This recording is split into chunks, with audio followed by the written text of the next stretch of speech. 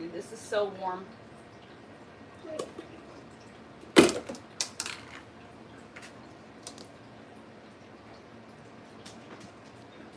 That pisses me off. This is me. Fuck right off.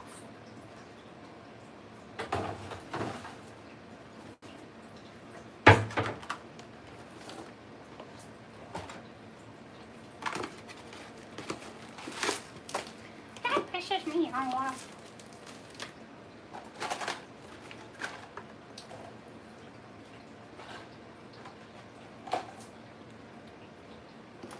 Ooh, just a little bit.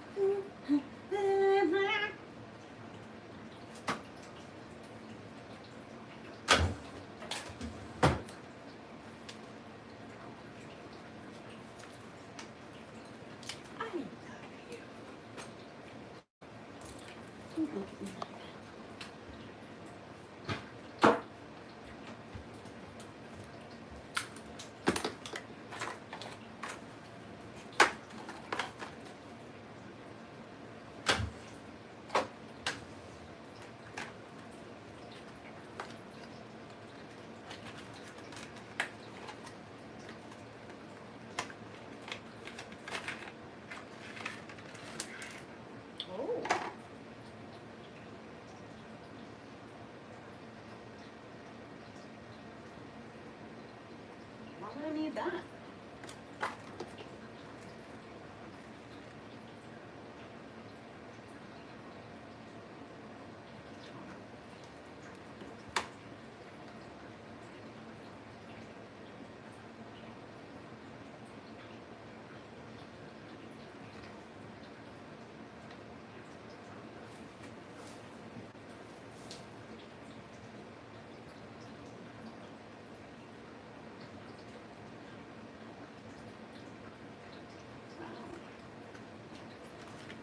A lot of info on here.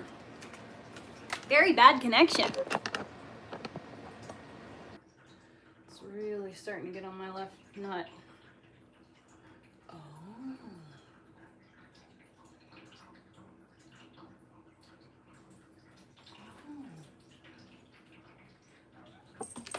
Oh. Well, no. What are you doing? Just because I'm up here doesn't mean you're supposed to be.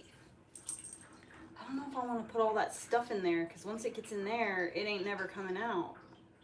I just feel like that's just like a bunch of space for shit to get stuck in. So I think we're gonna just put that one to the side. Okay.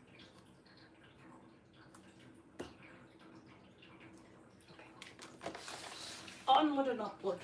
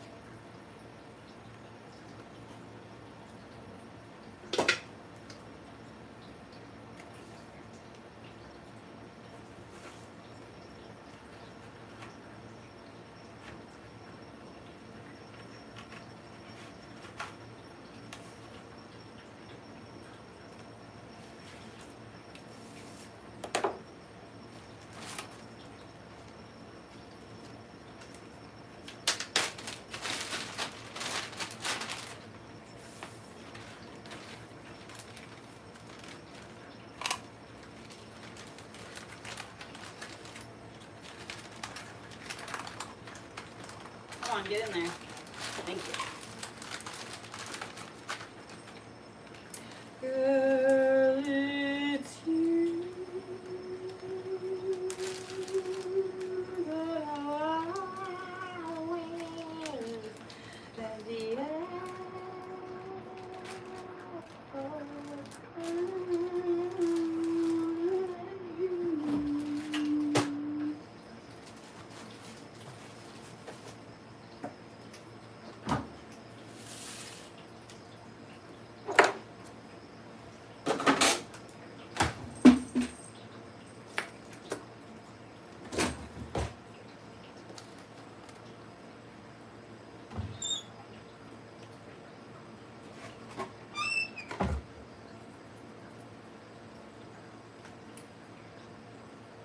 We'll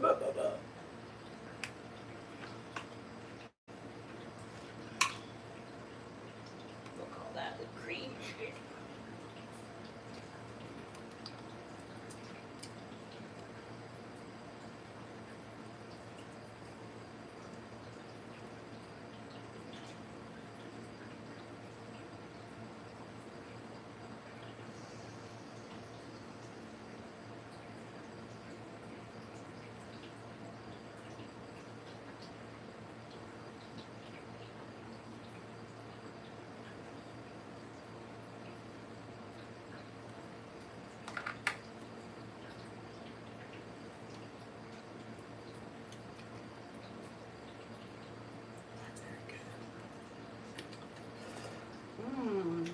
Yum, yum, yum, yum.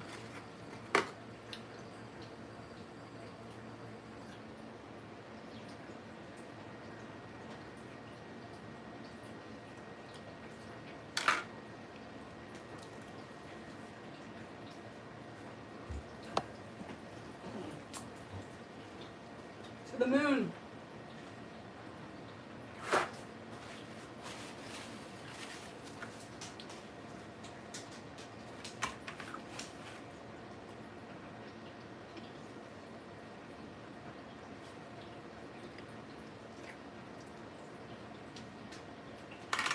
I accidentally bit it.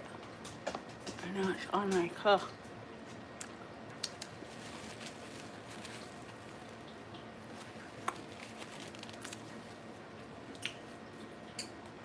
Women have lost the plot by doing literally whatever we want.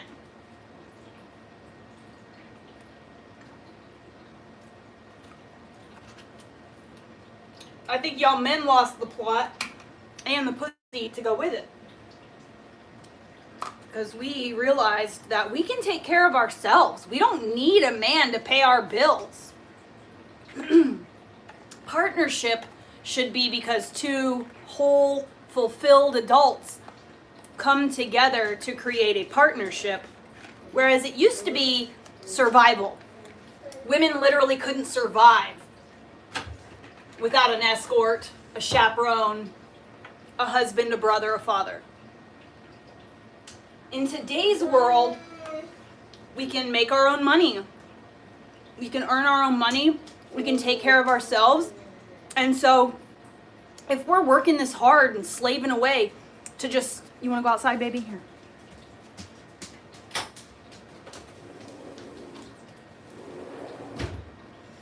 You know, if we are capable to work this hard to keep ourselves alive and take care of ourselves to avoid getting caught in like abusive, toxic relationships, and we decide that instead of dating for fun, we would rather indulge in the things that we enjoy doing, such as a hobby or eating a pie at 2 o'clock in the afternoon on a Tuesday.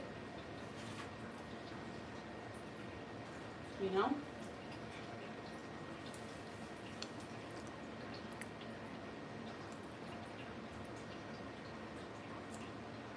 Streaming my boring ass life is something that I want to do. You're paying me right now. Thank you. This is a hobby that earns me a couple $100 a month. All I have to do is what I'm already doing. What you're watching me do is what I would already be doing if the camera wasn't here.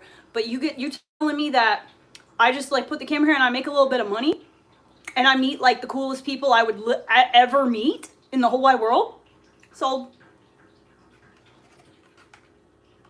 I've met people that like I used to follow on social media and like now I'm like friends with them. You know what I mean? So I like my life. I have a lot of influencer friends. I just don't want to be an influencer. I'm full already. I need to smoke. Oh, I just ate all that stuff. That's gonna creep up on me. Ruined my life. I won't die alone. I have a husband and a son.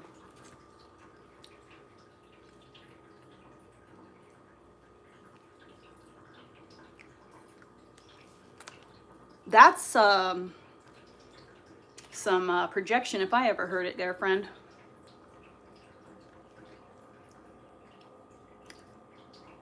I mean, yeah, I don't want to be an influencer, therefore I will not be influencing you to make any purchases.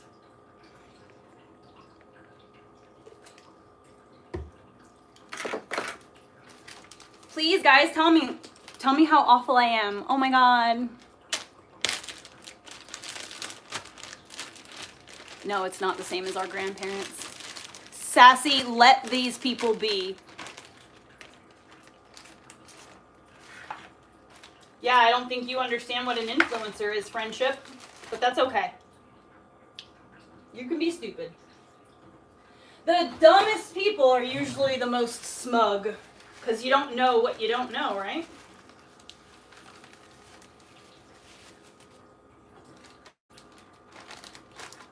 Now my fridge kicks on. This fucking asshole refrigerator, I tell you what. You and me.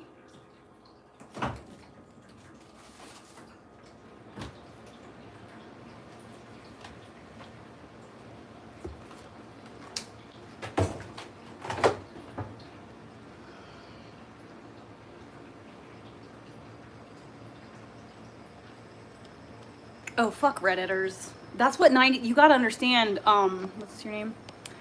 Blast Your Pepper. The people in here that are talking shit are those Reddit people. They're fucking retarded. And that's okay though, because I will exploit the retards. If you wanna be stupid all you want. I'm not gonna stop you from saying stupid shit. I want you to announce yourself when you come into a room. I don't want to accidentally mistake you for someone cool and waste my time getting to know you only to find out in like 6 months you're actually a piece of shit. So please just announce yourselves when you walk in a room. But what are you doing, bud? That's a weird way to poop, but okay. My dog's shitting in the weirdest way possible. He's got 1 foot on the chain link fence, like this. My dog is pooping. Okay, I don't remember what I was saying. My dog caught me off guard. But yeah, so anyways, I would prefer that people, you know, you have free speech here. I'm not gonna take away your free speech. Tell me how terrible I am. Tell me how ugly I am. Tell me how many bad choices you think I made. Tell me how I'm gonna die alone. Please tell me all those things, because I'm not gonna block you. I'm gonna continue to feed into your lack of emotional self-control. The fact that you literally can't help yourself but comment. I mean, that's the whole point of social media. Don't you know? Is the shit people post, they post it intentionally so you, the emotionally unstable one, just like can't help yourself. You have to say something. And that's how shit gets engagement. I mean, like, the more you comment and tell me how terrible I am, the more that my YouTube is gonna make money. So please continue. I'm here for it. I have a kink for being bullied. My zodiac sign, I'm a Pisces. I'm a whiny, sensitive bitch.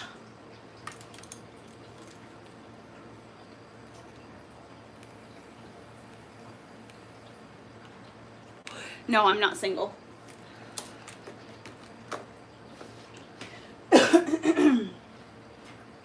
I am married.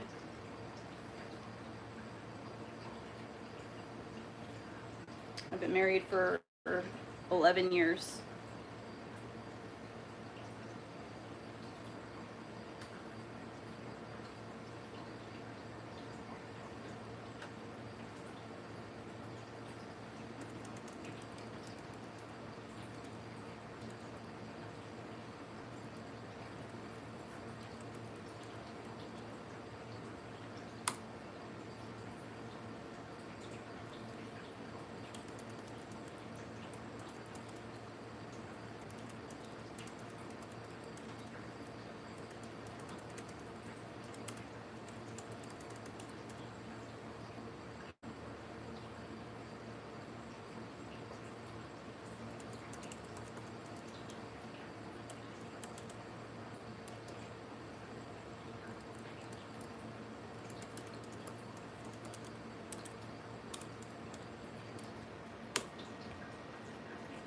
Wow, I just had to pull some fucking Simpsons lore out of the depths of my butthole just now.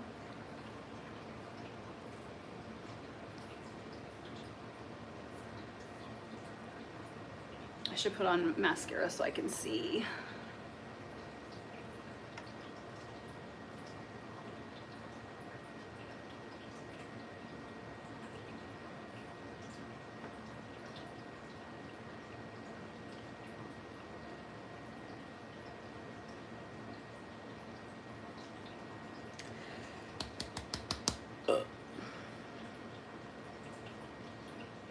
The CEO of Bricks and Minifigs has essentially ruined his life, known now as someone that's not trustworthy, a bad business person, and honestly an internet meme. And in addition to this, Bricks and Minifigs was able to get away with everything that they were doing throughout this entire case because Lego allowed it. Today we're diving into the latest happenings within this story, and it turns out that 90% of you that watch these videos are not subscribed to the channel. So please join me, subscribe. Now let's dive in. There's a difference between a company having a bad year and a person becoming an actual joke. Eamon Knapp, the CEO of Bricks and Minifigs, has more than feel like I crossed want to that go line.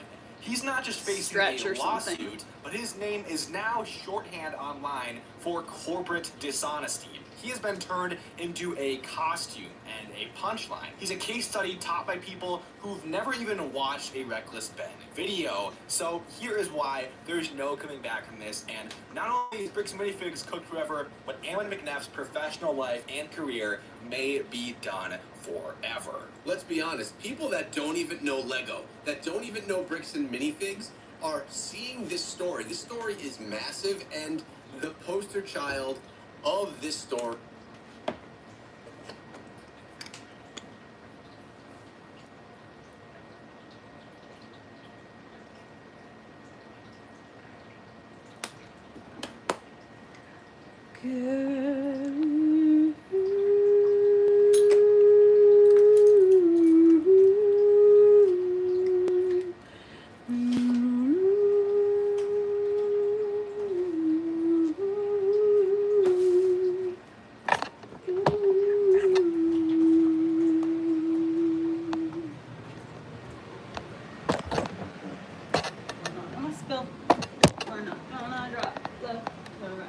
Today or the laptop either, not today.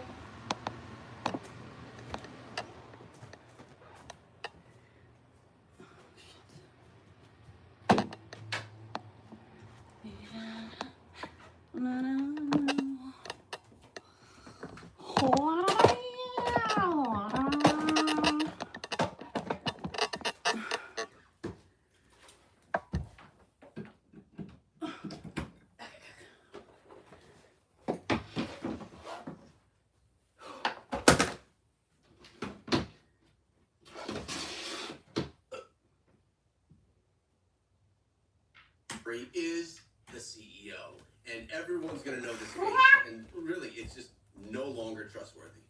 First of all, he's literally a costume now. On national television, on news station, Reckless Ben walked into the interview wearing a suit plastered with McNeff's own face. So sit with that for a second. A sitting CEO's face is being worn as a mocking costume on national TV, and is treated as comedy, not exactly controversy. So that's not just bad press for Bricks and Mini Figs. That is what happens when a public figure becomes a meme instead of a businessman.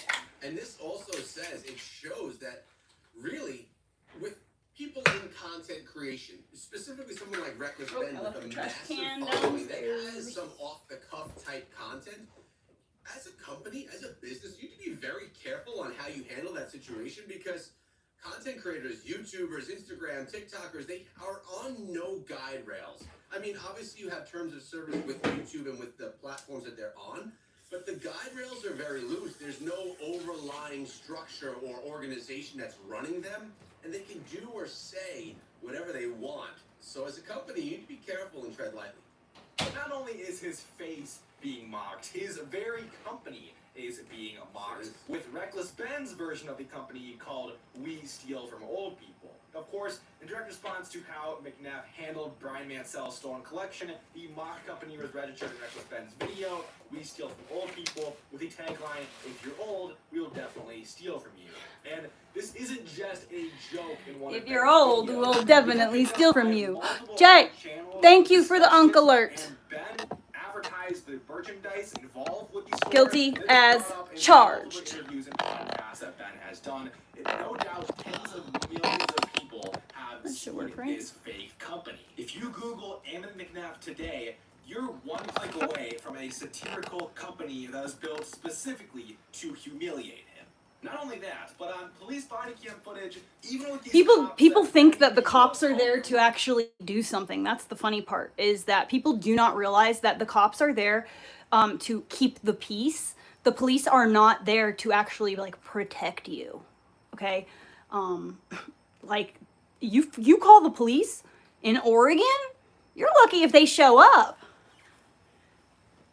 Not so much where I'm at now. Thank God. I actually live like, there's a police, like my town, a local police officer who lives like 2 houses down. And then there's actually police officers that patrol this town, which is unusual for me. I just came back from living in the woods for so long. I bought my property. Okay, I bought my property. My property is in Josephine County, Oregon. I dare you to Google woman calls 911, Josephine County, Oregon. The story, this woman called 911 and was like, hey, my boyfriend is trying to beat his way into where I'm at right now. And like, he's literally right here. And she's like, oh, I'm sorry. We don't have any police right now. Could you ask him to leave? Bitch, of course I asked him to leave. What do you think I'm fucking calling you for? But anyways, I'm coming. Anyways, so yeah, he beat her within an inch of her life. She's lucky to be alive. So anyways, when I first moved to my property down in Josephine County, someone broke onto my property and was like trying to get into my house. I called the police and they told me, sorry, there are no police available. We can call you in the morning around 7 a.m. to do a wellness check, which they never did. That's why I was like, fuck that shit, I'm out. I'm going somewhere else. It's too dangerous. Come on. Let's go.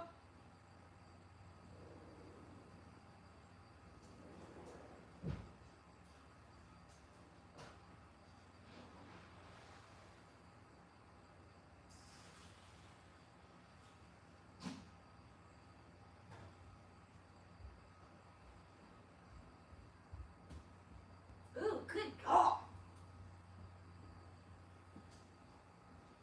Wet cat food stinks. Anyways, yeah, that's why I don't live there anymore. Well, that's not why, but that's why I didn't push it too hard when it came time to go. They admitted that what Hammond McNeff was accusing Ben of had no real merit. The Provo officer saying that we agree there really was no extortion code that would fit your situation. That officer, of course, did he just go, hunt down Ben and a charge that'll stick. But before that, she literally admits, yeah, Ammon, whatever you were claiming before has zero credibility and won't hold up at all. Now, let's remember, she didn't just find something that would stick. yeah, I have no idea how to handle a gun. I'm just an itty bitty little girl. Some people even say to create something that would stick. Definitely. Charge reckless men. Guns, they scare me. Otherwise, questioning his credibility, cops that were literally colluding with him come up with charges also questioned his credibility.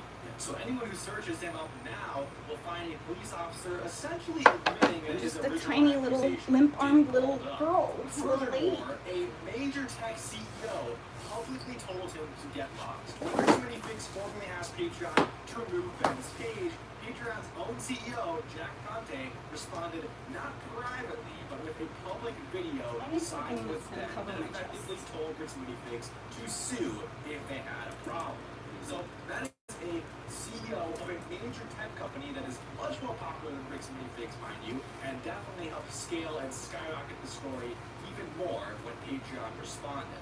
Only backlash Fix and McNeff got is one thing, but when another CEO is making content about how little they respect a complaint, that is industry-wide humiliation. But not only are people connected to the LEGO community and people who have things to gain criticizing him and questioning Hammond McNeff, but business and gaming commentary sites with zero connection to his fan base reached brutal conclusions entirely on their own. For example, Culture of Gaming said, quote, a textbook failure of leadership. Trinket Kingdom flatly said, dog water leadership, unethical, cowardly, and morally bankrupt when describing Briggs and Minifigs and Hammond McNeff particularly. It doesn't take a business enthusiast, an entrepreneur, a Lego enthusiast, a Bricks and Minifigs fan to understand and to easily see that what's going on here is corrupt and is just poor company management. So these are outside observers who looked at his conduct and independently landed on the word corrupt. Not to mention, his own employees don't respect him either. A majority of Bricks and Minifigs' own franchise owners, the people running his stores every single day, signed a petition demanding he step down. And that petition reached the Bricks and Minifigs board, nothing happened, but when the people who work for you stop trusting you, that's not outrage from strangers, that is a verdict from the inside, and it really goes to show just how questionable of a CEO you really are. And there is no coming back from this. The costume, the fake company, body cam clip, the Patreon video, the independent corrupt verdicts, and the internal revolt is permanently indexed and searchable and archived on the internet. And Wikipedia even now has 2 dedicated pages preserving all of it. And one outlet put it pretty well when they said, quote, years from now, someone searching Bricks and Minifigs may find this story. They may see Hammond McNeff's name attached to it. So this isn't just a scandal that fades in a news cycle like Bricks and Minifigs wants to believe. This is also something that if someone was considering opening up some type of a Lego shop, there is no way in anyone's right mind that does any research of their own would sign on to this franchise. I wouldn't be surprised if the franchise fizzled out over the next year or so because its name is so tainted. I mean, when you think about all of the content that's gone out about this on Patreon, on YouTube, on all other platforms, on traditional news, there have been hundreds of millions of views for McNabb, for Bricks and Minifigs, all negative. So I honestly don't know how this franchise can survive, and I actually do feel bad for many of the franchise owners that are already invested, that are running good business, that are now stuck with this franchise. What I would probably recommend they do is cancel their franchise, break out of the franchise, and take the Bricks and Minifigs name, separate from it, and keep their store and just rename it as a whatever mom and pop name. It would be better off for them doing it that way. But you probably are also curious about how Lego did not hold up their end of the deal, allowing Bricks and Minifigs to get away with what they did. We're going to get into that in just a minute. It's now the permanent first impression of his name and his brand forever. And it's one thing to have your company fail.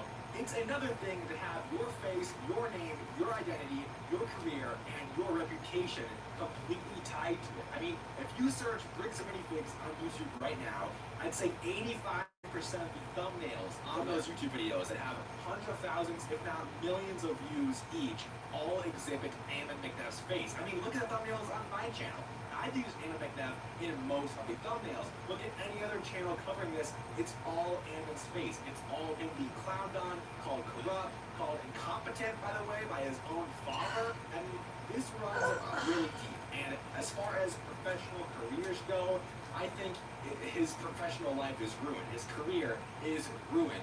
Who is going to want to work with a man with a reputation this bad, with credibility this low, who's been clowned on by tens of millions of people online? So let's think about all the different people that have called out Ammon McNeff. You have former franchise owners, you have current franchise owners, you have Bricks and Minifigs employees, you have independent investigators and journalists that have nothing to do with Lego before this, but because of the story, they have objectively looked at this and came to the verdict that Ammon is at the very least very, very questionable. You have Ammon's own father saying that he failed to run his own Bricks and Minifigs location years ago, and he's basically not good with business. Not to mention the possible police corruption, stealing a $200,000 collection from an elderly man, and every other action you can look at that points towards Ammon McNeff in this case that just absolutely shreds his reputation. There's just no going back for Ammon McNeff. But so really, where does he go from here? He's essentially not going to be able to run his own company. McNeff is going to probably have a very struggled time trying to get work anywhere else. And his face isn't going to be able to go do anything because his face has been tainted. Now, let's dive Shaved off the mustache. Lego People would just be like, oh, who's that goopy-eyed guy? Bricks and Minifigs run their own show. Ed Mansell, an Oh, yeah. 83-year-old man, spent The stuck underwear maneuver, yes. a $200,000 Lego Yep, store. bride. It's, is it a school day today? His son, Brian School must be Mansell, out today. personally emailed a Lego Today's Wednesday? actual company behind all these products. No, begging no, them to no, step no. up Today's not investigation. Wednesday. And that was 5 months ago, and Lego has said nothing since about this situation. That's right. Court records reveal Brian Mansell went straight to Lego's own customer service, not just. It says it's gonna rain on His Wednesday. actual words were, Today is "I am Tuesday. writing to you with great concern over what has transpired at Lego's I just had a Big panic attack. store." And he laid out everything: his father, the 20 years of collecting. I knew it was fucking Tuesday. 1,200 That's why when I'm like reading Wednesday, I'm like, what the fuck? No, no. Something ain't right. Is it Lego's My watch almost fucking had me gaslit though. to step in this situation? Because remember, Bricks and Minifigs is a separate company. It's a branch off of Lego, just featuring Can I do Lego it, Mike? products. So is it actually Lego's responsibility to step in at this point? And even if it wasn't their responsibility, is it a moral responsibility, being that it features their product, that they should have done something?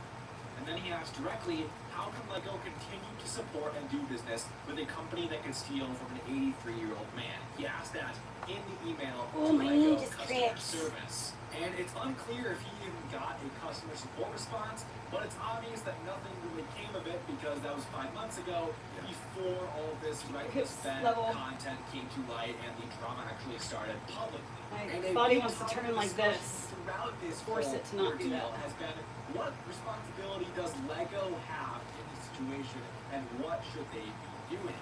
Well, the relationship I don't always see people talking about is Bricks and Minifigs is an official authorized Lego reseller. That's what it's called. Authorized Lego reseller. A real active commercial agreement to sell genuine Lego products. And when asked directly if Bricks and Minifigs still gets stock shipped from Lego, they refuse to answer. And whatever the exact deal is going on behind closed doors between Bricks and Minifigs and Lego, and how Bricks and Minifigs is purchasing retail sets, Lego's name and trust are attached to every single Bricks and Minifigs store. And in that 5 months of silence from Lego, there has been a lot of things happening in the situation. It has obviously escalated quite a bit with national news coverage, a federal lawsuit, millions and millions of views, and a GoFundMe that has raised, I think, $600,000 the last time I checked. And still, the Lego group has never once commented publicly.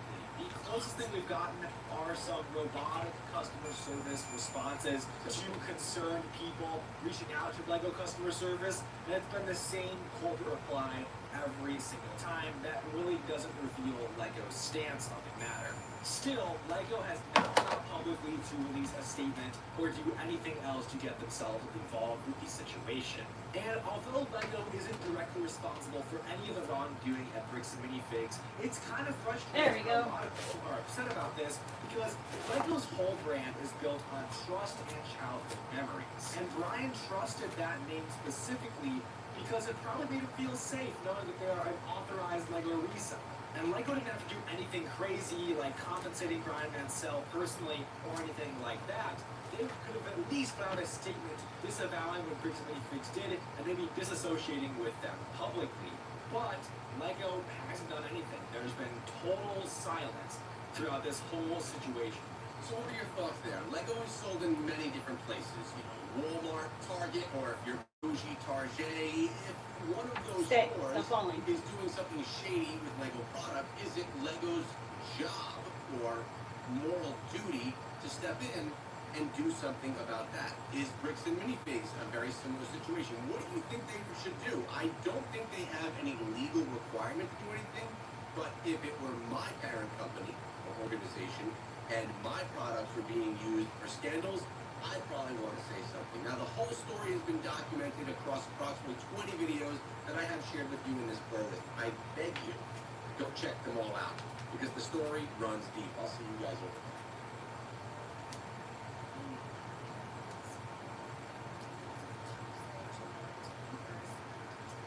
Can't hear you, girl. Turn your volume up.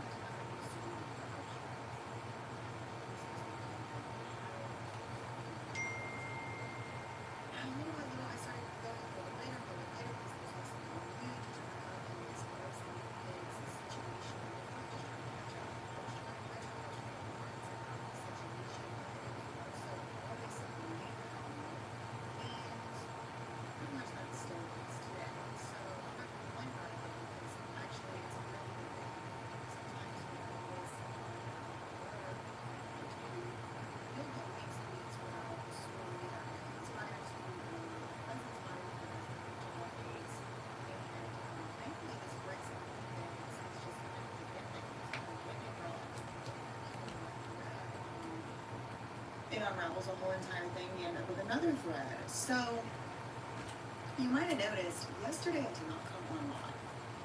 I did not have a live show yesterday.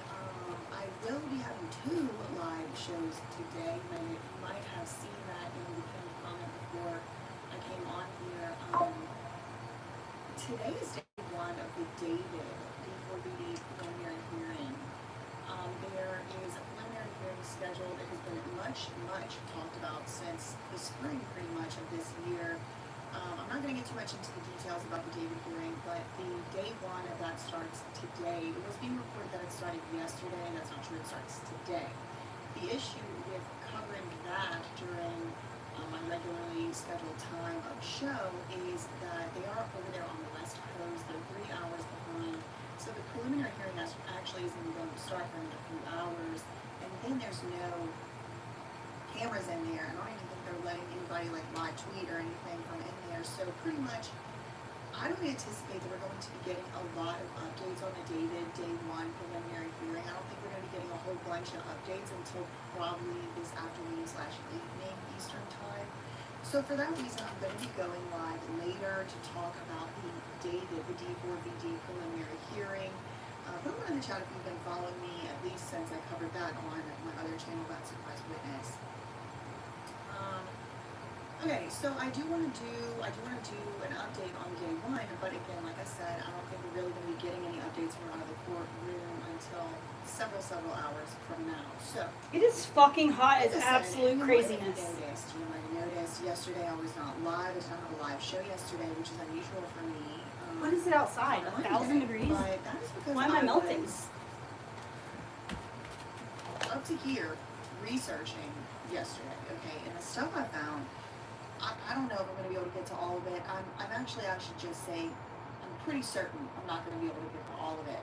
I looked into Josh Johnson. That was really what started my research off yesterday. I looked into Josh Johnson. I looked into Brandon Best. That's one thing that a lot of y'all have been asking about. In fact, it's something I'm very interested in. What is the deal with Brandon Best? It is so Who is insanely the guy? Where did he go hot. from? Where did he go? Where did he go from? Brandon I. Joe or whatever. So I'm looking into him yesterday. I found a bunch of stuff. I did, obviously, like I said, I may be not able to actually go live yesterday, and I do think I'm going to be covering what I found yesterday for the next couple, possibly several days. So, yeah, I got a busy day. I got a busy day lined up today. I also have a dental procedure coming up later in the week that may, hopefully won't, but it may just kind of like Where is it? factoring in that it may put me out of commission for a day or so. Hopefully it won't, but we'll I see. want my arm stretchy thingy. This This one doesn't look the same. It's too tight. Yeah, do they the do seem same. a little bit unhinged, don't they? And so that's one thing that a lot of y'all have been asking about. What's the deal with Brandon Best? Who is this guy? Where did he come from? Was he a mission partner? Is he 43? Is he 36? What's the deal with him? Who are his people? Why does it seem like My he's arms so aren't richer strong than enough to move Josh? this. Why does it seem like he has so much more money? I need that other thing, but it's missing. I'm not even going to sit here and act like I found everything there is to find on Brandon Best. In fact, and indeed, I can guarantee you I didn't find everything there is to find. But I found some stuff I really think y'all are going to think is interesting. I think y'all are going to think it's important. And I think that y'all are going to possibly faint when I show you some of the stuff that his in-laws haven't gotten into. Okay. So, if you're not familiar with the story, which, girl, I don't know how you can be in this live chat right now in this show at 10 o'clock in the morning if you're not familiar with the story already. But if you're not familiar with the story already, Brandon Best, kind of like Joshua Johnson, he wears a lot of hats in the story. He wears a lot of hats. He has a lot of jobs, titles. He has worked in a lot of places, but it's also in the kind curtain. of like Joshua Johnson. It's kind of difficult to find like what exactly is his, I don't know. Heather Jane, what did you do with it? Area of expertise. I'm trying to be, like realistic here. Like, we are living in a little bit of a new era. I do think we got into a situation where everybody was a little bit too specialized. So I'm trying not to be like, okay, everybody has to only be one thing. This thing is just too But like, what is stretchy. it? Is that You know it? what I mean? Like some people, it's very easy to figure out what they are. Either This they're thing a is lawyer too or a stretchy. doctor or a real estate agent or whatever.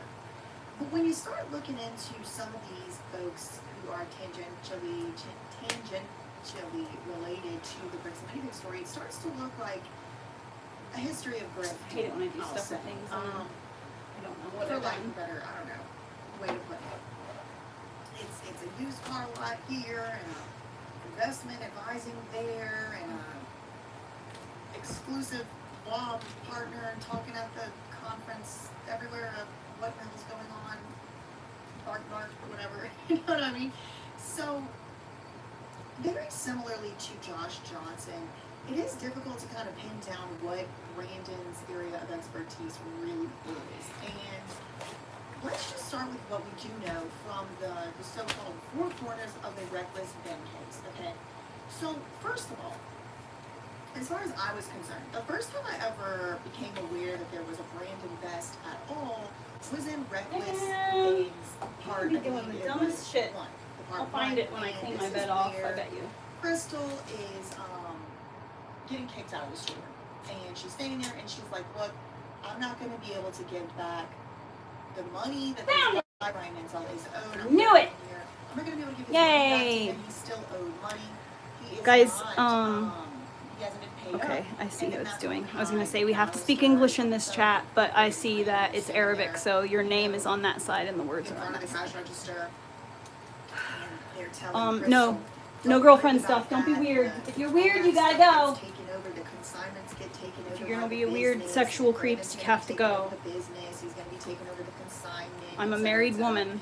Please So, be respectful to me the same way you would be okay, respectful I to remember your mother. seeing Brandon standing there, although he wasn't saying anything in the video footage that we did see, he was standing there, and he was the one who was supposedly going to be This is very taking weird. over the store. Now, it gets confusing, even within the four corners. What part of the internet have I fallen into? Brandon was also named. What the actual hell? The Eugene, Oregon store. What? owner. He That's was where I'm going at. in to take over Eugene. The Salem Kaiser store location from Crystal Law, who had gotten kicked out. And he also, Brandon Best, was supposedly going into business with Josh Johnson. Now.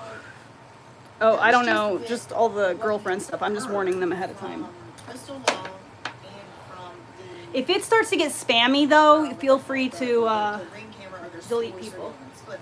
just be So then we also have an introduction to Brandon use your discretion, Best but you know, don't take anyone's free speech away. But you know, now spam shit is. in the complaint against Reckless Ben and Brian Mansell, Reckless Ben LLC, and Victor Wynn. So let me just pull that up. Here's the complaint. I should have the That's phone in filed front of on me this so that I can see what I'm doing. As you may know, this is a federal report. And we have it right here. Brandon Best, not only is he one of the owners of this company right here, Baker Briggs, but also he's suing individually with his full name, Brandon Best, as a plaintiff. He's suing Ben, Reckless Ben LLC, Brian Mansell, and Victor. I'm sorry that you're in Now, Utah. not Utah only is he pain in one the of ass right plaintiffs now. who is suing Ben for however much $1 million or whatever, but if you just type in the control F, the word Brandon, it tells you a bunch of stuff about him throughout the lawsuit. He is a Utah resident. He resides in Salt Lake County. And he is an owner and executive officer of Baker Briggs. That's one of the plaintiffs in the lawsuit. Now, then we start getting into some confusing stuff, okay? Because the first time we meet him, well, the very first time we meet him in his complaint, he's just a plaintiff. We don't know why he's suing. Then you type in Brandon, you go next, and it says he's a Utah resident. So it's saying, okay, so first of all, he's suing individually, but he's also suing, I suppose, in his capacity as an owner of Baker Briggs. Not only an owner, but an officer. So he's like, you know, whatever, CEO, COO, one of those things. So you go to the next time that we see Brandon's name in the lawsuit. And why am I doing this? Why are we looking into this? The reason I'm doing this is because I want to figure out who is Brandon Best. We've heard so much about Josh. We've heard so much about Ammon. We've heard very little about Ammon's brother Matt. We've heard very little about Brandon Best. But they're all suing. So I think it's about time we start looking into these other ones that we haven't heard so much about, right? Put a 2 in the chat. Right. Thanks so much to Walker Dreamer for 1,000 gems. Wow, thank you. I never saw gems before. Oh wow, look, there's a gold coin from CCNAGS. Thank you for 10 gems. Oh man, y'all are just making it rain with the gems. We got an eagle. This is how it shows up for me. It just says eagle. Thank you, Beasley, for the 400 gems. That's cute. I don't know what the gems are. This is the first time it's showing up on the StreamYard. It was updated. Okay, it's about time we get into some Brandon Best. Make sure you'll hit the like if you don't mind. If you're not a secret plant from the freaking minifig. Okay. So I typed in Brandon. I'm just kind of like trying to remind myself. Keep your elbows up, Heather. Before we even get into the extraneous public record, everything that I'm going to be sharing with y'all is public record. Y'all could have found it yourself. In fact, indeed, many people might have already found this themselves. I'm not trying to Elbows act up. like I'm the first person to find this. Although I really haven't seen anybody talking about. Whew, girl. I'm like, my heart starts racing. I'm fluttering. I'm so excited to tell y'all about this. Like, there's like 2 or maybe 3 things that I'm just like, I can't wait to tell you. But if I just started talking about it, you wouldn't even understand why it's such a big deal. So to build up to it. Oh my gosh, there's so much stuff. Thank you to MJ for the 30 gems. It says flower. Thank you to my mom for 400 gems. Thank you to Cabinet Pete for 30 gems. Oh my goodness. Thank you Zoom with Smokey for 100 gems. Looks like you maybe gave a little sundae. That was so cute. Okay. No, I was staring at my own He shoulders, said actually. too, but honestly, I just got here. I don't even know why I typed that. That's okay. Wasn't even Justice looking at the for camera. I Tattle, was looking at Justice myself. for Tattle. Okay. I was trying to remind myself to keep my elbows up. 6 gems. Okay. Because if my arm alright, starts so- drooping, then I'm not using the same amount of so strength. before we start getting Pulling up the into elbows all the and stuff I keeping the found, arms I up just wanna high remind y'all and what going we back. already have been told by these people themselves. Okay, so that's why we're It's in the hard. lawsuit right It's now. We're in the totally targeting right here. So on page 8 it says Right there. prior to and at the time of reconstruction, Oh, Bricks and Minifigs representative. felt Wait, good. hold on. Bricks and Minifigs representative. Wait, why is it? I thought he was just a random guy who was going to buy a store. Okay, so now he's being introduced as a quote Bricks and Minifigs representative. I can't make fists because my nails cut my hands. It hurts. Where's my thingies And at? this is where it starts. Not starts. This is one of the places where the pattern is continued of like, what is this guy? Who is this guy? And how is he related to this company? Is he some independent franchisee who just happened to stumble upon this and bought a store, or is he a representative of corporate? They say both, by the way, so I really don't know what the answer is. But this is another place here.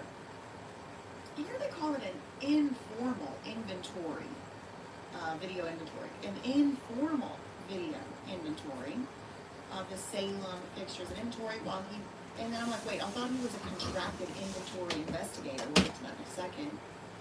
Or a moment. He did not identify any product. We've already gone through this or whatever. I'm just kind of flipping through here to see every time they're mentioning branding. When Bricks and Minifigs representatives of Brandon Best arrived for the scheduled takeover in November 2024, Crystal didn't want to turn her store over.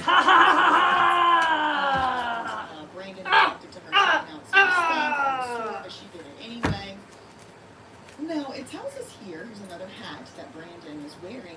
He was engaged as a contracted inventory inspector.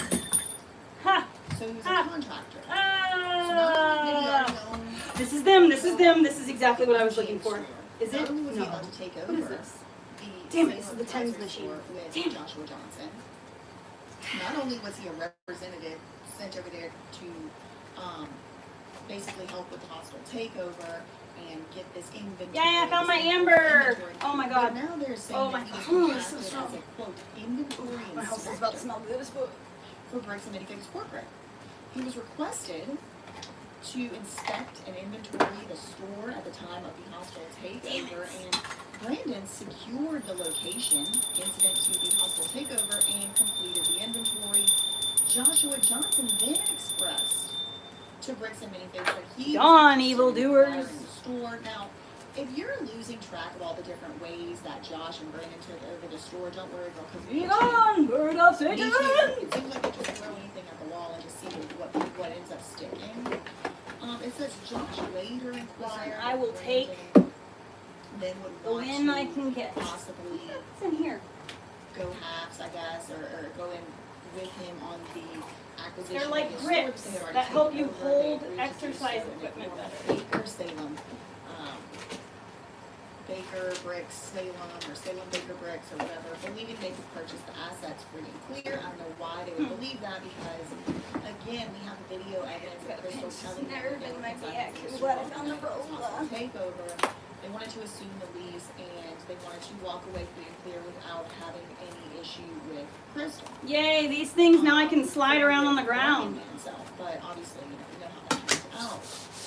Brandon, let's see, first quarter 2025, Josh No, and not Brandon really. became the new franchisees in connection. Better for with carpet. the store. They entered into a franchise agreement with Bricks and Minifigs. Oh my God, They dude, I'm gonna entered crack my into back an asset and a business purchase so agreement. freaking hard.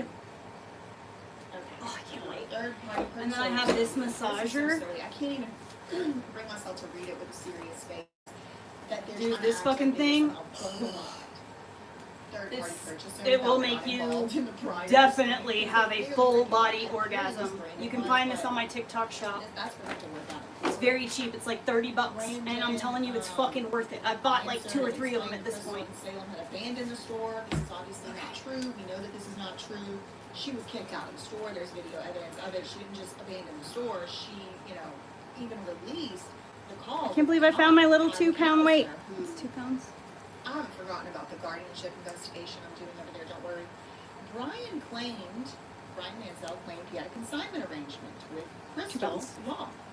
He stated he had not, that Crystal had not paid him some of the money that was due to him.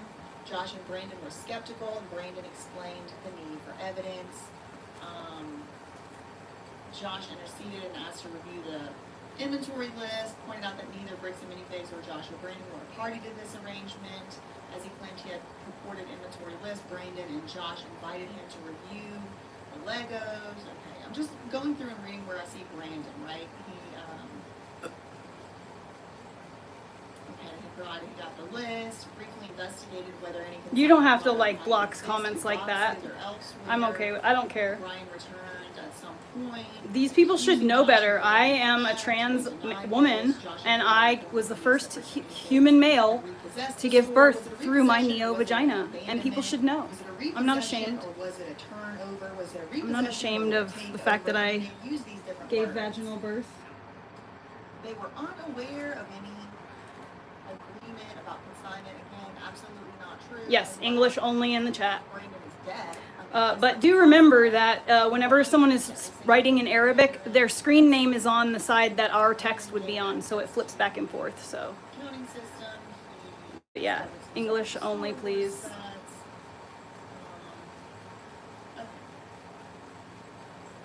They claim that they have been interfered. They did a whole spread on me in fucking, what's that magazine called? The National Enquirer. No, I'm not an opiate addict. So this year, fast forward to this year, in March 8th, 2026, this was apparently a Sunday, 1 hour after so-called, quote, harassing Josh, Ben Schneider and his pals, quote, deceptively dressed up and impersonated federal employees in a fake USPS or UPS outfit, which if it's a UPS, that's not federal. It's crazy how it hurts at 2 pounds.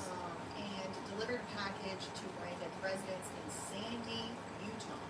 Brandon's residence in Sandy, Utah. I think that's more of like a nerve being pinched than it is a muscle. I think it was the rubber chickens or the rubber dogs. Upon information of relief, the intent was to acquire Brandon's signature for use in schemes. In Ben's schemes, multiple vehicles were parked in front of the house. Individuals filming the interaction. Josh reported this incident to the police.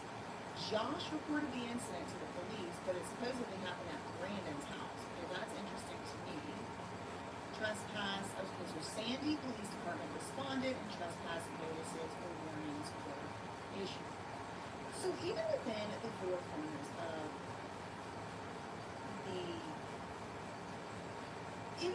corners of the documents available in this case, coming from Briggs and Miniface, or the parties associated with them, what the hell is Brandon? Is he a corporate representative, or does he have nothing to do with corporate? Both of those things cannot be true. What was he hired to do? What was he contracted to do? Who is this guy? How does he know these people? Etc. Etc. He's suing Ben individually. He's suing Ben through his company, Baker Briggs. So that brings us to the web. Now, this is public information, okay? But as you know, there have been quite a few videos being taken down, I think wrongfully, in connection with this story, and so it does kind of aggravate me and all that, but I have taken the liberty or tyranny to blur out or censor or redact these public filings. Don't use So, tarot cards. this is the Don't best I can do use now. crystals. This doesn't come up with for now. I mean, I like rocks, But and I crystals go to corporate filings, are right, rocks. for So I like Baker rocks. Briggs, But LLC, because that's one of the plaintiffs in this case. One of the plaintiffs suing y'all's the discernment individual is always Baker off Briggs, LLC. base. And we found out in the lawsuit that Brandon Best is one of the owners of Baker Briggs, LLC. So I go to the, yes, redacting public documents, LLC. Indeed. So I go to the public filings here on the Utah Secretary of State's website. And right here is the certificate of organization, the first page of it for Baker Briggs, LLC. And this is, organizing the LLC. I believe this was in 2024.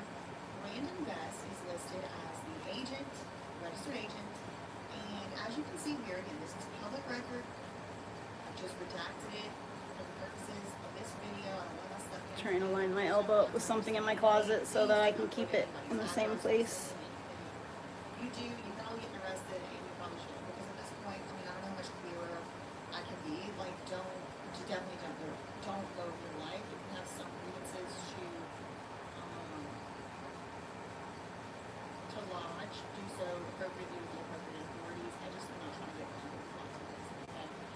Anyway, okay, so this is the best I can do. I blurred out the street name here, or I censored it, redacted it, for reasons I've already stated. Every time I do something like this, people are like, it's ridiculous. Why are you so sensitive?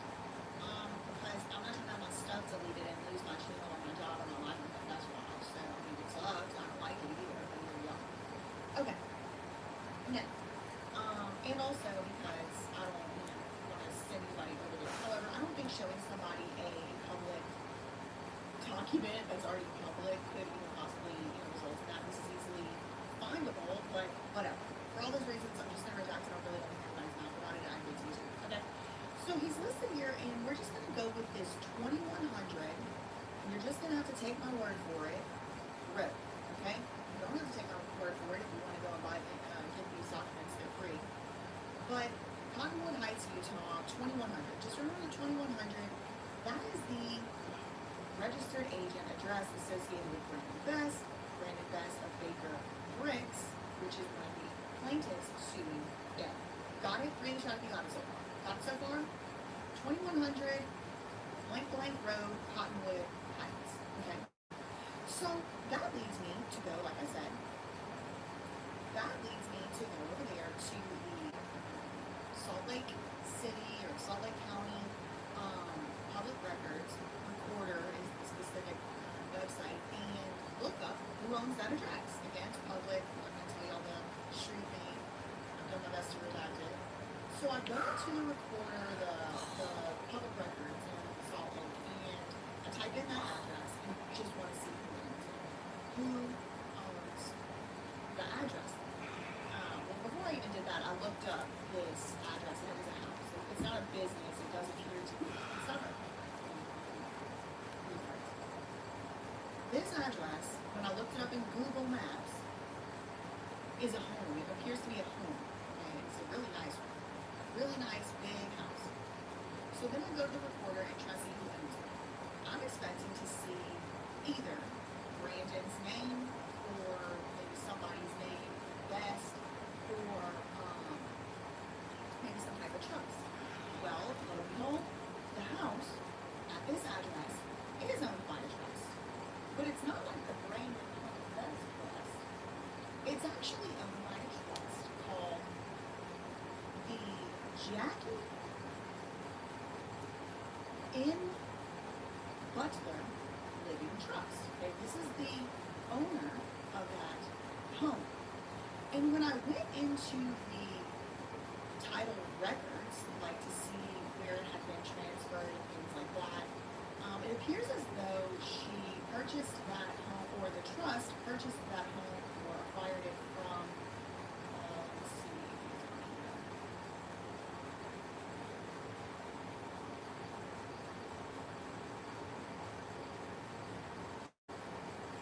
Yeah, these people right here. Terry Lynn and Michael Intalasano. And girl, yes, I looked to see if that was the same Terry Lynn as Terry Lynn Lurker, but it looks like it's different. So you can see it's still that same address, 2100.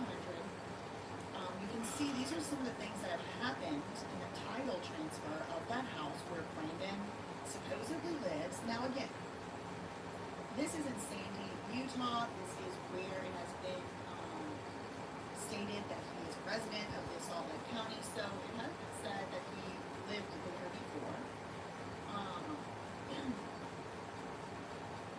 This is just, I'm just kind of going over the research I did in somewhat of an order that I did it in. But as you can see here in 2020, it looks like maybe there were some things going on in this house. Perhaps these folks were having a hard time paying.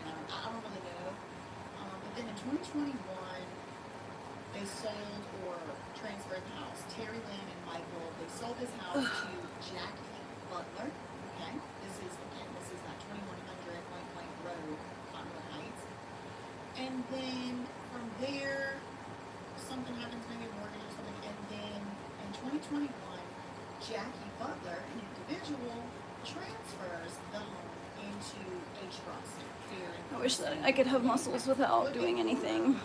Put a 3 in the chat if you follow so far. Okay, so this is the house. I mean, I guess I should not complain because that's pretty much how I gained all of my muscles up until like 8 days ago.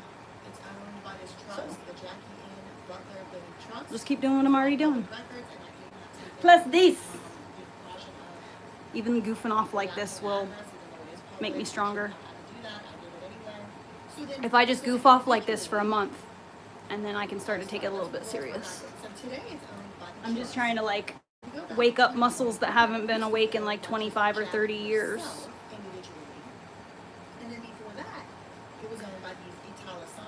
Also, I don't want to lose my momentum. Like, I've already got like these muscles starting to really develop here and here. And this side is finally as strong as the other side, and it's starting to get that like rounded. I really like that. And I really like this. This muscle needs to get stronger. And this one. Look how tiny it is. It needs to be sticking out like here. See how the other one sticks out way further? I need to work on that. Other address right here, which I did not redact because it does not appear as though they're living there anymore. We must increase our bust. Richard Simmons. Yes. Oh, David, it's totally fine if they have bad things to say because I get paid no matter what the comment says. So. Here's a deed of trust from 2018. I do have armpit hair. I have a lot of armpit hair. I'm just a natural blonde. You can't see it. That's why I dye my hair red. And that's why my eyebrows are tattooed on. Because otherwise I would be completely ghostly. A woman named Megan. Okay? Megan Best is Brandon Thomas Best's husband, at least as far as 2018, and then in 2021, February, that address, that 1818 Biz County, is conveyed from Brandon and Megan of Sandy, Salt Lake County, to Jackie N. Butler and Megan Best. Okay, so who is Jackie Butler? That's what I'm starting to wonder. Put a 4 in the chat if you're starting to wonder. Who is Jackie? Why is she owning the house? Who's this lady? Why is her name not Best? Why is her last name? What is Butler? Is maybe Megan? Is the wife's, maybe name Butler? Who is this? Who is this Jackie? Who is this Jackie? But the main takeaway from these documents right here that I'm showing you, these are public records, is that there was this home, or I'm assuming it's a home. Yes, but not like Terry Crews. I can make my boobs go like this by doing this. My boobs will go like this. And I can also do that like this and make them go like that. But they're so tiny now, they just kind of like tap Who is Jackie? And what is her And trust? there's not really a lot of like, I don't have any fat tissue anymore since I breastfed my son.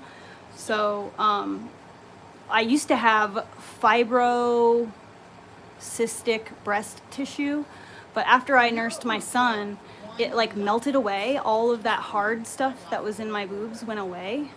And so now my boobs are just like skin.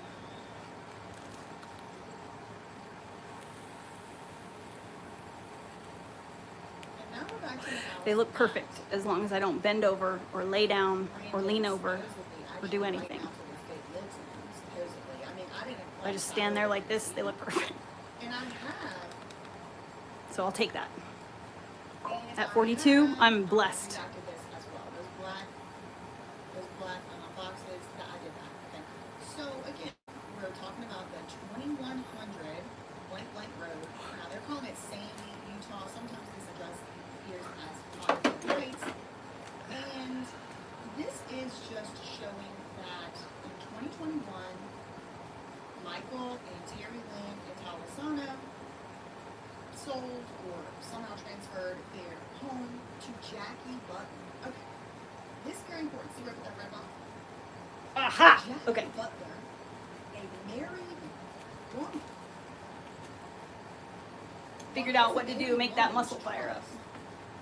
Owning Brandon Best's house. I'm trying to figure out. It's a research question in my mind at this moment. You know, from my research. Who's Jackie Butler? And now, who's she married to? Who's this person? Who is Jackie Butler? Why doesn't Brandon own his own home? And why? And it's just her. It's just her. Right? Now, just to remind you, this 2100 thing, it did end up getting conveyed again to Jackie Butler, Jackie N. Butler Living Trust. And so we do get another little layer of information that her middle initial is N, which is going to end up being important in a while. Well, for the purposes of this conveyance, it was from those other owners, Michael and Terry Lynn Italasano, and they went ahead and sold this house to Jackie Butler. Now, Jackie Butler did then transfer the house to the Jackie N. Butler Living Trust, but this right here gave me pause. I want to know who is she married to? Who is she married to? Who is Jackie? Why is she on Brandon's house? Because he's using that as his address and filings for Baker Briggs. Baker Briggs is all out here suing Reynolds and involving himself in an extremely high profile, expensive litigation. It's now been moved to federal court. Ugh. Who is this lady? Who is Jackie and why does her trust own Brandon's house? Now, it's not a It's his mother-in-law, probably. somebody else, obviously. My first thought is something like maybe that's his mom, or maybe that's his, you know, I don't know. She seems older than him, like aunt, maybe it's his mother-in-law, whatever. But I'm like, you know, it's not against the law for somebody to live in a house like they don't own. But it just makes me wonder why. Because when I looked into, for example, Dan McNabb's publicly available property records, he owns his home, or at least his trust. The trust on the home that owns the home for Dan and Draper is Dan. It's like Danny McNabb Trust or whatever. When I looked into Joshua Johnson's publicly available home address, he and his wife Kaylee do own his home. So it's just weird to me that Brandon Best doesn't own his home, at least through his own trust or something. So I'm curious. Right? I always laugh when I hear the name Josh and I find out what their wife's name is. It's always like Heather, Kaylee, some fucking And that total is gonna be this. Tiffany, Gonna seem random. Becky. Call it for now a random obituary.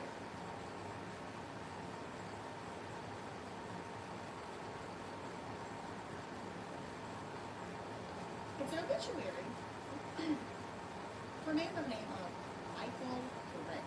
Now, we've already found out,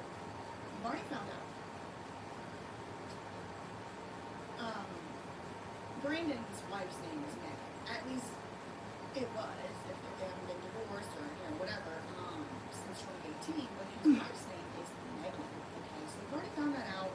Sheesh from kebabs. records, and that was that 1818 was the county address that I don't believe they live at anymore. And the 1818 was county put Brandon T. Best and Megan Best, husband and wife. So that's kind of what I was looking for. I typed in, Google or whatever. Brandon See, if I just goof off like this and just like play with my muscles just a little bit each day, iterations of that. just wake them up, And force them to do things. it's an obituary from the Look at Michael that. Gray. It's already, Read it. there's a tiny little lump there, But this right here swollen is from use. topical. That's what I want. For the purpose of why I'm bringing it up right now. Megan Brandon. of this I did together. leave the bus. So this sentence, I'm just going to kind of start here. Most importantly, the guy that passed away, Michael Gray, was generous and thoughtful to all those Oh, around like, him. He was survived by 7 Maybe if I children. do Heather, Rachel, Jeffrey, Rebecca, Megan, all those Trent, and names. Jordan. Okay, so these are children of the guy who died. Meaning, put another way, this is the obituary for Brandon Best's father-in-law, biological, right? Because it does appear, and you'll see that in this obituary, strangely, like Megan's mother, so Brandon Best's mother-in-law, had already divorced from this man. Okay, so please go to 4 in the chat if you follow so far. Brandon is married to a woman named Megan. Megan's biological parents divorced, and her father has passed away. Rest in peace. That's definitely hitting the right muscles. So My wings. this is Oh my the god. obituary for Brandon's father-in-law, the biological You got father. this, you got this, you got this. The biological father of Brandon's. My arms are like jello right now. Why am I saying that? Well, because right here, Megan and Brandon. Now, what is this man's last name? Gray. B-R-A. Gray. Michael John Gray, born in 1949, passed away quite a while ago. All right, more than Oh, 10 it's years, like almost 20 years twitching. ago. This muscle 18 is years ago, weak. Michael John Gray. My passed god, away. no wonder I can't do any pull-ups. Look at that underdeveloped little noodle. 2008, surrounded by his loving family. This is better. This would have That's been more like it. his father-in-law. Like it goes in like this. One One day. One day. Hello, hello, hello, hello.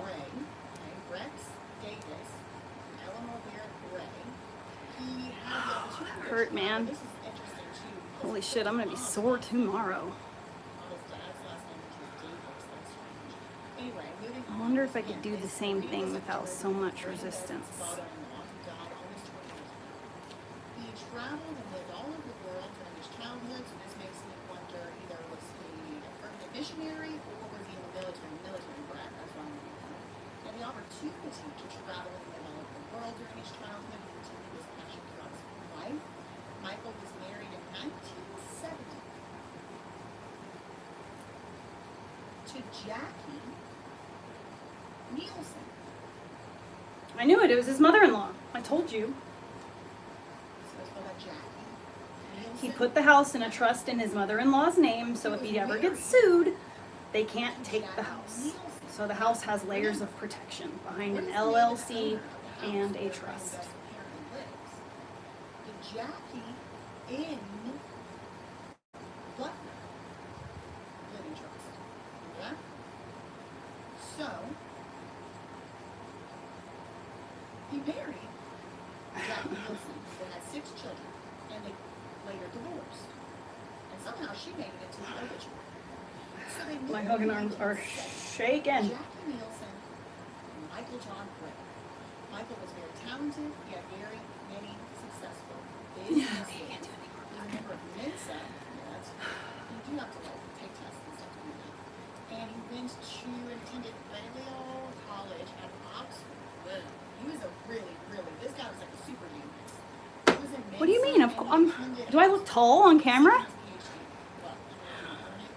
Attended I weigh like 125 pounds. and it doesn't say doctor, so I'm assuming he didn't actually Actually, I think I'm like 135 now since I've gained weight in my arms guitar, piano, violin, and my singing, back. composing his own music. And also I've been bloated. Talented I took a really big poop this morning, but I've been drinking all that fiber, and so like 7 children. I'm weighted Had down. 6 with Jackie, 6 with her, and then I guess an extra like 7th kid. Heather is one of them. Rachel is one of them. Jeffrey is one of them. Rebecca is one of them, and Megan. Gray. I'm assuming it's her last name, right? Megan Gray. It could have been Nielsen, but it seems like probably Megan Gray is her last name, and she's married to Brandon. So I'm assuming this is Brandon Best. He had 8 grandchildren, 5 siblings. Curtis, Deborah, Brent, Ken, and Julie, many nieces and nephews. Divided by his. Now, this is where it starts to get like, okay, hold on. Yesterday I was like, I need to go live just to talk about this one thing and get off. But up here they mentioned Jackie Nielsen, right? He was married 1970 to Jackie Nielsen. They had 6 beautiful children and they later divorced. Then later down here it says he was survived by his loving and supportive friend, Jackie Butler. So the way this is written, it kind of makes it seem like Jackie Nielsen and Jackie Butler are 2 different people. But I will propose to you that perhaps they're the same person. And they really just had a very close relationship. And even though they didn't work out marriage-wise, they stayed friends. I mean, That's me and my husband. this happens, especially when people get together when they're very young. He was born in 1949. He got married Nope, in nope, nope, we're not 1970. gonna fall. So, I mean, he was like 20 years old when he got married, or 21 years old.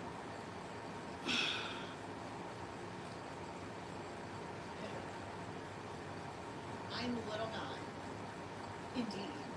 What if Jackie is married to somebody connected to Brooks and Benny Fitz? Or legally mine? What if she is? Thanks so much to local rescues for the 10 gems. Thanks to Danielle Marie for making it really nice. Congrats on each one. Hey, thank you. We had 20,000 subscribers. Thanks so much to Quentin Brown for the 10 gems. Thank you to Strange Currencies for the 30 gems. Thank you, a little trinket for the $2 Australian. Congratulations on the 20K. Thank you. Thank you to Lulu. To you, Taylor. Thank you, Taylor Warrior for the 30 gems and the flower. Thank you to Amber for the 350 gems. I think that's a lot. Yeah, I did see that, Steve. I have not been able to ascertain the direct connection between Amanda Baker and the Baker Bricks. I will not bury the lead. I will just let y'all know. As far as why Brandon and Josh named that business Baker Bricks, I still don't know. It is still a mystery to me. Thank you though for the $5. It is one of the questions I certainly am interested in looking into. Steve Tomato says, man, covered this. I heard in Sheldon's video a couple days ago. Amanda, who's just the manager, has the last name Baker. Baker Bricks. Yeah, it's very interesting to me. $5. Thank you to Pink Queen for being a member. Thank you to Kitty for being a member for 3 months. Thank you to Pink Queen for the 10 live show memberships. Thank you. If you got one of those memberships, make sure you do say thank you and express your gratitude. Thank you to Rose Investigates for the $2 super chat. Breaking Chris reports things. I know I did see that like 4 minutes before I got on here, and if I didn't spend literally all day on this, that's what I'll be filming right now. But I gotta get this research out to y'all. I will be definitely looking into that a little bit later. Thank you so much for that $2 and for always keeping us up to date on things going on. Okay, so back to this. Now what are your Jackie Butler and Jackie Nielsen? The way it's written in this obituary looks like it's supposed to be 2 different people. Perhaps it is 2 different people. But after I did hours and hours of research and investigating yesterday into the record, I don't think so.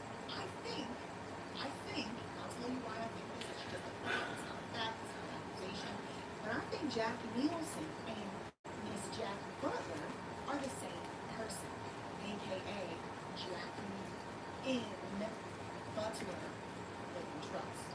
the owner of the house that Brandon lives in. Now remember, we were told she is married, a married woman. That's what's said on that publicly available deed conveyance. It said that she was a married woman. It didn't tell us who she was married to. It's one of the questions I'm very interested in.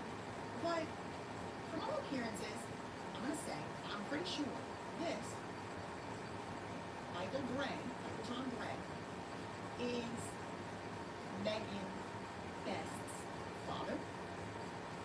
And if that is her father, which I think it is, that would mean it's likely Jackie is her mother. Which does make sense. Sorry,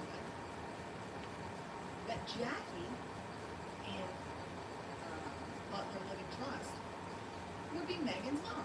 So the house that they own is in the mom's trust. And who knows, maybe the children of the mom, which would include Megan, are beneficiaries of that trust. So you're going to get the house anyway, let me just put it in the trust. That would make some way sense. It would make way more sense that Megan's mom's trust owns the house than some random lady named Jackie owns the house and they're renting it. That is another option. That is another possibility. Is that maybe Brandon Best and Megan are just renting the house. They didn't own it at all. And apparently, according to the public records, they don't own it. Jackie and Butler Living Trust owns it. But again, I do think there is Freaking legs are like shaky.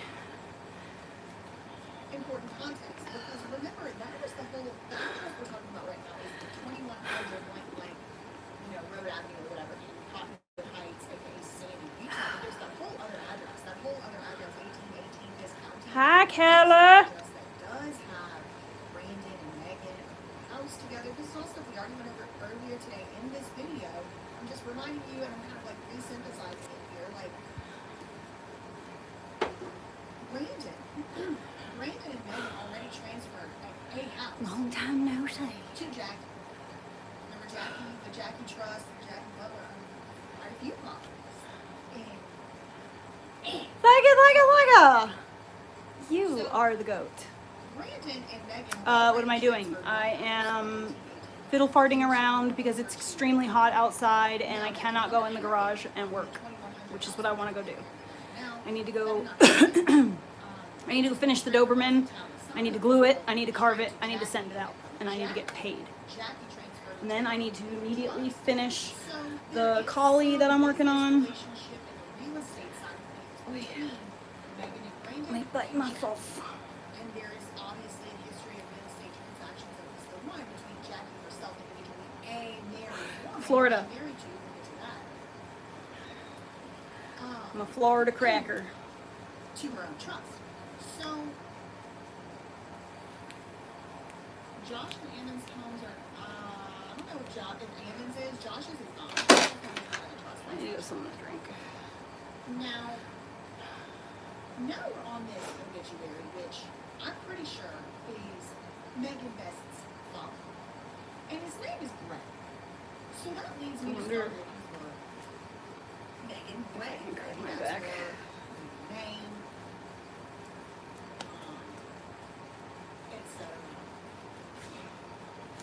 etc. And I see this, just to take note of, I found it interesting that they mention, not only do they mention, there's a lot of divorced people in the United States of America. I'm gonna say it's not that often somebody's ex-wife gets mentioned by name, even one time. Ooh. In Oh my their God, that hurts death so obituary. bad. I'm I gonna have a say, I'm pinched gonna nerve. my mama's name was in my daddy's obituary. I don't know, go check it. Oh God. But I don't think it was like, oh yeah, like he had so many kids with Amber. No, like, it was weird to me that the ex-wife name was deleted. It's also interesting to me he got 7 kids, but the other wife's name isn't listed. Right? Look, I mean, I'm not good at math, but just tell me if you follow me. Oh, there it goes. He married Jackie Nielsen. They had 6 kids. They later divorced.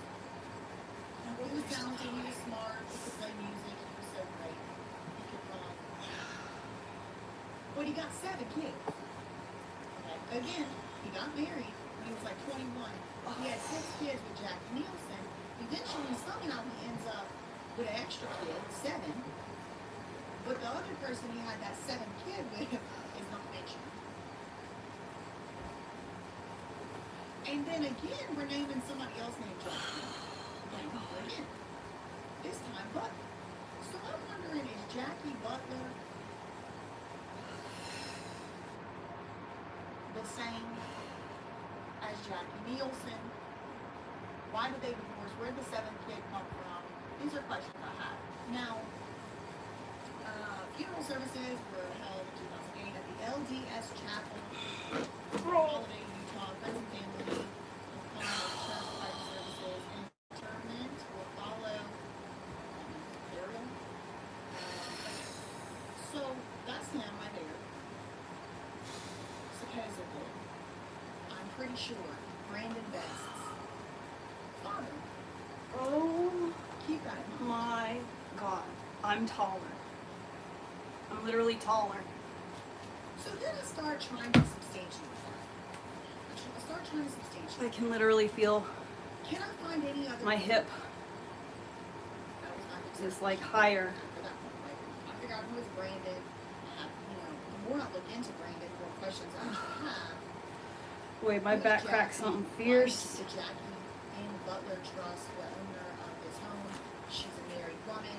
Who's she married to? That was I just amazing. start having, like, What's that? Oh, my receipt. You know, I do I like- shoved my receipt in my pants because I was trying to hurry up and get out of the self-checkout. Before I'm scratching my nose and my eyes and everything. Especially, like, I don't know, somehow sitting on these lights, I think it, like, makes me hot or something, which makes my nose or something. I don't know. Okay, so I'm trying to, at this point, substantiate or further Can't fix what ain't broken. who this woman is. Because at this point, I'm pretty sure that Jackie is Brandon Best's mom. And I'm pretty sure she's married. Let's just to roll someone. real quick. I'm pretty sure their last name is Butler. Oh man, my little, I can feel it in my eyes. My eyelids are getting all red and my eyes won't open all the way, and they're kind of actually doing that number. The RSO is starting to kick in, I think. I should go hang upside down in my hanger upside downer thingy, but it's probably 1,000 degrees outside. It looks like it's cloudy. That's all smoke. That is all wildfire smoke. All of that wildfire smoke. It is a sunny, cloudy, free day. Very few clouds. I guess there's a little bit of clouding, but very, very little. It's I don't know. My truck, I'm not using my truck, and my truck is my thermometer because my truck has the thingy on it. Oh my God. I cannot believe how like good my back feels right here.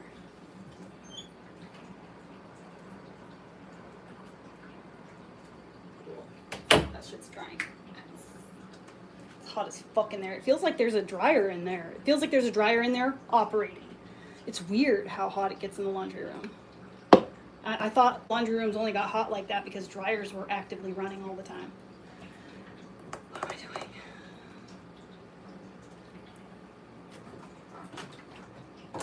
Last this, right? Oh, we water a plant. How about that?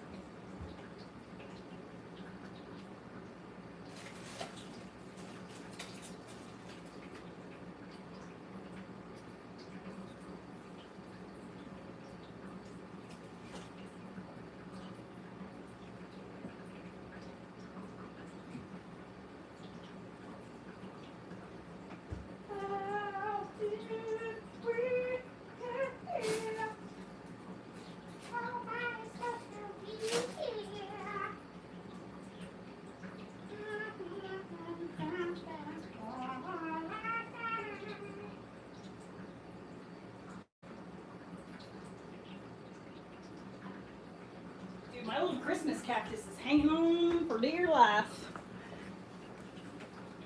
She's like 3 years old and she's still the size of a teeny little baby. How many ounces is this?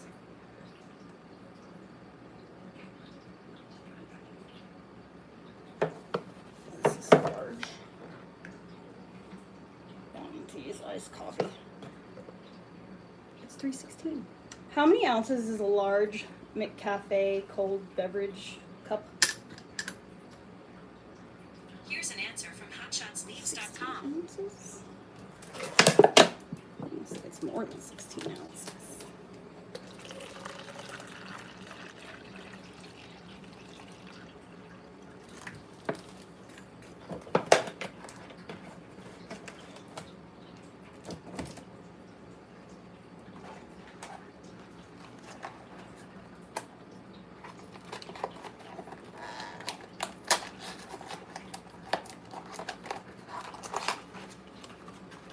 Have to try a new brand today.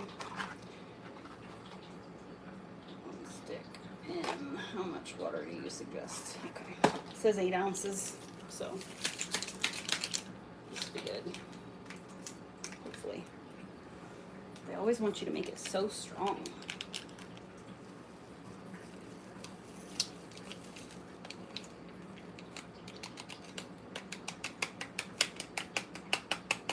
Next month, I am going to get myself some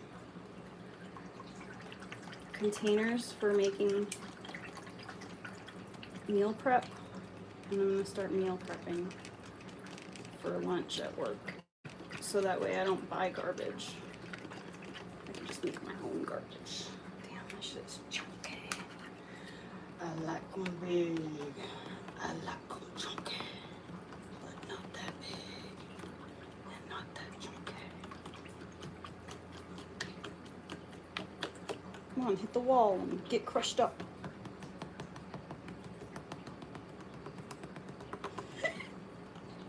They put like a whole fucking piece of magnesium citrate in here. It's just a big old like yakety yak. Don't talk about it. You got the paper in the trash.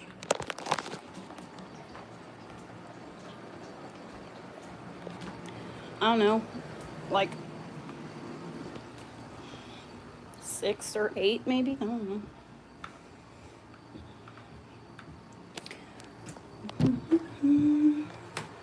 I'm almost to the California border. I'm only like 100 miles away from the California border. So, however far California is.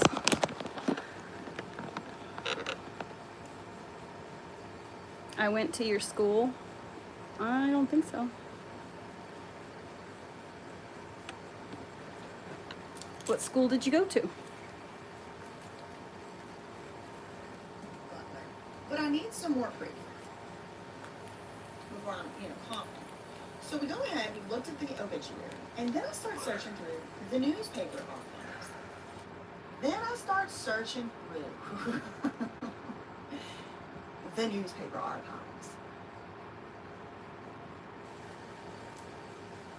This is one of the 3 things that I was very excited to show y'all. I think this is going to be making its way around the Reddit.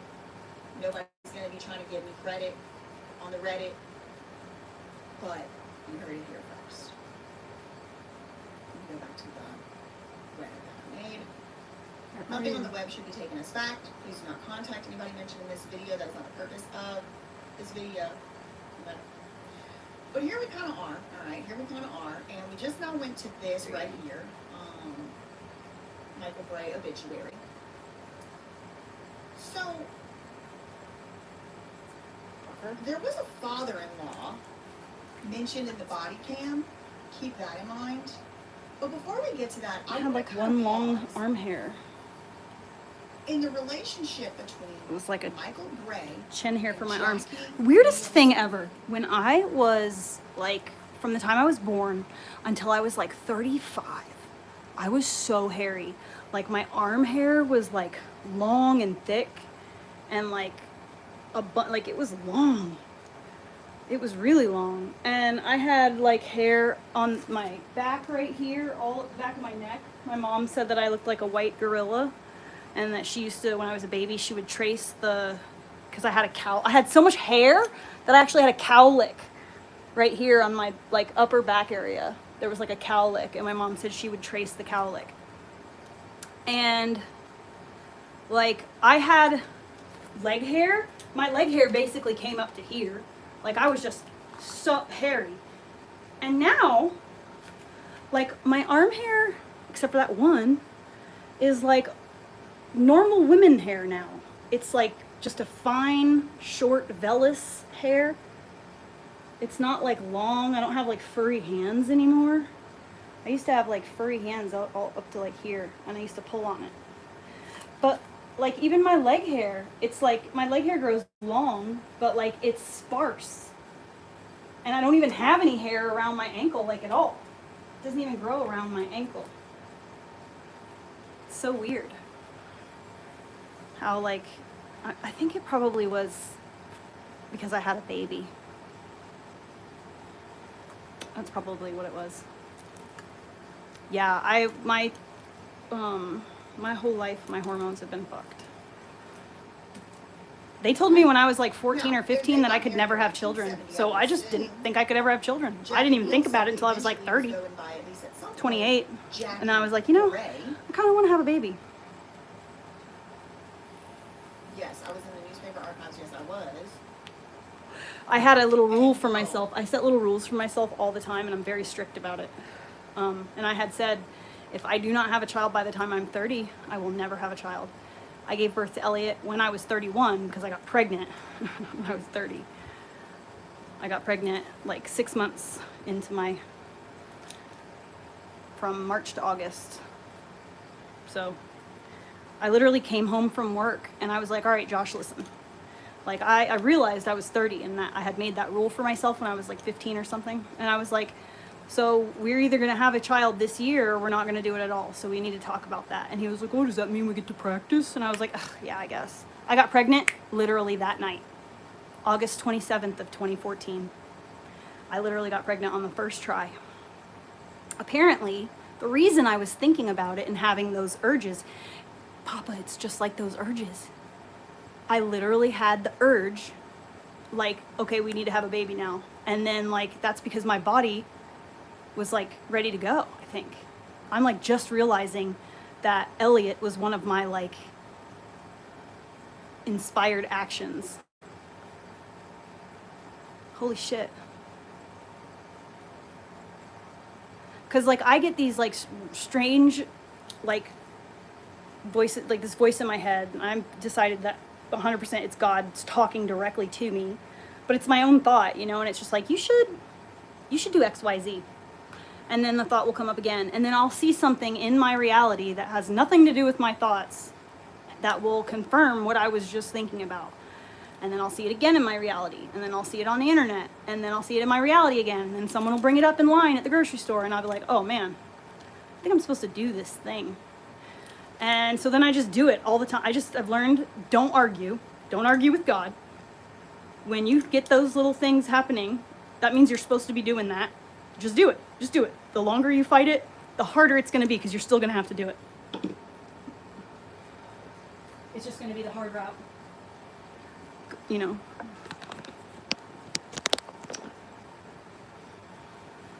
I'm not a ginger. I'm a natural blonde. I dye my hair with henna. I use green plant leaf to make my hair red.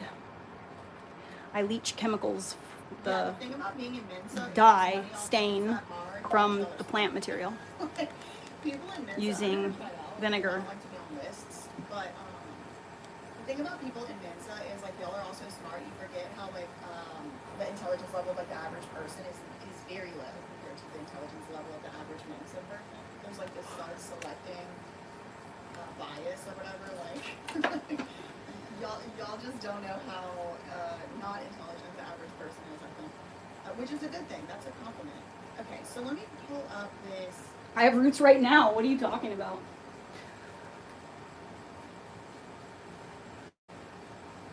Newspaper article. my hair is blonde, so it's just reflecting the red. So it doesn't really look like it. But I have like, my roots are like this long right now. Yeah. Not that long. You can see it, but because the hair is red and the hair is so blonde, it's just reflecting, especially because of the overhead light. That's why I dye my hair red, is because I can get away with it. If I dyed my hair brown or black, I would look fucking retarded when my hair grew back. It looks like bald strips. It still looks like bald strips sometimes, even with red, depending on how dark the color is when I do it. It kind of varies. Still swears by au pairs. But what is an au pair? Because it's a natural plant material, there's not like a perfect, you know, chemistry. So it kind of varies. I also don't measure. I just measure with my But like, au with pair my is eye. like it's kind of like a nanny. So let me show y'all the definition. My dog was crying, he was dreaming. Is a young adult from a foreign country, foreign to what? Foreign to the job or the place where they're working then and there. So if you have an au pair in France, you might be somebody from, you know, the au pair might be from the United States or Sweden. Or, I should change my so it's just like Discord someone from out of the country around to Rugged Tuft. lives I don't think I ever did with that. the host family for a defined period. It's usually about a year to experience a new culture, and then they provide in-home childcare and they do light. I wish I had housework. like a teenager who could help me set up my Discord the right way.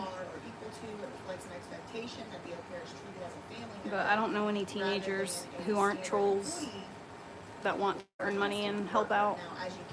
And they've all trolled, so I can't like trust anyone from my comment section. But I would love to find a teenager I could pay, like, you know, $50 or something to help me figure my Discord out. A lot of times, like those people have to get abused, and they're vulnerable, and their visa is connected to the person whose house they're living in. Also, my Patreon. I really need to get that Patreon figured out. I did finally change the name over from from Subliminal Locks to Rugged Tuft on Patreon, so the Patreon is correct as far as the link goes, but I don't know how to set it up and do all the things. I just don't know what I'm doing. And they trade off supposedly because they were getting free rent and free. I need board and a food, technologically but savvy teenager. you know, often it gets Nothing's wrong with the Discord, it's just one chat room, you know what I mean? It's not like actually set up the correct way. y'all are gonna faint. Y'all are gonna faint. I mean, you cared enough to comment just now. Who's at my front door? This article from 1997. It's entitled Utah Placement Service Still Swears by Au Pairs, right? So let's go to Midvale, Utah. The owners, Au Pair Program USA, and they spelled program not how we spell it in the USA, by the way. It's very important. I know I'm nitpicky about like how stuff is spelled, but especially here. They spell program like they spell it in the UK, like this is how they spell it in England and stuff. We don't spell it like that. We just spell it P-R-O-G-R-A-M. My camera totally just picked up someone on it. Hold on, I'll be right back. I gotta get the package off my front door. Au Pair Program USA. The owners of Au Pair Program USA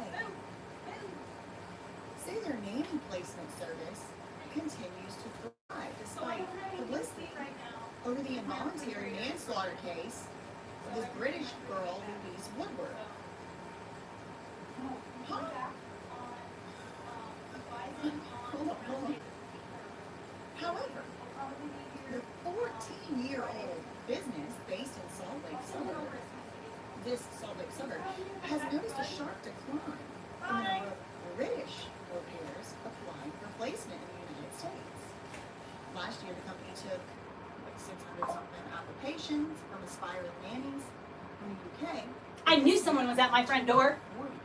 It was my little neighbor boy. There is a new He was asking if Elliot was No one home. wants to send their daughter over here to go to jail, said Michael Gray, referring to Woodward's prosecution in Massachusetts.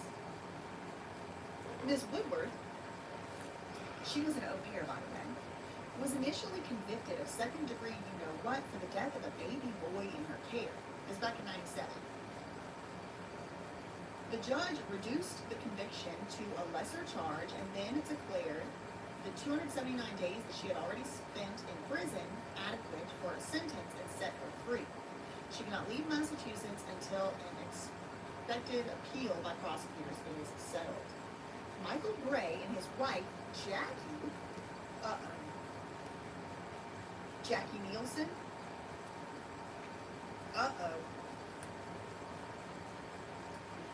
Michael Gray and his wife, Jackie, placed about 1,000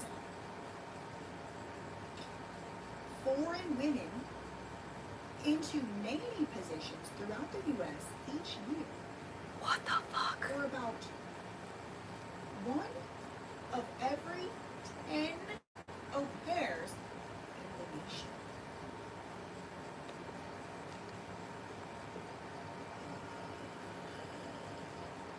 It's au pair LLC. And now I'm just remembering like how brilliant this guy was and the fact that he just had this vague like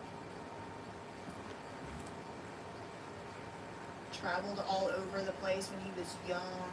What in the CIA Manchurian Candidate hell? And where did that 7th kid come from? Why was Jackie Nielsen and Jackie Butler both named in this man's obituary?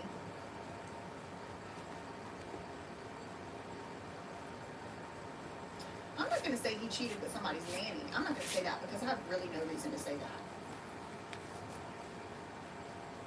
Do you wonder who the 7th kid was with?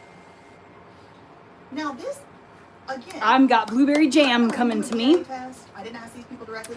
But Oh, so like it's, you know how most people have a Discord, and inside that Discord there are multiple different places. There's like voice chat rooms for specific topics, that kind of shit.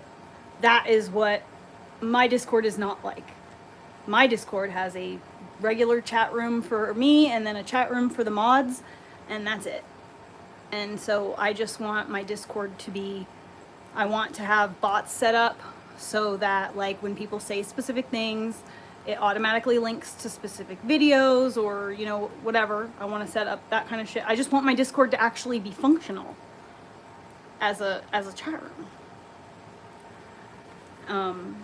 Because, you know, there are like a few people, you know, so that's the thing though, at the same time, is that a lot of the people who view me regularly are older. And so the people who are like, it's difficult because most people don't actually have Discord. That's kind of the problem that I ran into and why I didn't bother with it before. Is that generally, you know, people my age don't have Discord. And nobody's going to download another app. But I do want to get the Patreon set up, and I want to start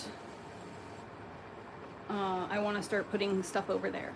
And I need to go back through my backlog on YouTube, and I need to convert some videos. Convert videos over to members only, shit like that. But it's just like a lot. I don't think so. Don't scratch my yoga mat. My arms are really sore. I got myself some bone broth. I'm gonna make bone broth with some nutritional yeast. Might throw some celery, cook some celery in and all that. I don't know. Oh man, I got beef bone broth, so if I do put any meat in there, it's gonna have to be red meat. I wonder, I think I have lamb. I could make lamb soup. I might have carrots and celery.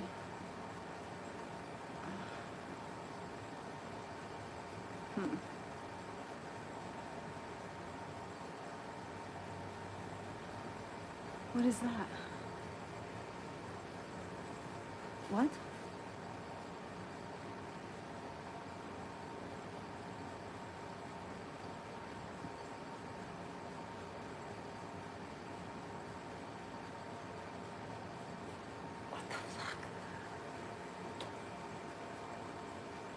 It's like showing someone leaving a voicemail, but it popped up like a text message on my laptop. it's the number and it says block in the corner, and then it's reading out what they're saying, and I can see that they are leaving a voicemail. And it's like reading it out on my screen. I've never had that happen before. That's crazy. There it goes. What the hell? Weird. I want to do something with myself. Whoa. But I can't go in the garage right now. It's way too hot. And it's so, like, unassuming. I'm looking... Don't do that. I'm looking at... Stop that. Stop. It looks like it should be cool because it's so dark outside. But it's not, because it's smoke. And so it's friggin' hot.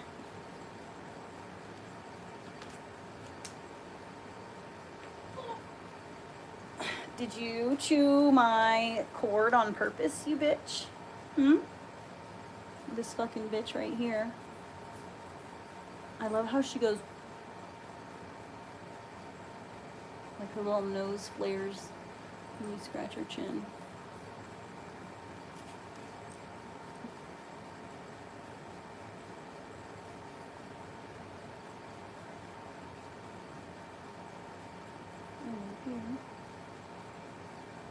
You can't jump up there.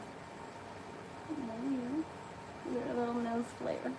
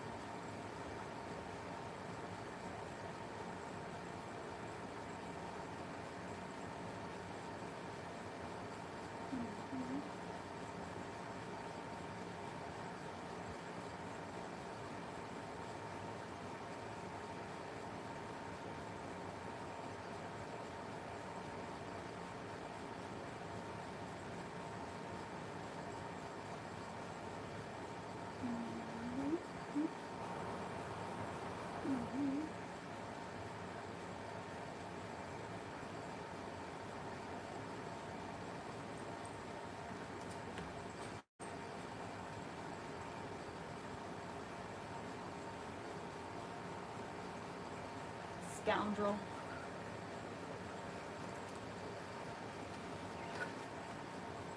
You know, look at that scoundrel. She's in love with a Siamese cat down the street, and she's a hoe.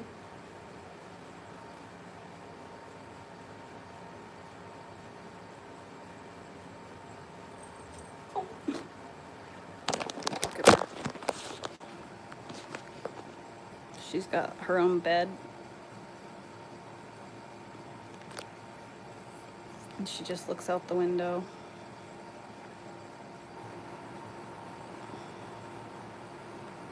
She's looking at a guy. Looking for her boyfriend.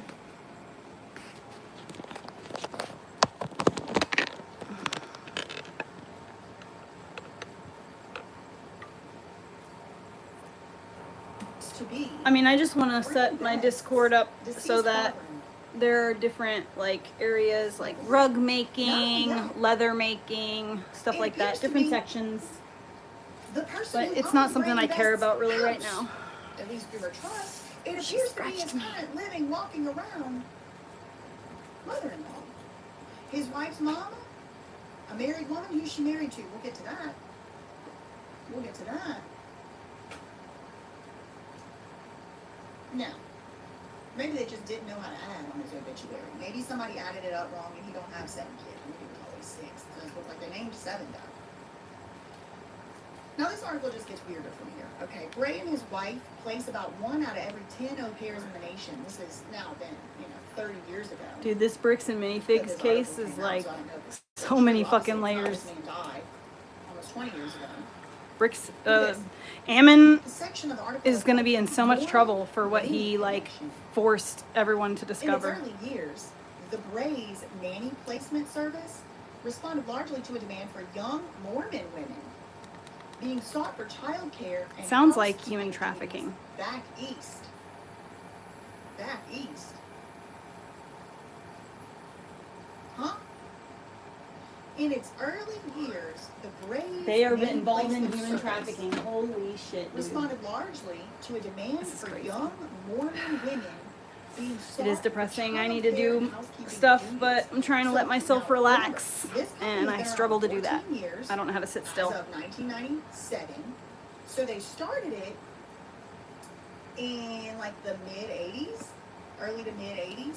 So in its early years in the 80s, the placement service responded to a demand for young Mormon women being sought for childcare and housekeeping duties back east. The Brays alone placed 500 such Mormon nannies a year during that period.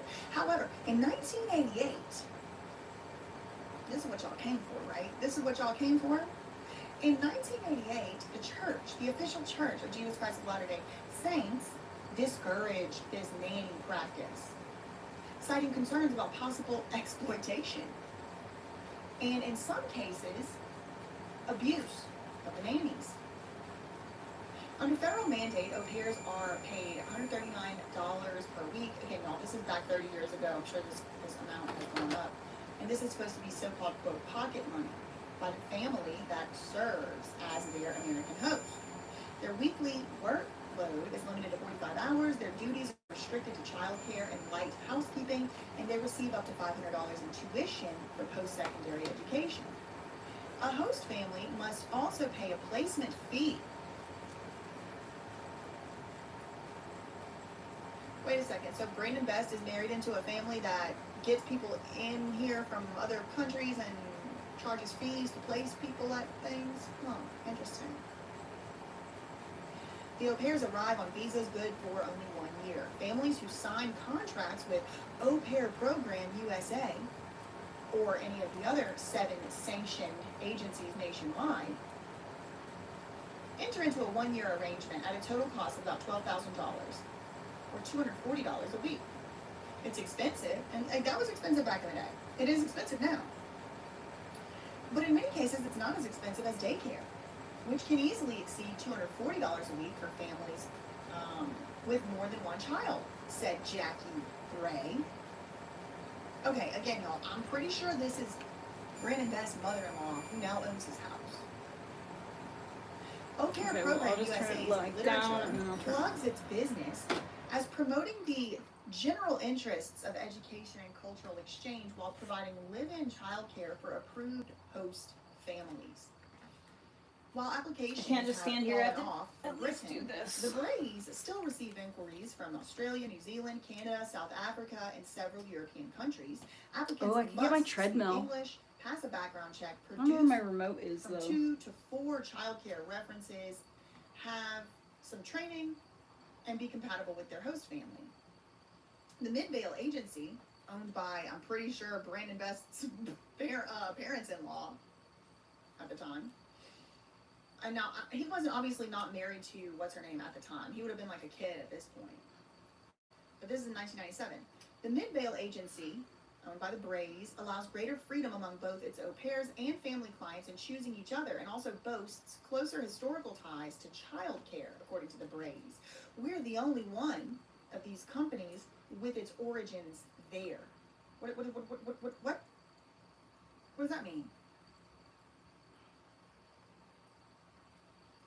The Midvale agency allows greater freedom among both its au pairs and family clients in choosing each other, and also boasts closer historical ties to child care. They say, quote, we're the only one of these companies with its origins there. Not much of its trade is in Utah, however, trade. Only about 15 families, mostly in Park City and Sandy, have an au pair contract. Oh my God, I wonder if they had the same au pair contract as John Benet Ramsey. Jackie Gray. I wonder if the Ramseys,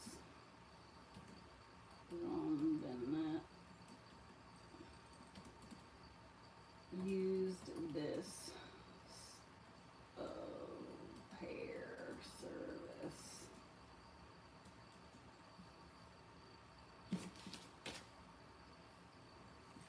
Are typical of those where the company does its major business in cities like New York, Chicago, Dallas, and LA. Usually both parents work, they're professionals, they have an interest in teaching their children another culture. So, what?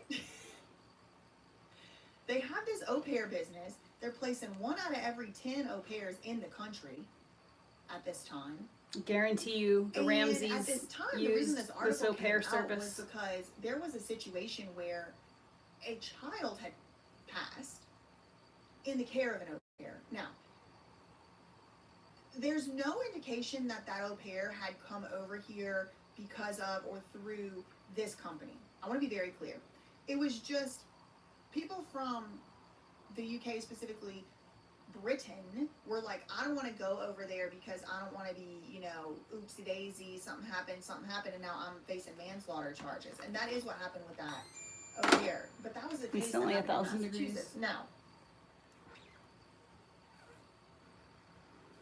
I'm not saying I'm not really working out any, like, I'm not working out. I'm just person who got trying charged to with manslaughter or stimulate my whatever, muscles, really. It's just that Mildly was what working was out. historically going on at the time. Trying to do And something apparently, I productive guess, while I stand these around, you know? People were still married. This is my So version of relaxing. Megan Best's parents were together for a very The long shoulder, time. They got married under in here, 1970, and and in here, and back 1997 here. they were still My together. shoulders, So, like, almost mostly. 30 years. So it's I want my starting shoulders make a to little live bit more where they're sense supposed to, as to instead why of Jackie might have been rolling mentioned in forward. that obituary. They This were together shoulder for a very long time. has damage At least because my 27 ribs are years, maybe deformed. longer. Now, it is starting to bring me back around to one of the first. My series dad of sat the on first me when series I was a did baby. on his channel. So I have With deformed Melania ribs. Trump. God, my nose are just so bad today. It always does when I see things start to No, I don't really want to go to Germany. Not right now. And all of that and all of that and all of that. It's starting to be like, okay, like they had work visas that were attached to their modeling, like special modeling entertainment visas. I'm not trying to get human trafficked, thanks. Something like that.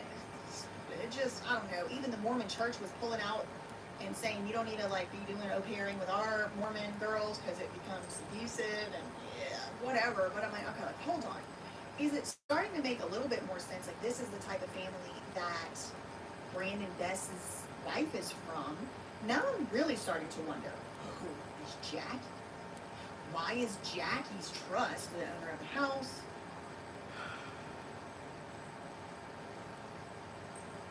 It's really hard to do this and keep your elbows in, Who's the and then why did they divorce? pull your arms Why did apart they divorce? with your Who's elbows the in. 7th kid's mother?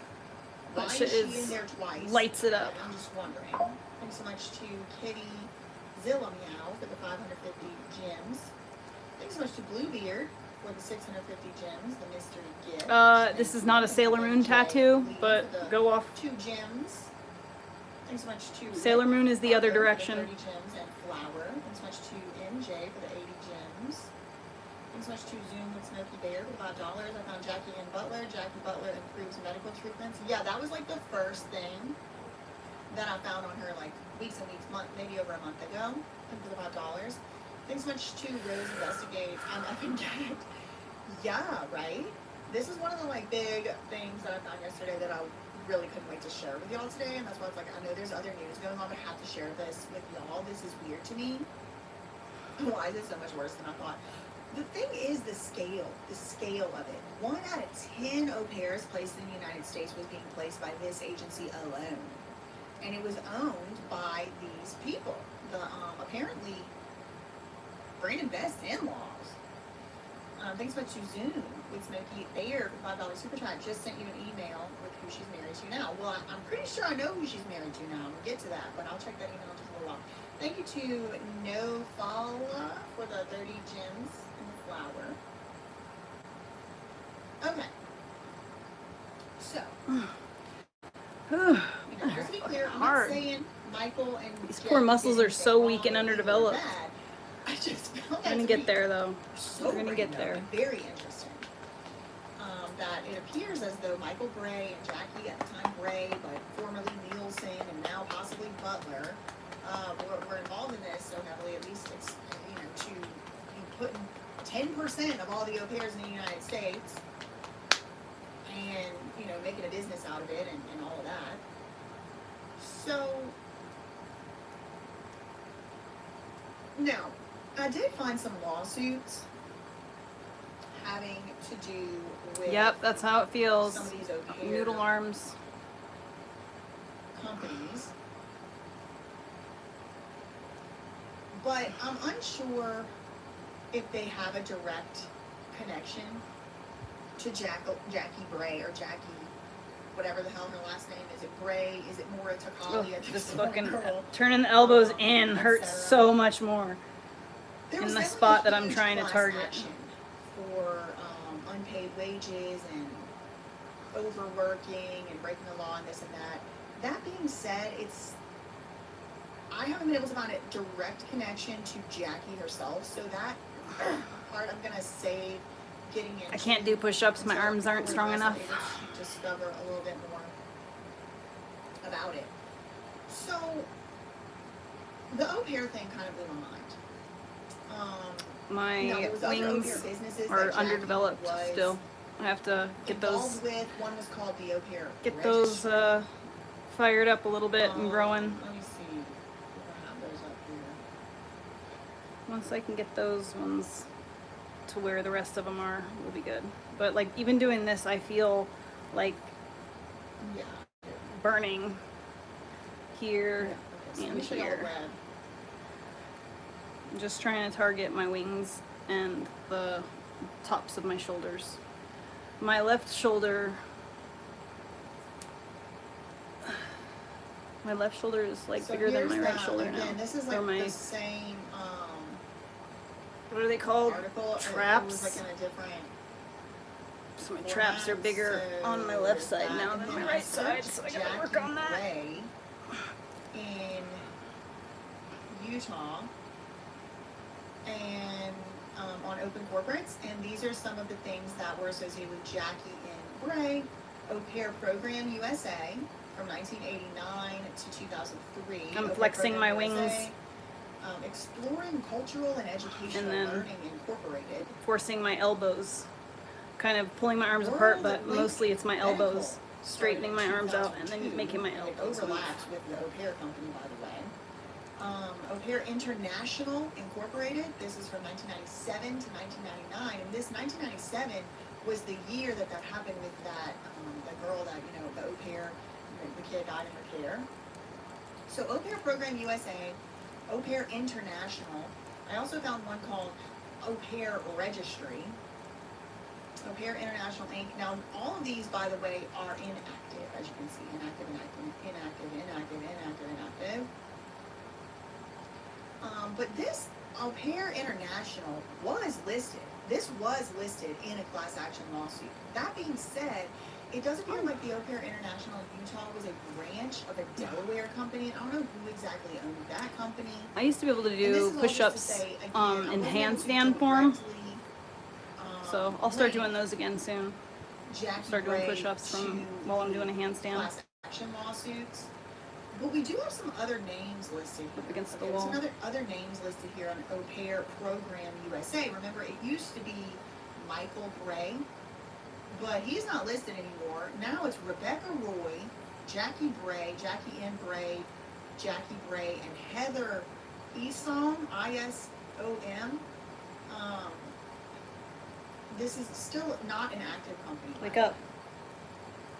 So those names I found to be interesting, Isom, ISOM, and Rebecca Roy, because when you go up here, let's start here. This is from 1988. Happy Golden Anniversary.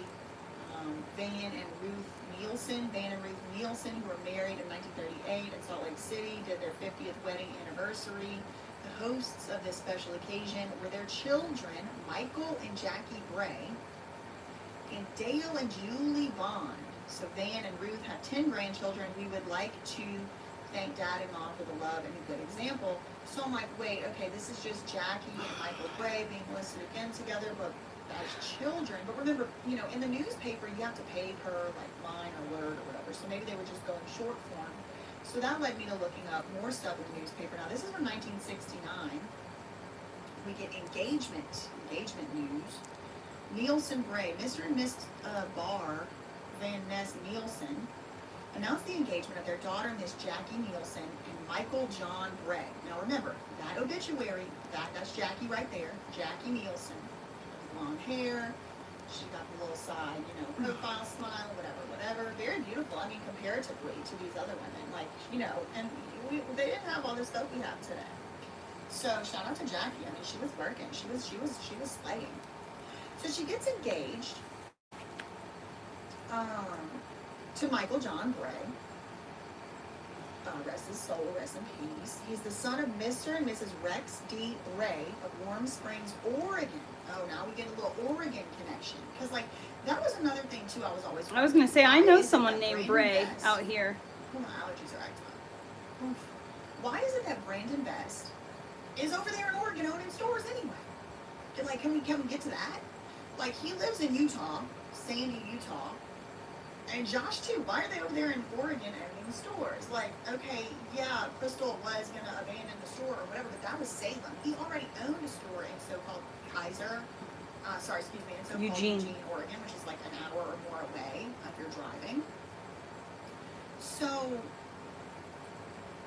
maybe there's a connection through Brandon's in-laws. Maybe there's a connection through Brandon's wife to Oregon. Maybe that, you know, that's kind of like, okay, maybe. And again, this is just like maybe there is, maybe there isn't. I'm just reading from the newspaper article from 1969 at this point. A Salt Lake Temple marriage is being planned for them. Miss Nielsen is going to BYU. She's a member of the French Alliance Club. Mr. Bray also attends BYU and is a member of the student council. So, Megan Bess's parents, from what I can see, both went to BYU, which in and of itself, who cares? Like, that's not that groundbreaking. Don't they all go to BYU? Well, yeah, but I mean, we're just kind of trying to find all the different, like, pieces of information that might support the idea that this is Brandon Best's parents-in-law. And she has this French connection, like the au pair thing, that's even like a French word. Like, she was in the French Alliance. Oh, that's funny. Her nose BYU. itched at the He same was on time the mine student did. government. He was really smart, that guy. No, I don't wear Next glasses. About a year later, they get married. Jackie I mean, I'm Nielsen old, and so I need Michael readers, John but Bray that's were about it. married Monday in the Salt Lake LDS Temple. What time is it? Reception was given Must at the be Shalimar Reception my Center. views went down The so second much and the reception trolls aren't in here is as much, so I planned think it must be September dinner 1st. time for the teenagers. In Salem, Oregon. It appears as though there's a family connection between Brandon Best's wife and Salem, Oregon specifically. And so now I'm wondering, did Brandon Best actually have his eye on this Salem store? Because he had to be over there around Salem anyway, and as soon as it was like any indication that he might be able to get his paws on it, he was over there that night with a U-Haul. Oh wait, no, it was a U-Haul, it wasn't a U-Haul. Why are they having two receptions? Exactly. Exactly. One reason you might have two receptions is it's really important to have it at the main LDS temple because your religion, but your family, maybe your old grandparents, maybe you have a home there, maybe you own land there, maybe, I don't know. Because at first I'm kind of like, okay, Brandon was just an innocent bystander, and then now I'm like, oh, wait, hold on. He got his mother-in-law had her wedding reception over there. His parents-in-law had a second special reception in Salem. The carriage house was the setting for the wedding breakfast. The bride, daughter of Mr. and Mrs. Bar Van Ness Nielsen. Is it B-A-R-R? It is B-A-R-R. Jewish connection. Also attending BYU. Okay. So then I found this other article about those Van Ness people, Nielsen. Now, interestingly, the name starts changing. All right. Here we are. It says Van Ness. See, Mr. and Mrs. Bar V-A-N-E-S-S. Van Ness Nielsen. But then Why would anyone boof boof shrooms? So over here now it's just Van Nielsen. Okay, we're not Van Are you Ness stupid? anymore, just Van Nielsen. And this is the same guy, one younger picture, one older picture. In 1996, he passed away. Loving husband, Like, father, and grandfather Van It doesn't even Nielsen make sense. has passed away. How do you boof He was shrooms? September 24th, 1996. He was born in 1910 in Holiday, Hiram. Holiday to Hiram, and Hiram I think is a very boring Couldn't even name. imagine how Virtue. someone That's would do actually that. kind of a cool name, Slay. Virtue Nielsen is her name. The youngest of 5 children, he was a lifelong resident of Holiday. He married his sweetheart Ruth, August 1938 in the Salt Lake. If you Temple. put So dry Best comes from a long line mushroom of Mormons. plant material They've up been your married for fucking 58 ass, years. nothing's He gonna held- happen. Like, that's just dumb. He held numerous positions in the LDS Church. He founded Old Mill Products Company in 1930, successful career in real estate. He served in World War II. At least come to me with something like sensible. He was an avid skier, fisherman, Like, don't camper, insult my enjoyed intelligence life, that family, bad. everything to him. You're insulting everyone's intelligence. Family first, everything, family. He was a lifetime member of the Sons of the Utah Pioneers. His family played an important role in the founding of Holiday. Okay, wait. So Brandon Best's wife comes from like a very prominent family. Yeah, that's definitely what it is. That's definitely what boofing Brandon is. married into money. That's why he has that house. The tattoo et artist cetera, et put cetera. me I in their don't know butthole. much because I'm not gonna Okay. do this live stream. Hold on. You're just stupid.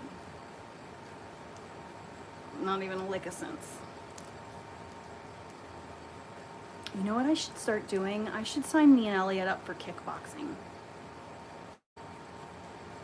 I wonder if I could find a way to pay for that. Okay.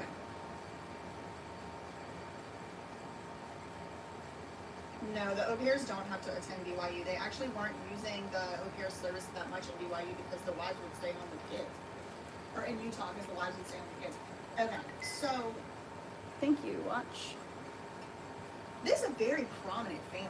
This is a very prominent family. Who is I this don't guy? listen to them. Who is I this encourage guy? them. Please This tell guy? me how terrible I am. It's Like I said, I've said this Jackie so many Nielsen's- times. My YouTube is monetized. So, like, if you have YouTube Premium and you're commenting, I'm getting paid. If, you know, you are not on YouTube Premium, they're going to serve you ads, and, like, I'm still going to get paid when you comment. Like, I get paid. Please, continue.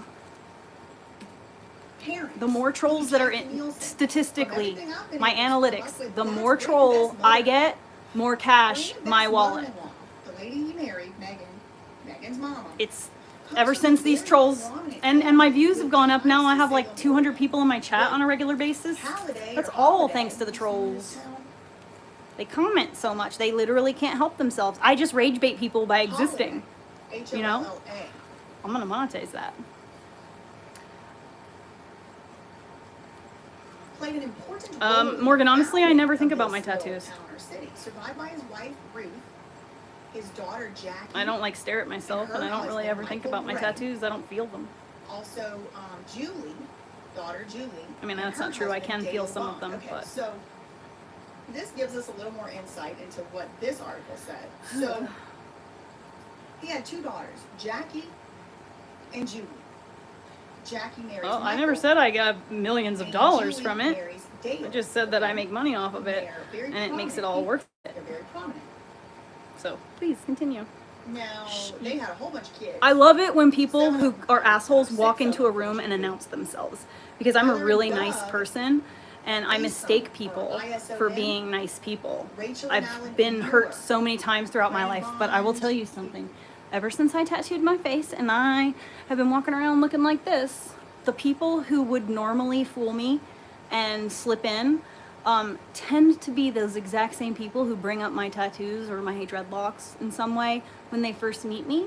So what I've realized, and I've saved myself so much heartache just by rage baiting people, because I am existing.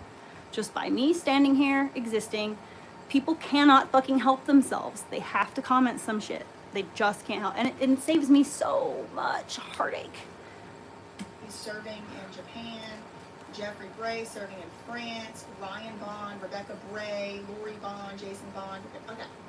So the purpose here is to say this very prominent family, this is like a military guy, LDS, he had a bunch of positions with the church. He has 2 daughters, Jackie, who ends up being Brandon Best's mother-in-law, and another one, Julie. Jackie married Michael. They ended up getting divorced. Julie married Dale. Now, they have 11 grandkids. Who are the grandkids? Well, there are a bunch of them, but they include Heather and Doug Isom, I-S-O-M, and Rachel and Alan Muir, M-U-I-R, all right? Why do I care about that? Well, don't you remember the au pair program? Remember the names? I said, remember those names?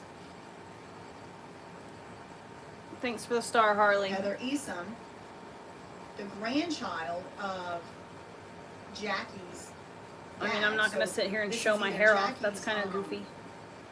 I'm assuming this is Jackie's niece, Heather. Heather. It's driving me crazy. Okay. He was loved, funeral services, 1996. Blah, blah, blah. Okay.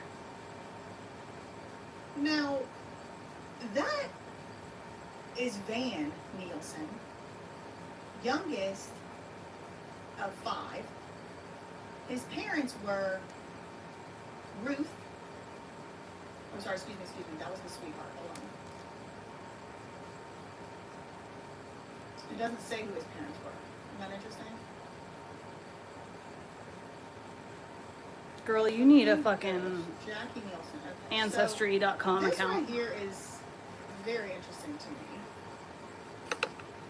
Stay hydrated. Thank you. Oh my God. Thank you. So why are we looking at this article right here from 2001? Well, because I was searching for the name. Not a fan of these new Jackie packets. Nielsen. 7-dimensional trailer. And then I started seeing her name pop up. Yeah, I'm great. The weird thing is there's Hello, list, Thomas. I'm sorry, there's mention of American Fork, Utah. There's mention of LDS. Tell me why they're saying this man is from Saudi Arabia.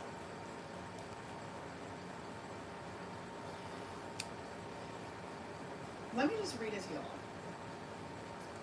Dhahran, Saudi Arabia. Our beloved husband, father, grandfather, and brother, Robert Zane Nielsen, 56 years old, died in 2001 in his home in Dhahran, Saudi Arabia. He had a heart attack. He was born in 1944 in Utah, the son of Hugh Bryce and Palma Godpay Nielsen. He graduated from North Silver High School in 1962, went to Snow College in Ephraim and the University of Utah in Salt Lake City. Isn't that where Marina Doré went? Where he received his Bachelor of Science in Electrical Engineering, his Master's in Engineering. Who is this guy? I don't know, but we're about to get to Jackie Nielsen. He worked in Saudi Arabia for the last 20 years for the Saudi Aramco Oil Company. He was very active in the Church of Jesus Christ of Latter-day Saints. Was this dude in the freaking CIA? He had many church callings. At the time of his death, he was a counselor in the elders presidency of there the will be no ward bumps genealogist taken or given. in Saudi Arabia. He was the war genealogist in Saudi Arabia. He loved to travel and see new places. He loved the mountains. His main hobby was genealogy and history. He developed an international self-directed group and Ras Tanura to help interested individuals with their genealogy. He enjoyed the mysteries and intrigues of searching the old records and visiting the places where his ancestors had gone. He had a great sense of humor, never-ending love for his family. He is survived by his wife Jean of Tehran, Saudi Arabia. His children, Tonya Jean, Randall, Michelle, and Lyndon. So he's kind of like worldwide. He has people all over the place. Houston, Kimberly Jane Nielsen of Saudi Arabia, Andrew George Nielsen of San Diego, Nancy Nicole Nielsen, and Monica Jackie Nielsen, both of Saudi Arabia. Jordan Brunson, Ian Holderman, Akasha Sky, Connor Seamus. This is internationalized family. Bryce Nielsen, Hugh Nielsen, Bryce Nielsen of American Fork. So, Monica Jackie Nielsen appears to be a different person. But what in the Saudi Arabia hell? And then this same family, these Nielsens, are very prominent. Ooh. They have helped in establishing a town. I haven't touched my back since I started gaining all this muscle. Business with Jackie Bray, with this au pair business, basically, I would say shipping in young foreign women and helping them get their visas and stuff, and then what? Holding it over their heads? Or what? I mean, I'm not really sure.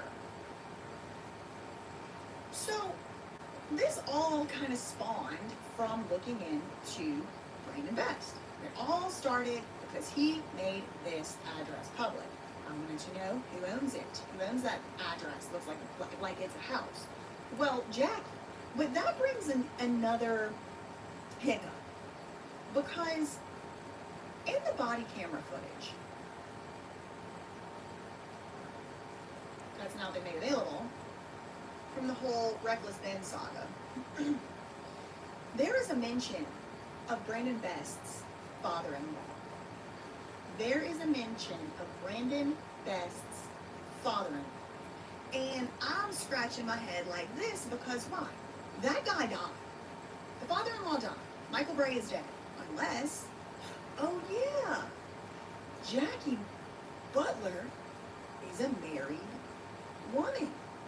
That's what it said in that deed transfer from the Italianos to Jackie. She's married. So whoever she's married to, I'm assuming, has to have the last name Butler. Why else would her name be changed to Butler? So let me pull up that body cam footage and let y'all behold Josh Johnson for a moment.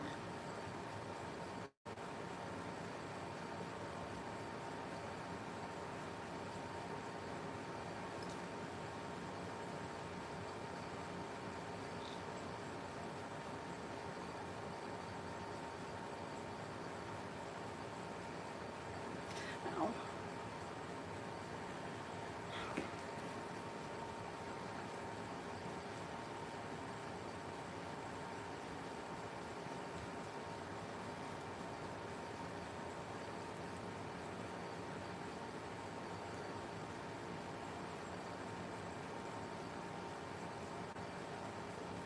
Girl, we can't hear nothing.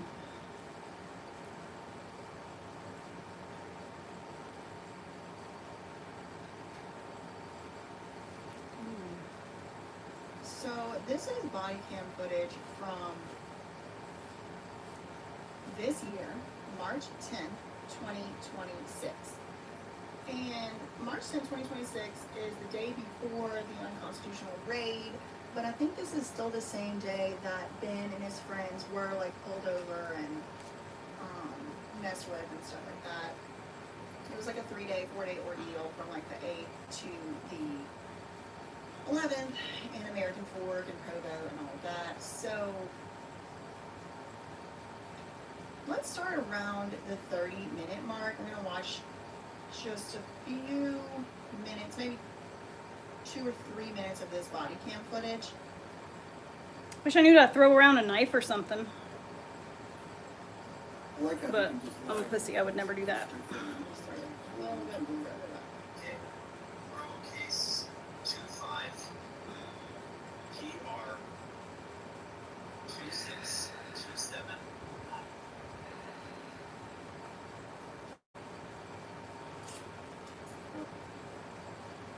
would you say they were pushing aggravated blood? It's like I can't remember exactly, but if I remember, it's very similar to aggravated economic interference or aggravated business interference or something along those lines. Though they, yeah. You know, Detective Duray.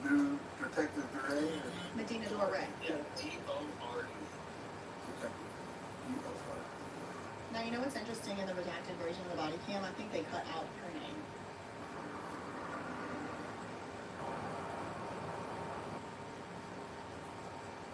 I like how he can just lie and just straight face. You gonna tell me? I like how he can just lie straight faced. No, that's the thing is, we're on our side of things, we have to. Yeah, I mean, you don't know Adam, you don't know it from Adam, you know, you trying to determine everything based on both sides of the story. You know, we're trying to sue in papers. Yeah, that you are. He really was weird. If I were a reputable law firm, that's it. Like, yeah, I can people that are.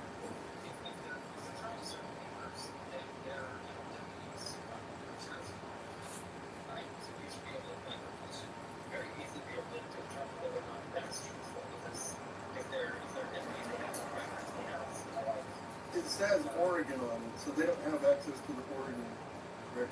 Right, but you also find something down in the search process report, it doesn't matter, but Yeah. they have to like search process.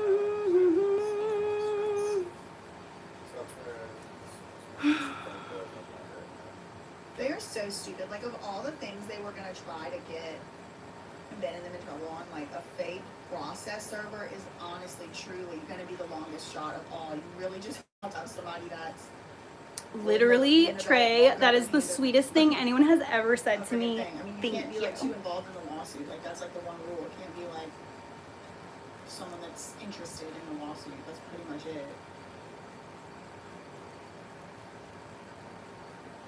I'm being serious, by the way. Thank you. That's all a girl could ever want to be. You should encourage them to do the same. Swole. You should encourage them to go to Sandy. Josh had the bright idea. Josh had the bright idea to tell the cop, to collude, in my opinion, with the cop. Oh, you should tell him to go to Sandy, Utah. Why? Something down as a service process report, it doesn't matter, Yeah. Listen. they have to, like, service process has to Oh, my haters are literally feeding me. So, like every hater in this chat, like they think they're some like, profound, commenter, troll person. When in reality, like genuinely, Listen. I genuinely make more money off of YouTube on the You months. should encourage them to do Like, the same. This video will probably have like 24,000 views. Like, go look at my live streams. All my live streams have like tens of thousands of views, and that is because of the trolls. Because I rage bait people by just standing here minding my own Y'all are business. not gonna arrest this guy for no reason. That means you're playing. You're playing. I'll feed into Because it. those guys over Because there, Sandy, why not? aren't playing. They're not playing. They'll arrest him. They're ready to arrest him. They're not playing. Y'all are playing over here because you won't do what I'm telling you to do. Which is I'm about to hit 39,000 subscribers on YouTube. literally lies. Y'all aren't gonna arrest him. So Next they're month, playing. if I continue at the rate that I've been growing, I have been getting about 800 or 900 Interesting, Josh. new Why are you subscribers saying that? every month. Why are you saying I got that, like Josh? 800 something this month. I think 880. But if I continue on that path, I will have 40,000 by next month. So we'll see. Thank you, weaponized cats. You should encourage them to do the same. I mean, honestly, I highly recommend if you're the kind of person that people just don't like for no reason, go on a live stream, start live streaming. Sandy's got charges. They have charges on them. Yeah, And that's I what she said. recommend YouTube over any other live streaming platform because one, you can live stream on YouTube with 50 subscribers. Once you hit 1,000 subscribers and 4,000 watch hours, which is not hard to get at all, like this video alone could probably get 4,000 watch hours, because each person, the time that person watches adds up. So like if there are, 1,000 people who come through this live stream and each of them watch for 1 minute, that's 1,000 watch minutes, So if all the time adds up to hours, then, you can get your 4,000 watch hours relatively quickly. So 4,000 watch hours, 1,000 subscribers, you can then monetize your YouTube and sign up for Google AdSense. I have enough subscribers and enough watch hours at this point where I now have a Google partner person. So like I have like a guy who is assigned to me, and like if I have any issues with my YouTube, I just reach out and communicate with him, and I can ask him like, ways to make my YouTube better if I want to.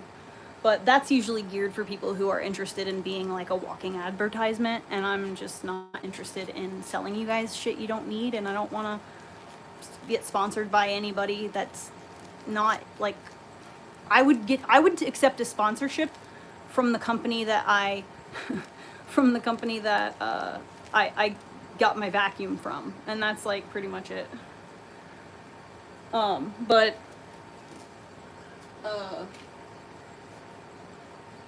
highly recommend YouTube because you can post your live stream. So when you're done live streaming, instead of it just, you have to download it and you have to like re-upload it if you want any of the footage to be uploaded, it automatically uploads it. So it's like worth it because the live stream is there in perpetuity, and I gain a lot of viewers, a lot of my watch time and stuff on my live streams that are like, week, 2 weeks old. They're still constantly getting views. So my hair smells like that's bar soap. It's like Rose Ivory or Dove, maybe Dove brand Ivory, and everything in my house kind of smells like this candle. Cashmere and amber. My clothes and like my stuff all smell like it. I've been working out for like, a couple of hours off and on, and I drove in the hot ass sun, so probably a little mixture of armpit in there. There are businesses and things that people, so they would love to get people. Love. So sure. They've got other businesses and stuff that Ben's, I guess, been looking into, what other business would he be looking into? Well, I don't know. That they would love to get in. Y'all aren't doing anything over here. Why don't you just send him over there to Sandy, because they will arrest him over there at where Brandon lives. Listen to the story.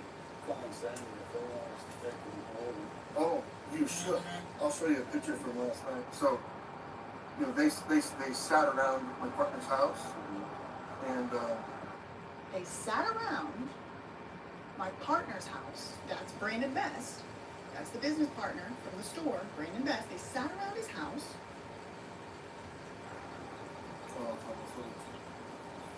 because they have undercovers and everything. They waited for him to show up. The Sandy police sat around undercover, waiting for Ben to show up. I think that he's talking about what Ben did. Does Brandon Best own that house? To my knowledge, no. Jackie N. Butler Living Trust owns the house. And then a kid came to buy, this isn't a bad thing, this kid came to buy an auto part from my partner's father-in-law. And then the police, they just pounced, because they were thinking it was Ben and his team, right? So they pounced that kid, scared the crap out of him. Because they had set up, they're like, we're just waiting, because they came here. Yeah. So the cops were lying in wait outside Brandon Best's house. But some so-called, quote, kid came to buy an auto part from his partner's father-in-law. $50 and everyone thinks that person's cool. The father-in-law. Oh, I don't do none of that shit. Isn't Michael Bray the father-in-law, right? Wouldn't he be the father-in-law? But he's dead. Thanks, Donnell, but I'm definitely not a hippie and I'm not Rastafari. His mama was remarried. So now we're getting more mention of this. Trolls are with paid. those. So like honestly, I think a lot of the numbers in my chat lately, especially over the last month, are bots. I don't believe that there are like 200 people in my chat, or like even now 80. I don't believe there's 84 human beings in my chat. I believe maybe there's like 15 or 20, but the rest is just inflated numbers. And I'm starting to wonder if YouTube does this in the same way that like other live streaming apps, when you first start on them, they will put bots in your chat, like Bigo specifically will put bots in your chat. I'm hesitant to name that app though, but please don't sign up for it because it's not safe for anybody to live stream. It's like, it's sketchy. But on Bigo, they have bots in your chat. So you'll have maybe one actual human being and then 40 bots, and the bots will ask you questions. They'll be like, oh, like, what's your favorite dance? Or what's your favorite ice cream? And it's meant to encourage people who don't realize that it's bots to keep live streaming and eventually, you know, build up an audience or whatever. But I'm wondering, yeah, I always wonder what's up with the numbers. Because, like, really? Like, I don't think so. I don't believe... I've wondered if maybe, like, one of the people who, like, stalks me, like, legitimately, I'm wondering if one of the stalkers maybe paid her own money to, like, have bots so that maybe I could get, like, accused of buying bots on my own channel and banned or something. I thought that. But it's very easy to prove that it's not me. You know what I mean? So, and I think that just doesn't seem like the risk versus the reward doesn't seem like worth it in the end of the day. But then again, you just never know with these insane people who do insane things and they have all the time on their hands, you know? People do weird shit when they're drugged up in the middle of the night, so you just never know. But yeah, I've wondered. And I do know that the actual human beings that come into the chat, the ones who are commenting, those are the ones who are generating the money for me, statistically on my analytics. If I receive more comments per video, I make more money, and my RPM, my rate per milli, is higher as well. So the more the trolls comment, the more the algorithm thinks that I'm worth talking about, and then it puts me in front of more people and probably targets people who would be likely to not be able to help themselves but say something. So it's like a you know, a snake eating its own tail or whatever.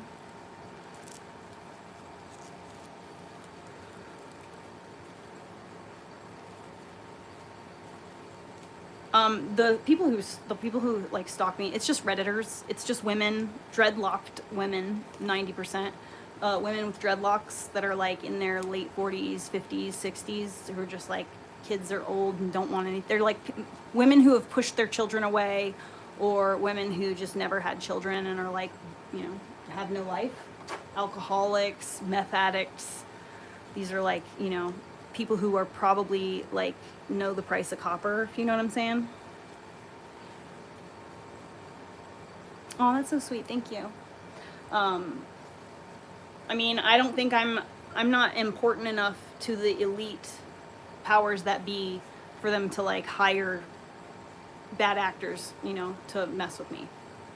Now, the one woman that's like the head of the creepazoids on the internet, the dreadlocked women, she's definitely like done some fucking sketchy shit, but I am like divinely protected and no weapon formed against me shall ever prosper. I'm blessed and highly favored. God has made sure that I've always stayed just a step ahead, or they fumble in some way and I am able to avoid. So I've avoided narrowly being murdered by this woman's minion, but I don't know. She maybe have moved on now. I mean, I don't really know anything. I don't ever go and like read the Reddit. So as far as I know, I haven't heard anything about them in like, I don't know, like 6 months maybe. So maybe they just decided I wasn't worth, because I'm such a loser, maybe they decided I wasn't worth talking about anymore. That's what I think happened, honestly. Because I just can't, like, the kind of person who would be obsessed with me, like, I just can't even imagine, like, the level of trashiness and, like,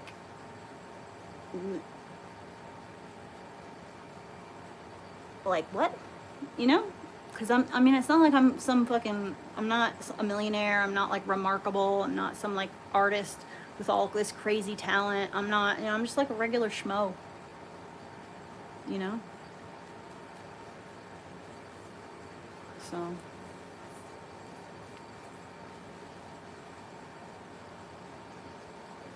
Yes. Well, you've been around for a long time, so you've seen it.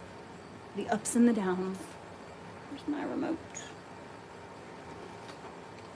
I'm gonna turn that off and then it's gonna be, actually I should leave it on. No, it's too late. I'm gonna press play so I can go pee in peace. Auto part. Look, Wait. there's a picture.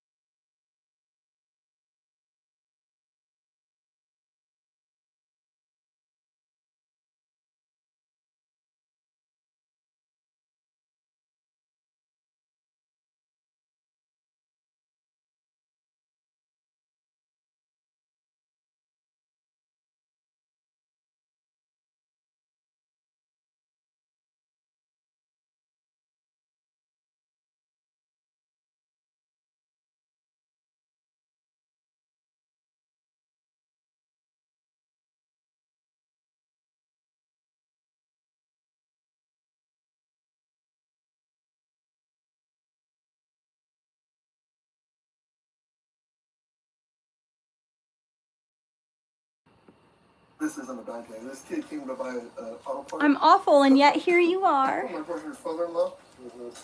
Does he just go inside to hit the dab pin or what? I mean, what is the coughing? He said he's sick. The police, they just pounced. He's sick. That's how Ben got sick. Ha ha ha ha ha. The police, they just Let's go get pounced. another Ha, drink. Ha ha ha ha. It's so funny. Ha ha ha. Because they were. Let's go get another drink. I take psych meds and I go to bed early. I think you are. Oh, thanks.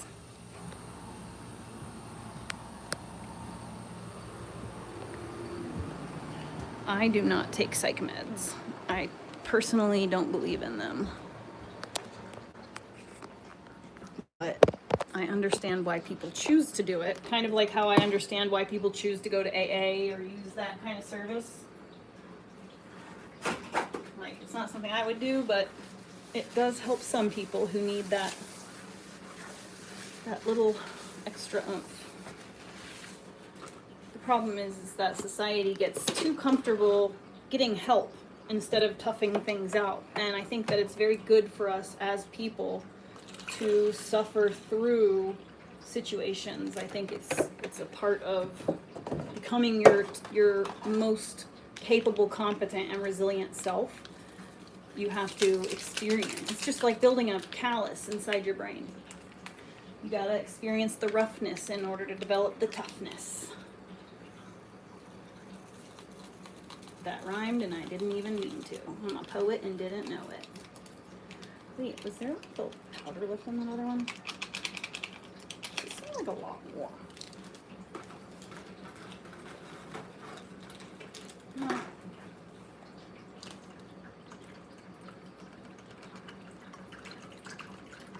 They definitely don't put any of that fucking anti-clumping agent in this shit. So, that's good, I guess.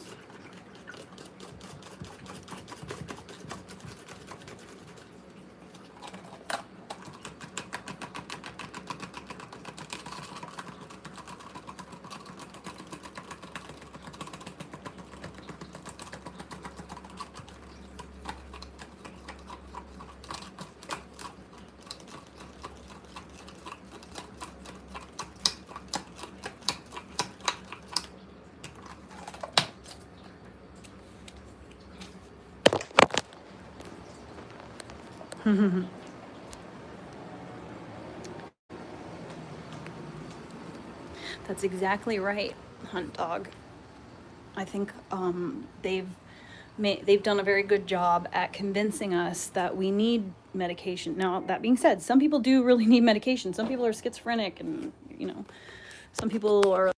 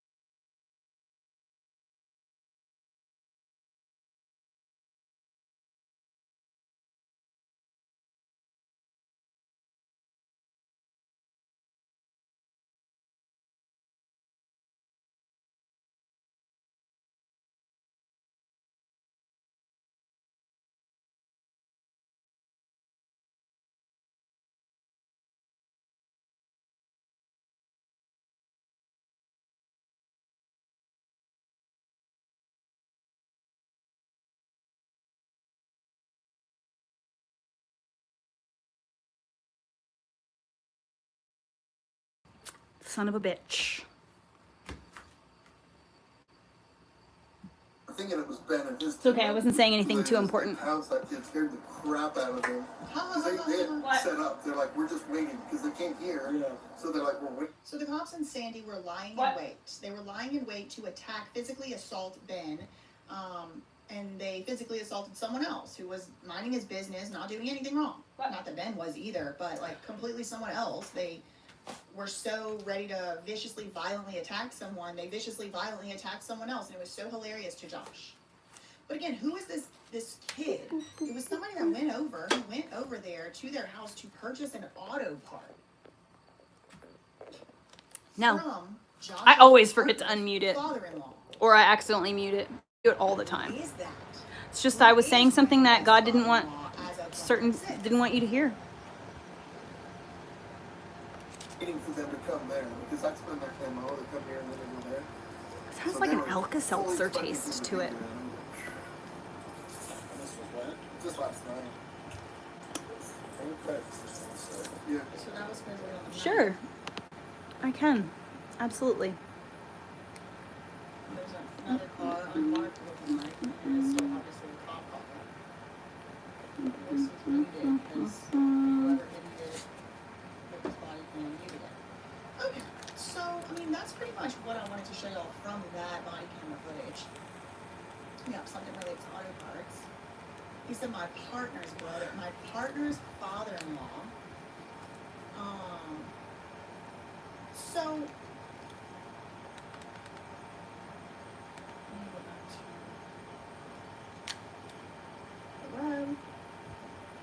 leads us to this. Kind of want to switch out to a different one. So we have a few indicators that Jackie is remarried.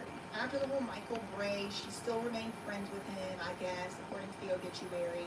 They referred to her as Jackie Butler in the obituary. Yeah, I know. It's so retarded. And maybe it's a butler. It's it's dumb. Like, it's okay. I literally am so tired of saying this, and I need to think of like a comedic way to like make it like, you know, like kind of like a joke, so that I can have a little script and say it the same every time, because I kind of it evolves. Anyways, I say this all the time. If you were eating at a restaurant and a waiter served you your food and there was a fucking steaming pile of shit on a plate, would you immediately get that away from me and like go away, get away, push, what the fuck? Bye. Or would you look around the room and like say, I think there's shit on my plate, and then smell it, and then sit and eat it and complain to everyone in the room about how there's shit on your plate? Would you, like, what would you do? Would you eat the shit and complain about how there's shit on your plate? Or would you just go, oh, I don't like this shit, I'm out? If you don't like me, if I am a steaming pile of shit, why are you eating it? Like, it doesn't make any sense. Things where she had been conveyed, or where she had conveyed the land, where the... I'm perfectly happy being a poop on a plate, okay? That 2100... I'm good, I'm happy, I love myself. My life is wonderful, okay? It's exciting, it's got ups, it's got downs, it's got interesting characters that come along. I've had really crazy magical experiences. I love my life. I love my life. I am so blessed. I wouldn't want to be anyone else. So she's probably married. So, like, I'm perfectly happy being this poop on a plate right here, okay? You could choose to eat the poop and consume the content the poop produces. Or you could do the emotionally mature thing and avoid the poo. But not y'all. Y'all just gonna sit here and gobble it up and complain about how it tastes like shit. Jackie remarried, and who this father-in-law was, Oh, this tastes like, this is so gross. I just can't stop myself. And not only does Jackie come from a very prominent family, seemingly these Nielsen's, but also this guy, Wade Butler, has a little bit of claim to fame of his own. I can't believe all of that RSO didn't like knock me on my ass. I thought for sure I was putting too much. I was gonna get nauseous or something. This is some of the evidence that I found that has to do with connecting Jackie and Ford. One of them is the signature, you know how you go to a funeral and you can sign the guest book? This is a guest book entry for Jackie Butler. That's exactly right. Weaponized cats. And that's the thing is, people, no matter what anyone says to me, you can never take away what I have personally experienced. No one could ever gaslight me out of what I know has happened to me. So that alone is enough to make me have confidence in myself. The things I have managed to do, the things I have managed to survive through, like literally out in the woods, no fucking electricity, no running water, and I fucking hauled fucking gallons and gallons and gallons of water. I've done things in my life that 99% of humans have never done. I've already, like, yeah, I'm standing here in this room doing nothing exciting, but that doesn't mean this is what I've always done. I used to live in a van. I traveled the whole country in an RV with my kid and my husband. I've had a very adventurous life. I lived in Puerto Rico when I was like 18. What? What? What? If you're hot, go sit in front of the air conditioner. It's like over here hot and shit. It's hot as fuck down here.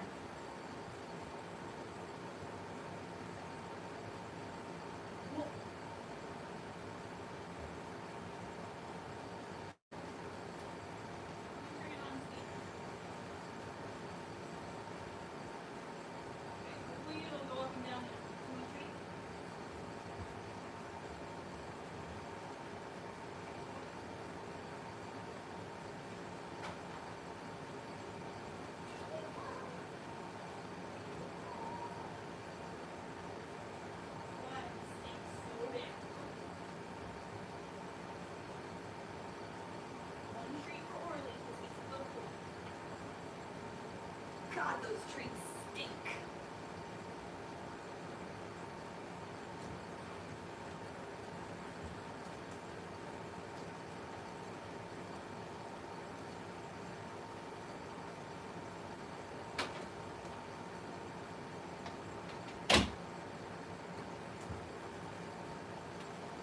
Okay.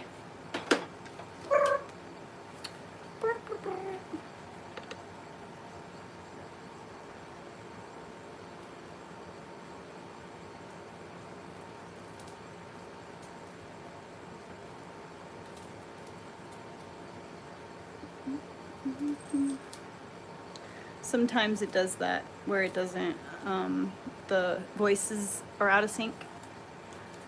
Try leaving and coming back.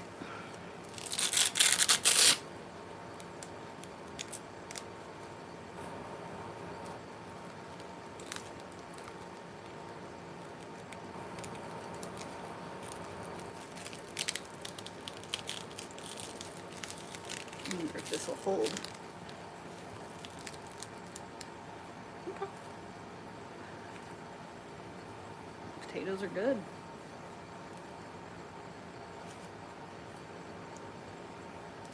Emily, blah, blah, blah, blah. He married Darlene in the Salt Lake Mormon temple. Their parents have 4 children. Jack is survived by his wife, Darlene, and his son, Boyd. Okay.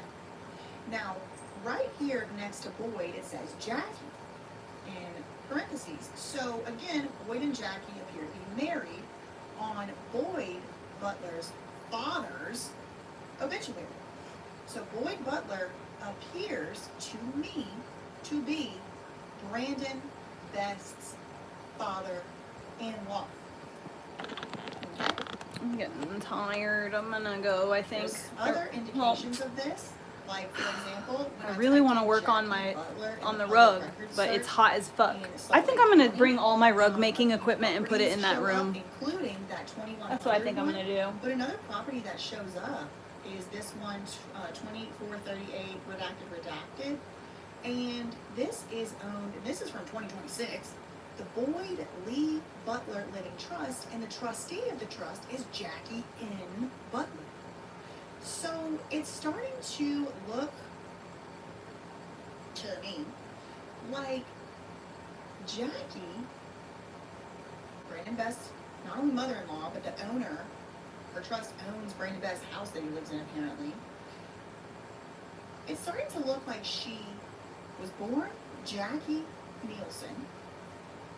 She got married in 1970 to a man by the name of Michael John Bray. She had 6 kids with him. Then they get divorced.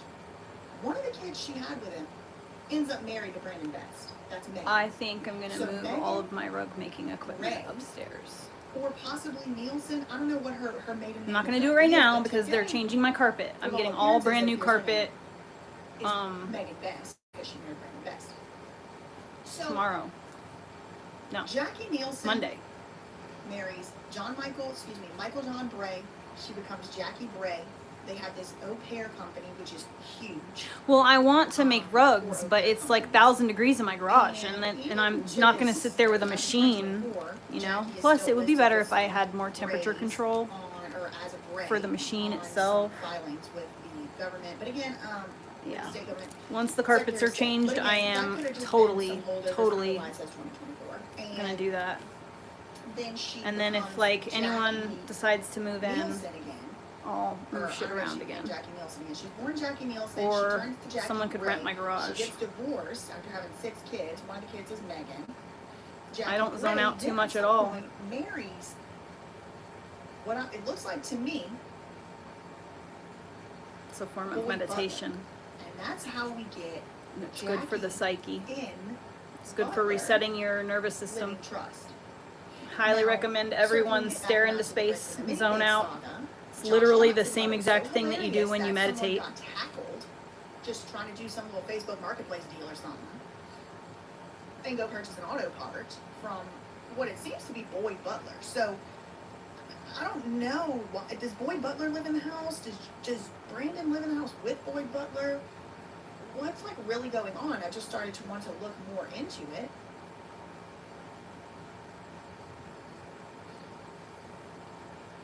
But Jackie Ann Butler is listed on as a trustee in the Salt Lake County records for the Boyd Lee Butler Living Trust.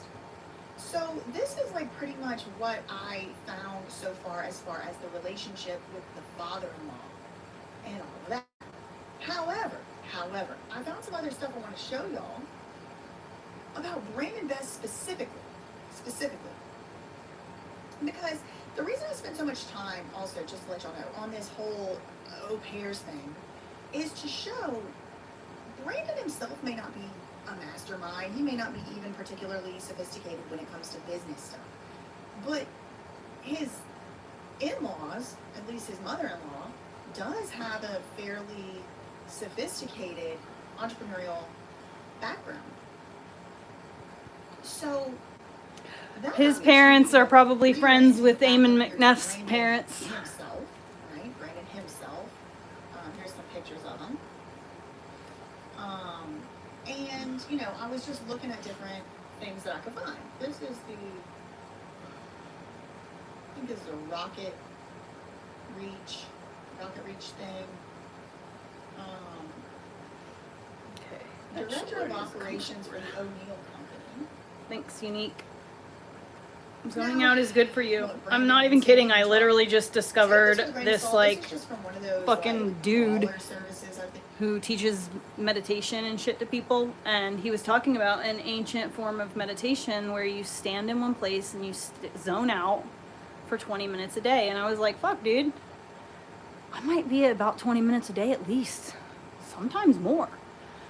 And so it's literally just how you frame your thoughts around things. If you think, oh, well, I'm disassociating, then there's a negative attachment to what you're doing.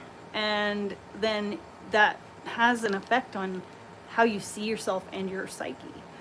But if you look at it like, oh, well, I'm meditating, which is healthy. Sitting still, like you're just doing it a different way. Like, okay, you could sit down and find that you're not able to still your mind.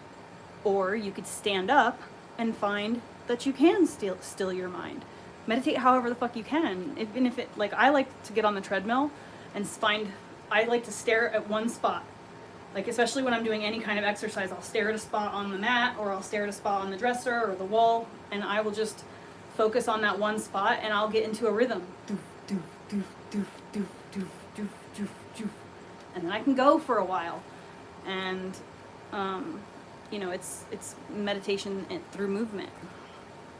But I prefer the method of standing in one place and staring into the void. I did move. I have a house.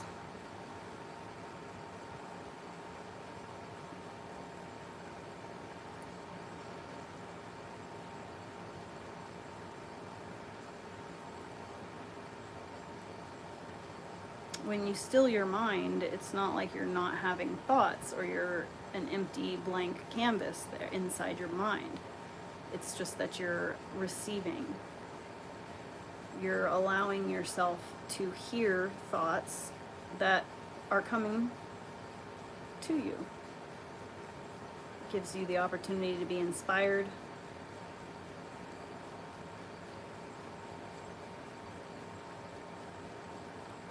And I'm sorry, but staring into space and just sitting there and staring into the void, it resets my nervous system.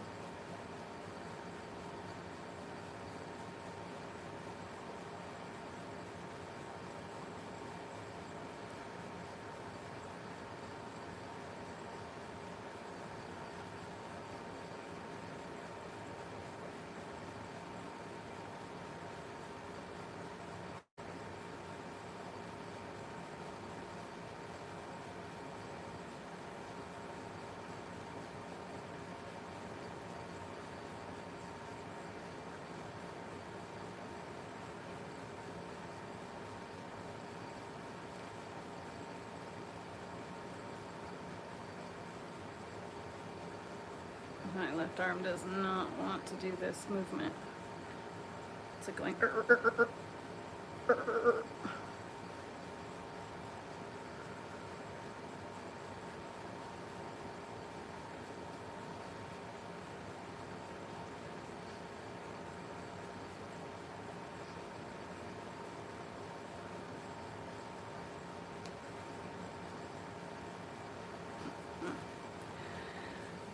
think, you know, it just kind of like lets you know what has been listed. It's not foolproof. It could be wrong. In fact, in I don't do have drugs had at all. reports like How do you this make your on me, text and it different was like stuff that? was wrong, and it wasn't even like I wasn't associated with it at all. So, you know, just take it with a grain of salt. But you can kind of start to get a sense of what I was trying to say earlier, where it's like, what exactly is this guy's skill set? Like, what is he doing? What does he do? Director of Operations for O'Neill and Company, Director of Operations for Salt Lake Imports. He was also the president of that. Director of Business Development for Wayfind EV. Co-founder and Director of Operations for Emerge Alight. Quality Manager and Lean and Performance Excellence. You should totally just live stream your life, weaponize cats. Wait a second. Brandon Best had to do That's the best way. So people like me, you know, it's very lonely to be someone like I am. Or it can be. If when you're not in general, like I'm not lonely in general, but like when it comes to finding people who are like me, it's difficult. And a lot of the people who I have found who are actually like me, and are the same type of person that I am and is doing the same types of things that I'm doing, just in general, like my equal counterpart, the people are very spread out, and so it's mostly through online that I find these people. And the issue is, in general, is that if you were trying to illuminate a 1,000,000 square foot warehouse that has no windows, it's just pitch black dark in there, you wouldn't cluster all of the lanterns in one corner. You would spread them out so that the light eventually overlaps and everything is illuminated. And that's kind of how it feels, and that's my thoughts, at least, on why people like me are not, you know, we're not around each other. It's because we're supposed to just do our thing and ripple out, and if, you know, we're far enough apart that eventually the ripples will kind of overlap. And the goal is ultimately to inspire other people to be honest. Like, I don't understand why because I don't lie, cheat, steal, manipulate, you know, I don't try to sell people things they don't want. Like, I'm terrible. Like, how twisted is that? But I think that if by putting yourself out there like this, it makes it so people see that, oh, well, if she could do it, I could do it. If she's an idiot. If that idiot could do it, I could do it. You know what I mean? And so I think it's important that we stand on our little soapbox and tell.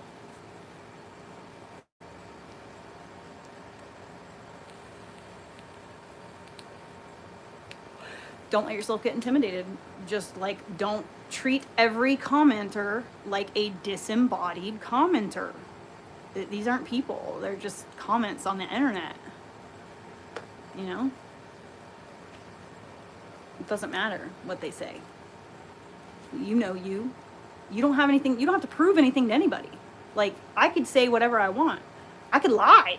I could make shit up. People do that all the time. They film skits and they edit things, and they put green screens on, or they make it look like they're somewhere they're not with their background. You know what I mean? Like, people do that shit all the fucking time. So, like, if you're just doing your thing, just, who gives a fuck? You don't have to prove yourself. You could say, oh, this happened, and if people don't believe you, oh, well, that's not your problem. Like, you're giving people a little, I give people a little, you know, there's like, it's like you're my neighbor, and, you know, you're hanging out in the window having a chat, you know?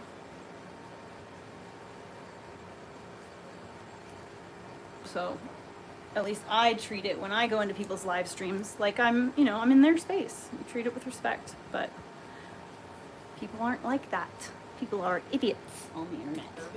People will say things they wouldn't dare say in the real world. It's starting to get weird out here. Not only that, health companies, Forever Health, Med Lab,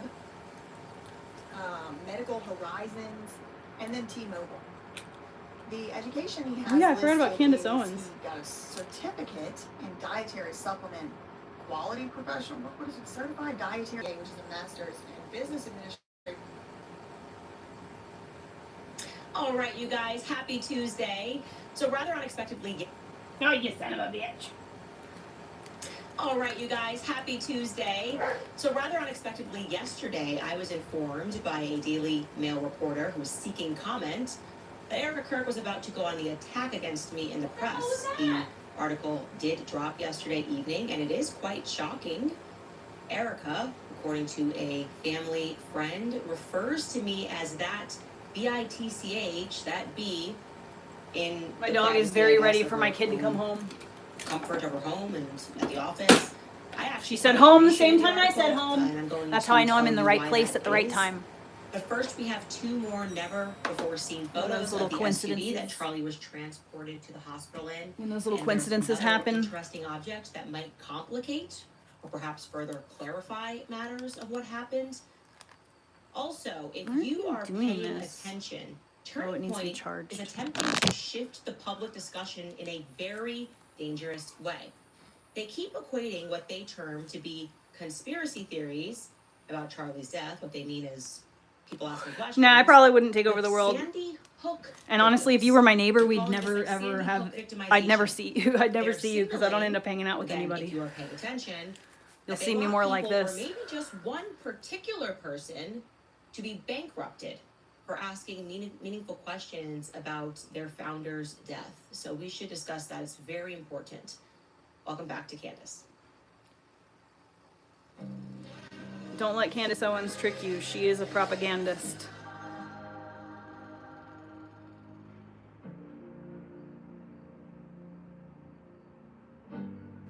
I just want this muscle Where to to activate. begin? Well, let's begin with that car ride to the hospital. That increasingly complicated, approximately 7-minute ride to the hospital. Approximate 7 minutes, right? As usual, I would like to simply have answers provided. Look, I don't want to be the person that's constantly on a hunt for basic answers. That's not a good use of my time. That's my most precious resource, by the way. I don't want to do any Time. push-ups. I want to be working on side quests, like helping Blakey Neff Not yet. remember what he was doing in Salt Lake City that morning, who he was with. I want to waste my time having to referee fights between Frank Jurek and Frank Jurek. I'd rather not do that. I'd rather we all just sit down for an open and public forum where every question is asked and the public gets to consume that. And everyone can she's feel gonna better ask for- and end this quest. They're not going to But agree of to course, from that. the very beginning, as we have all seen, Turning Point USA employees and Charlie Kirk Show employees have just been stonewalling us, right?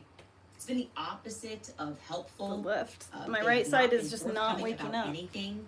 They're growing increasingly accusatory. They just want us to honor Charlie by honoring the widow with our cold, hard cash. That is what the messaging has felt like. I cannot do that. I'm tired. In fact, I want I have pie. failed at obeying that mandate. Rather, from the very beginning of this thing, I have been gathering information and evidence, which I thought Hold on, initially. Candace. We'll come back to you in just a second.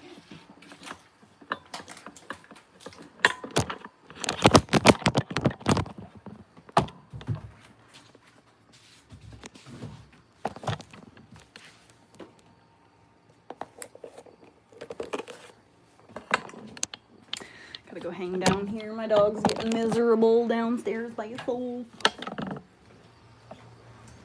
Anyways, turn the air off right now. All right, I hear you. I hear ya. I will hang out down here because I love you. Because he's a good boy. He's a bear. He's a dog. He's a wolf. He's a hound. He likes to do lots of things, but mostly lay around. He's Florley. Florley. Florley.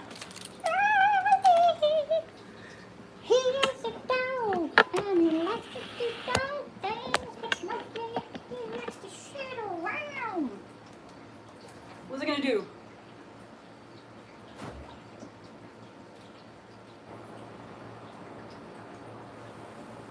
I need healthy calories. I wonder if I could use this here Bowman lamb chop to make something delectable. With some fava beans.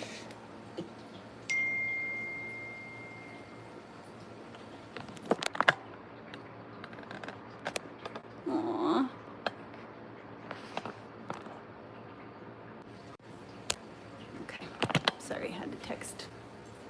Madam.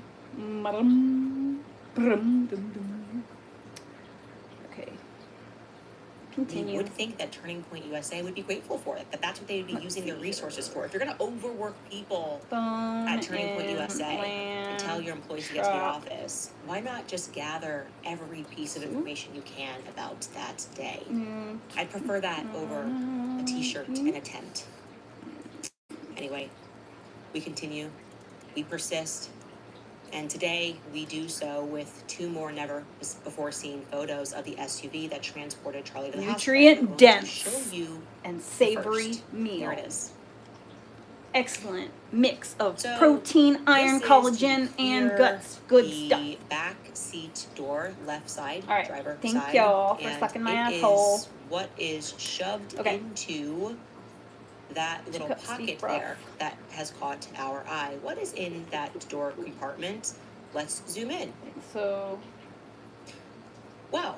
soup pot first. Now, we cannot definitively state what it is. Build the flavor. What I can tell you is that across the board in our little orbit, at home, independent, double-blind study, if you will, everyone immediately saw a glove, myself included. Take that for what it's worth. I mean, I went up to my husband, zoomed in, gave him no context as usual. I said, "What do you see, honey?" And he said, "A leather glove." Someone else said, "Nitro gloves."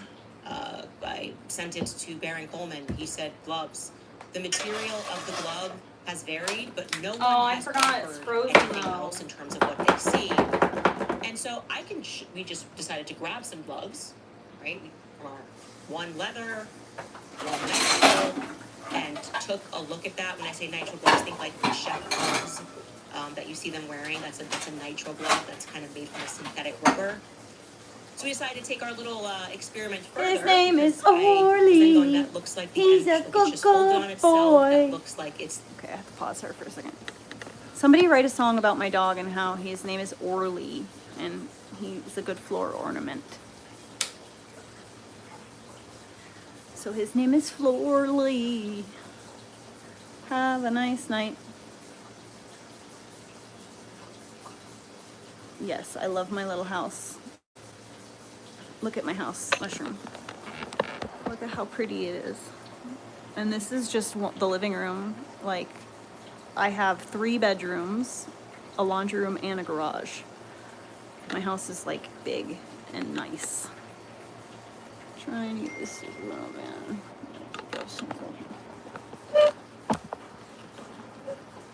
I am gonna make.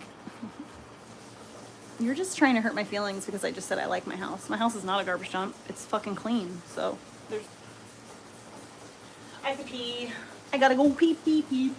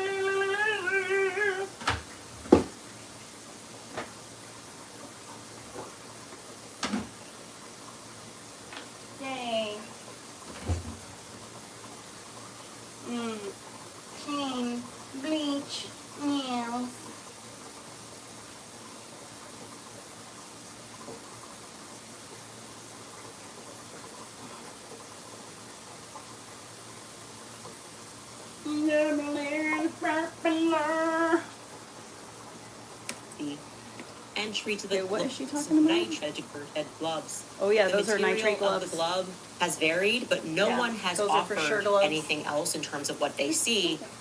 And so we just decided to grab some gloves, right? From our one leather, one nitrile, and took a look at that. When I say nitrile gloves, think like chef gloves. Yeah, the That black you see them ones. wearing. That's a nitrile glove. That's kind of made from a synthetic rubber. So we decided to take our little experiment further because I was then going, that looks like the end, like it's just folded on itself. That looks like it's the entry to the glove. Someone just took off their gloves and threw it in there.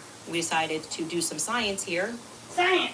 We can recreate it. I have nitrile gloves. We decided to then just drop some in a car door for comparison, and here is what we came up with. There you go. That is in our door. We'll show you again. That is in our door. We'll show you again. That's our door, nitrile gloves, and again, our door, nitrile gloves. I think we can do a side-by-side. Did we do a side-by-side for comparison? It looks identical. And in order to get that image, just to be clear, we had to wear the glove, have somebody wear the glove, And then take it off off. the glove like this, so that top that you're Inside seeing out. is technically inside out, right? And then just thrown into the side like so. We didn't have the exact same car, obviously. That's a smaller compartment. Ours is wider. That's what she said. I think it looks like it's a glove.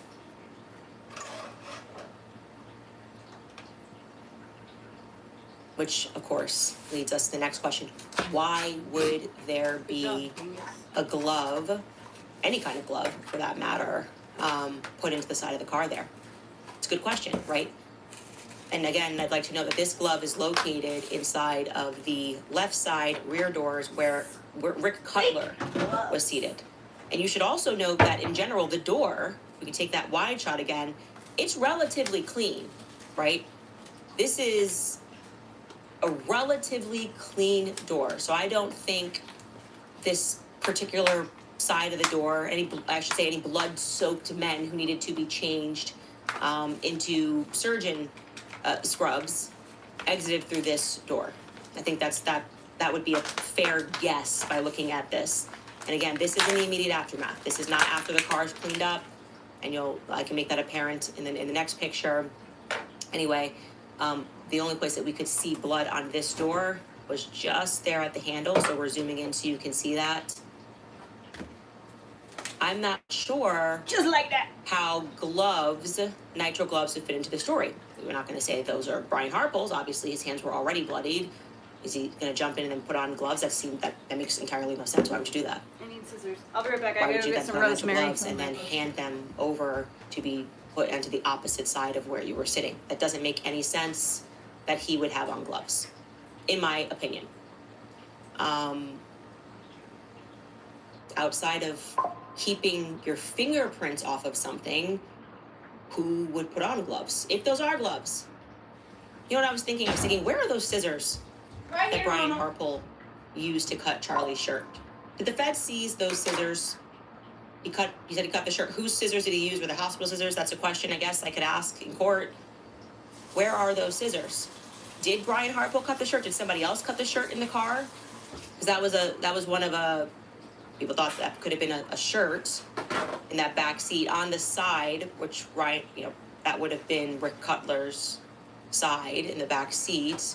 Did somebody else cut his shirt? I don't know.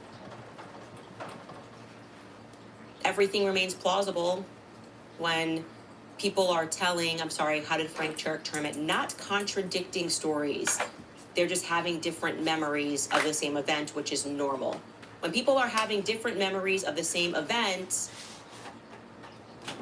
everything remains plausible. Damn, dude, Here is a everything second going bad in my never-before-seen fridge, photo, man. and Good it's thing this butter another doesn't go bad shot 'cause it's of that salted. mysterious object that many people, surgeons included, have identified as a Can't burned use shirt. that, Again, we can't use say that definitively, can't use but I'll that tell you what I shit. like about this use photo that before we get to close to it. do Maybe it is a the, burned shirt, maybe it's not a burned shirt. I don't know. Just like I don't know why the feds would want this car immediately released, towed, cleaned up, and resold so fast. butter is, None of like, that makes any soft. sense to me. Why wasn't the car impounded for evidence? Anyhow, the second photo is actually very clear and allows us to zoom in on that item. And you can see the mints are back there, and you can just get a clearer picture of that item that is in that back seat, which some people believe to be the remnants of a shirt. Some people are messaging us and saying, Candace, that's very clearly the letters on the Freedom shirt. Well, have at it. Another shot. Oh. I don't know what to think, but I do It believe kind of looks that like cardboard or since something. no one Definitely has been something convicted that of this looks crime, dark. it is our right to continue to investigate it and to assist, hopefully, the prosecution and the defense. Truth. I just want to assist whoever actually wants the truth with evidence that I don't think the public was ever meant to see. Maybe they were. Maybe throughout the court case, this stuff was going to come out. I have to say, there is a lot that is now growing increasingly curious about that day, that ride to the hospital, other rides to the hospital. For example, recently on his show, Baron Coleman pulled a clip of Blake Neff arriving to the hospital with Danny Phillip. That's Charlie's second assistant, third assistant, Mikey McCoy, and Nate Walker. We're going to get to that clip in a moment. But it made me revisit Mikey McCoy's call logs. Like I said, we're at this stage in the investigation now where it's good to pause and reflect and go back and remember the things that we were told, things that we found out. And initially when I sat down with Erica, I did not know who Danny Phillip was. How could I have known? He was new, right? New as in started working full-time in May after he graduated out of school. I think I did meet him a long time ago when he was working for the Ohio State chapter, with the Ohio State chapter, but I didn't know he was working with Turning Point USA full time. And I made an assumption that Danny Phillip was someone that Mikey was making calls to back in Arizona after the assassination. So I was like, oh wait, actually that's kind of weird to know a little bit, not maybe weird, but that changes things certainly to know that Danny Phillip and Mikey were both at the event together. So just to jog your memory and hopefully to jog Blake Neff's memory, Danny Phillip, Charlie's new assistant, showed up to the event with Blake Neff in an SUV. So 2 SUVs were rented by Mikey McCoy in Salt Lake City. And Blake Neff and Danny got into one SUV. They don't remember, or Blake Neff, I shouldn't speak for Danny, Blake Neff doesn't remember where they went in Salt Lake City. Charlie went to the restaurantology event. He had Mikey McCoy and Nate Walker with him. And then they all went to Provo for this event. Now, I believe that Danny was driving the SUV. I feel like I saw that somewhere. I did not fact check that myself. But Danny and Blake Neff were in that second SUV together. I don't know if there were other people there. What we do know is that Danny and Blake were standing on opposite sides of the tent when the sound of the explosive rang out. Danny Phillip was standing next to Butch Hibbs, so that's on Charlie's right side. You can see him there, next to Butch Hibbs. And Blake was, as we all know, standing next to Mikey McCoy on Charlie's left side. Now, after that sound rang out, Blake is the first to gallop away, as one would expect. He sort of prances forward.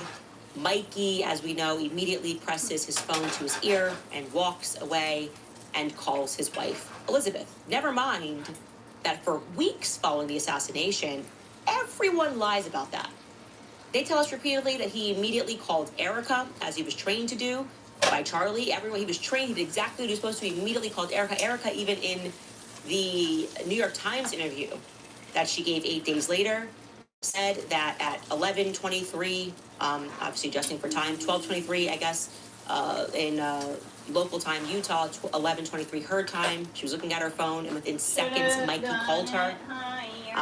Then we found out months later that actually, no, Mikey called his own wife first, and Erica was added to that phone call 3 minutes later. So we're going to take a look at those phone calls as I run you look further in through the the spot time. where your seat and the center console meet. You know, like you buckle your seatbelt, so you had it in your pocket, and when you either buckled or unbuckled your seatbelt, it fell out and went in that area.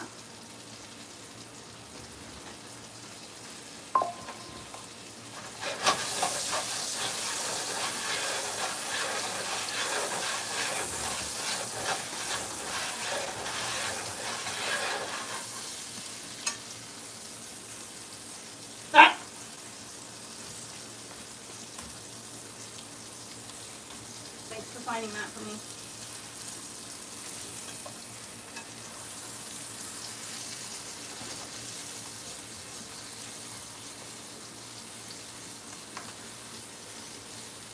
Let me know if you find it. And one. This is Mikey McCoy's call logs.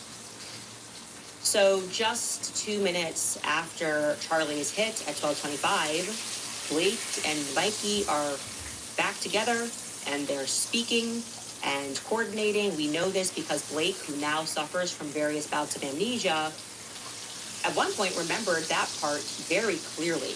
Take a listen. I was not with Mikey, or I don't remember being with him. I think I was ahead of him as we left. And we get out, and I run for, can't have been more than 15 or 20 seconds. And then I realized there hasn't been another shot, so the shooter has likely been detained or stopped or something, not in immediate danger. I pause, I look around me, and I see Mikey. And I see Mikey there. And truthfully, I will never forget what I saw, because I've seen Mikey almost every day for the past 2 years. I know his personality very well. He's a very bubbly guy. He's a very happy guy almost all of the time. And I'll never forget what I saw, because it was clear in the moment that he was profoundly freaked out. What I'll always remember is the way his lip was quivering, which I'd never seen before. And you very rarely see from someone that he was freaking out. And then I think he literally said to me, I might be imagining this, but I think what he literally said was, and then he was looking around, and then he says, I need to call Erica. And then he takes his phone, and he begins calling Erica, and I don't want to disclose how that call unfolded, but he did that, your mind extends all of this, but that is happening within a minute of all of this occurring. I remember he calls Erica, around the same time, I pull out my phone and I call my mom just to say, hey, Mom, there's been a shooting. Because there's no other woman in your life. Pray for me, I've got to go. And I remember that call. And around the time I put that phone away, and then he immediately calls his dad. He calls Rob McCoy, and he says, Dad, someone shot Charlie. You need to call all of your pastor friends. Charlie was hit. We need everyone to pray right now. And that's what he told him. Okay, so, yeah, he just forgot the part where he was already on the phone with his wife.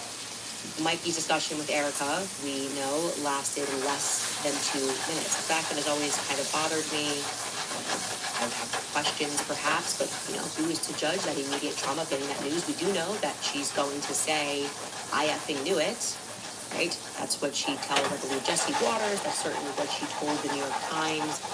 She knew it. But I digress, because the big thing that I wanted to point out is this phone call with Danny Phillip, who was presumably with them. Why on earth did Danny and Mikey jump on the phone for a full 10 minutes in the middle of this chaos? So let's pull that back up. Let's pull that timeline, please. He's right. He calls Rob and merges that call. They're on all these three-way calls, and then he ends his phone call with Rob McCoy. He ends his phone call with Elizabeth McCoy. That gives us a total of, he's on the phone with his wife for 9 minutes, 10 minutes. And then Danny calls Mikey, and they stay on the phone for 10 minutes. They're together.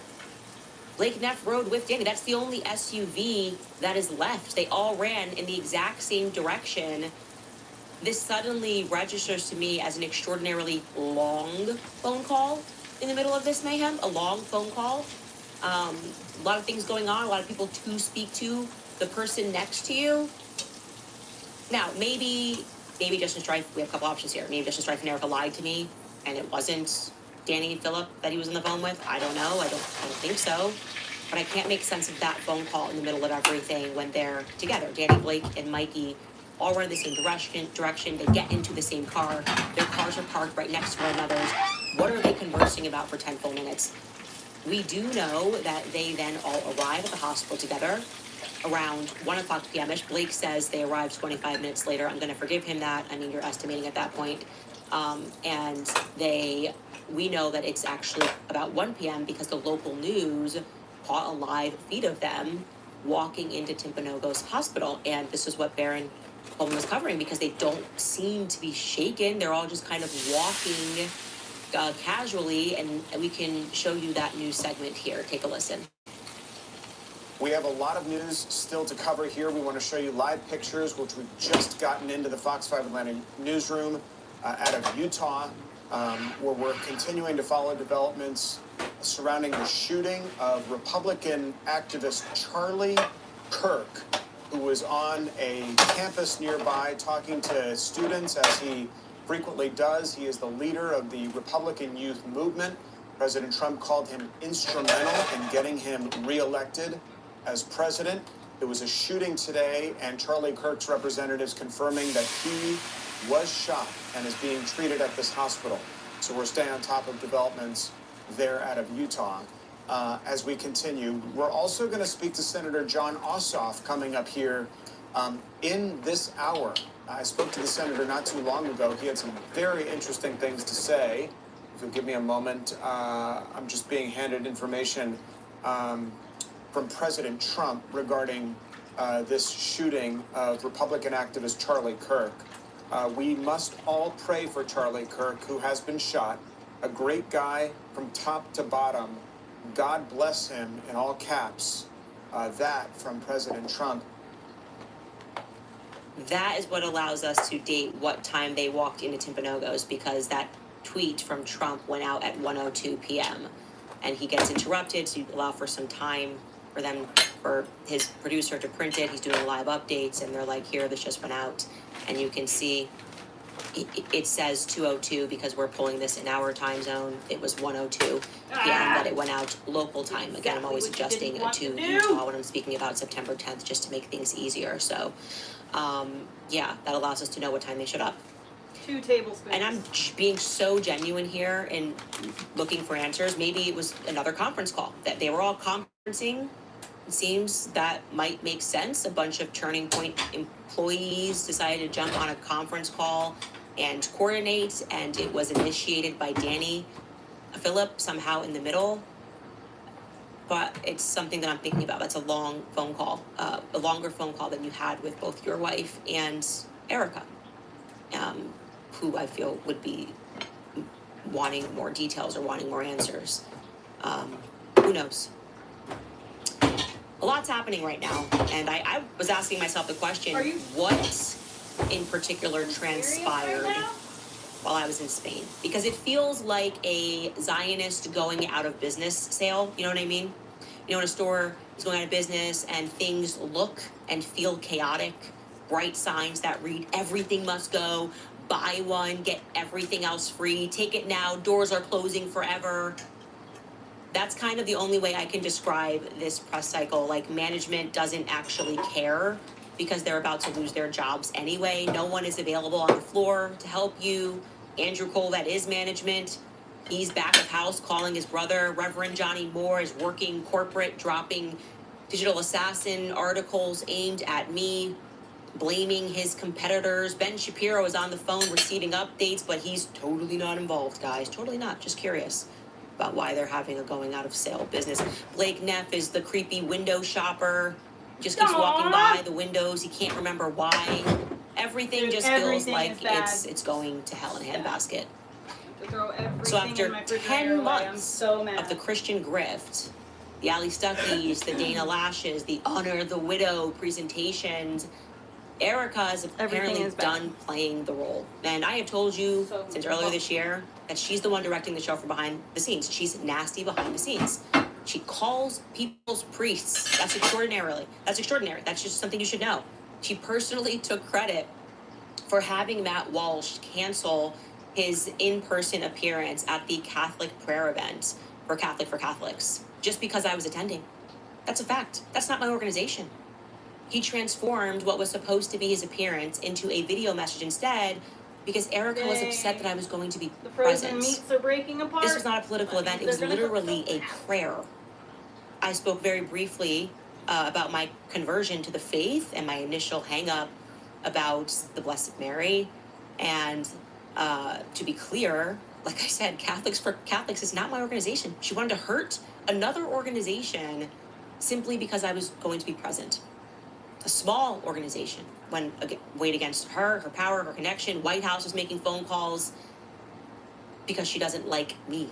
She explicitly told people that it was, and I quote, a woke Reich event. That's a term that I first heard come out of Bibi Netanyahu's mouth, for clarity. All I remember that. The woke right, we got to come after. He had all the American influencers around him. It is not a term that Charlie Kirk ever used.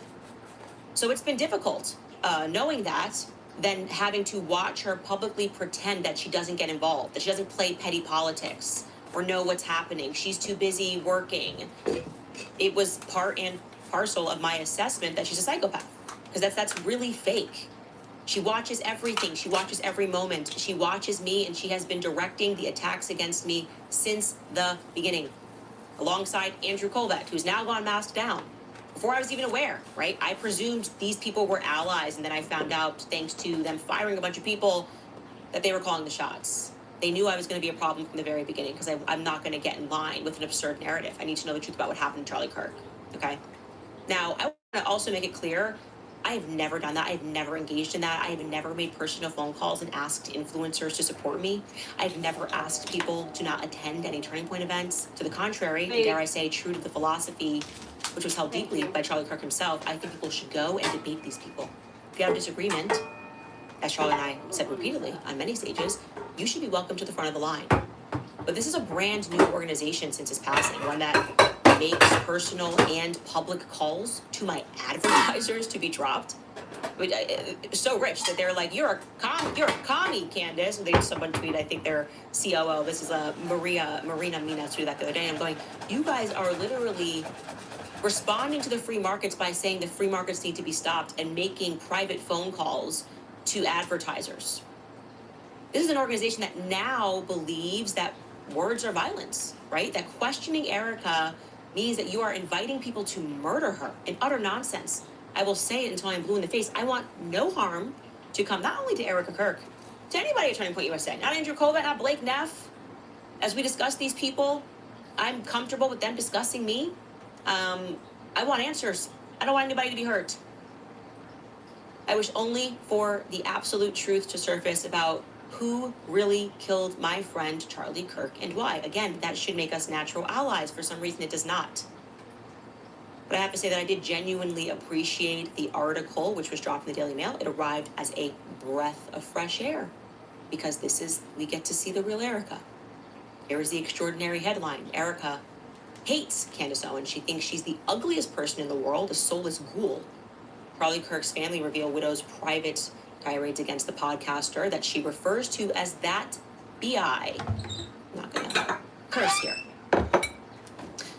So for clarity, a ghoul in Middle Eastern folklore is a demonic being that haunts burial grounds and deserted places. Traditionally, these creatures were said to have the ability to shapeshift, to lure travelers into the desert and consume the flesh of both children and the dead. A strong occult start to what is sure to be a promising article. Kind of how we felt about the people surrounding Charlie. Soul suckers a little bit, right? And for those of you that are wondering if the story is actually attributable, meaning like, is this just a gossip piece in the Daily Mail? You would do well to remember that Turning Point USA turned to the Daily Mail exclusively to clean up their Charlie GPT Aspen mess. They gave them special access to see the unedited clip that the public still has not seen, so that their journalists could then turn and tell the world, you can trust, the video totally exists, it's real. Charlie really did pick Erica to run the company in the event of his untimely death, which unfortunately just so happened to transpire just 3 short weeks later. Remember that? They went to the Daily Mail. So that demonstrates a real PR relationship between Turning Point USA and the Mail. And as another point, the author of this piece reached out to Turning Point's spokespeople for comment, and they declined to give a comment. That is an opportunity for them to issue a statement saying, this is not true, we have no idea what you're talking about. Instead, they just declined to add to the article, so we can assume this is real. And they list a family friend as a source initially, and then elsewhere in the article, they say a family member. At the beginning, it says a family friend. I think that's probably going to be a Tracy Martin-esque character, given the fact that she's the one person that I know that's close to Erica, is a friend, and is also close to Erica's family, namely Lori. She's actually the only person that I know. My guess would be Tracy Martin, because she's also been the driver behind other wacky pieces that Us Magazine won, but who knows? That's not the point. It doesn't really matter. We don't have to speculate as to who the family friend is. Let's just stick with the facts, okay? So the piece opens up by letting us know that Erica has remarkable compassion for Tyler Robinson and his family. I kid you not. It says, quote, when Erica arrived in a tiny Utah courtroom earlier this month to face her husband's alleged killer, she expected to be overcome with rage. It was the first time she had come face to face with Tyler Robinson, the man accused of assassinating Charlie Kirk at the speaking event at Utah Valley University 10 months ago. And yet, in place of anger, Erica instead felt an overwhelming sense of Orly. sadness, I wasn't talking to you, bud. compassion even, for 23-year-old Robinson and his family. Sky raisins According to are in two here. sources that are close to the Kirks. Oh my Quote, fruit. she was really concerned about being in the same room as him. She didn't know what she was going to feel. She said that a lot, one family friend exclusively told the Daily Mail. She thought that she was really going to be angry and mad, to really hate him, but she didn't. She just felt really sad. Overwhelming sadness is what she called it. It made her grieve even more. She didn't want to fight with him or his family, she said. She almost felt compassion for Tyler Robinson and definitely for his family, because it's just so sad that two families were destroyed on that day. So, compassion for Tyler Robinson again. She felt it instantly in her aftermath, you could say. She demonstrated forgiveness immediately, at least. And now she's demonstrating it again in a courtroom with him. And by the way, I echo that sentiment, because I feel like the entire world knows that he didn't commit this crime. So how kind of Erica to feel compassion for the person that they are considering murdering, to be clear, for something that he didn't do. I haven't seen any convincing evidence that Tyler Robinson committed this crime. So compassion would be the right thing to feel. I want you to understand that, by the way. These influencers are calling for the murder of an innocent man. We should deeply understand that, okay? Tyler Robinson will receive the death penalty if he is found guilty. So I think I found your soulless ghouls, Erica. It's unimaginable to me to call for the execution of an innocent man without literal overwhelming evidence. After the public execution of another innocent man. When they say these statements like case closed on the basis of one hearing where we are shown nothing close to concrete evidence, or when they pretend that they are being submerged, overwhelmed, that is precisely what they are doing. It is so evil. They are calling for the state to murder Tyler Robinson. I want you to put that in your mind when you read it. They want Tyler Robinson to be murdered. Case closed, murder Tyler Robinson. That's what they're saying. Sick. It's really sick, and it's truly evil. What would make you call for that? It sickens me that so many people who I once respected are engaging in that. Guilty before innocent, right? Guilty before proven innocent. Then, of course, after this compassion that she displays, there was a dramatic shift in the article, and she talks about quote-unquote conspiracy theories after detailing that compassion for the man that she herself said she was certain killed her husband. That's what she said to Barry Weiss. Remember that? She was wholly confident that this man killed her husband because she has access to the evidence. Here is how she then flips and describes her feelings toward me, someone who is trying to find the true killer. The article reads, quote, that bridge is burned between Erica and Candace. It's more than burned, it's been blown up. There's no reason for Erica to ever speak to Candace again, ever, the family member said. Candace decided to make this her identity. It's a grab for attention, building her name and her brand and making some money off of it. That's what Erica thinks. Oh, brand being built? No, Erica, I had a name and I had a brand before Charlie Kirk was assassinated. In fact, me and your husband built our names and our brands alongside each other and apart from each other.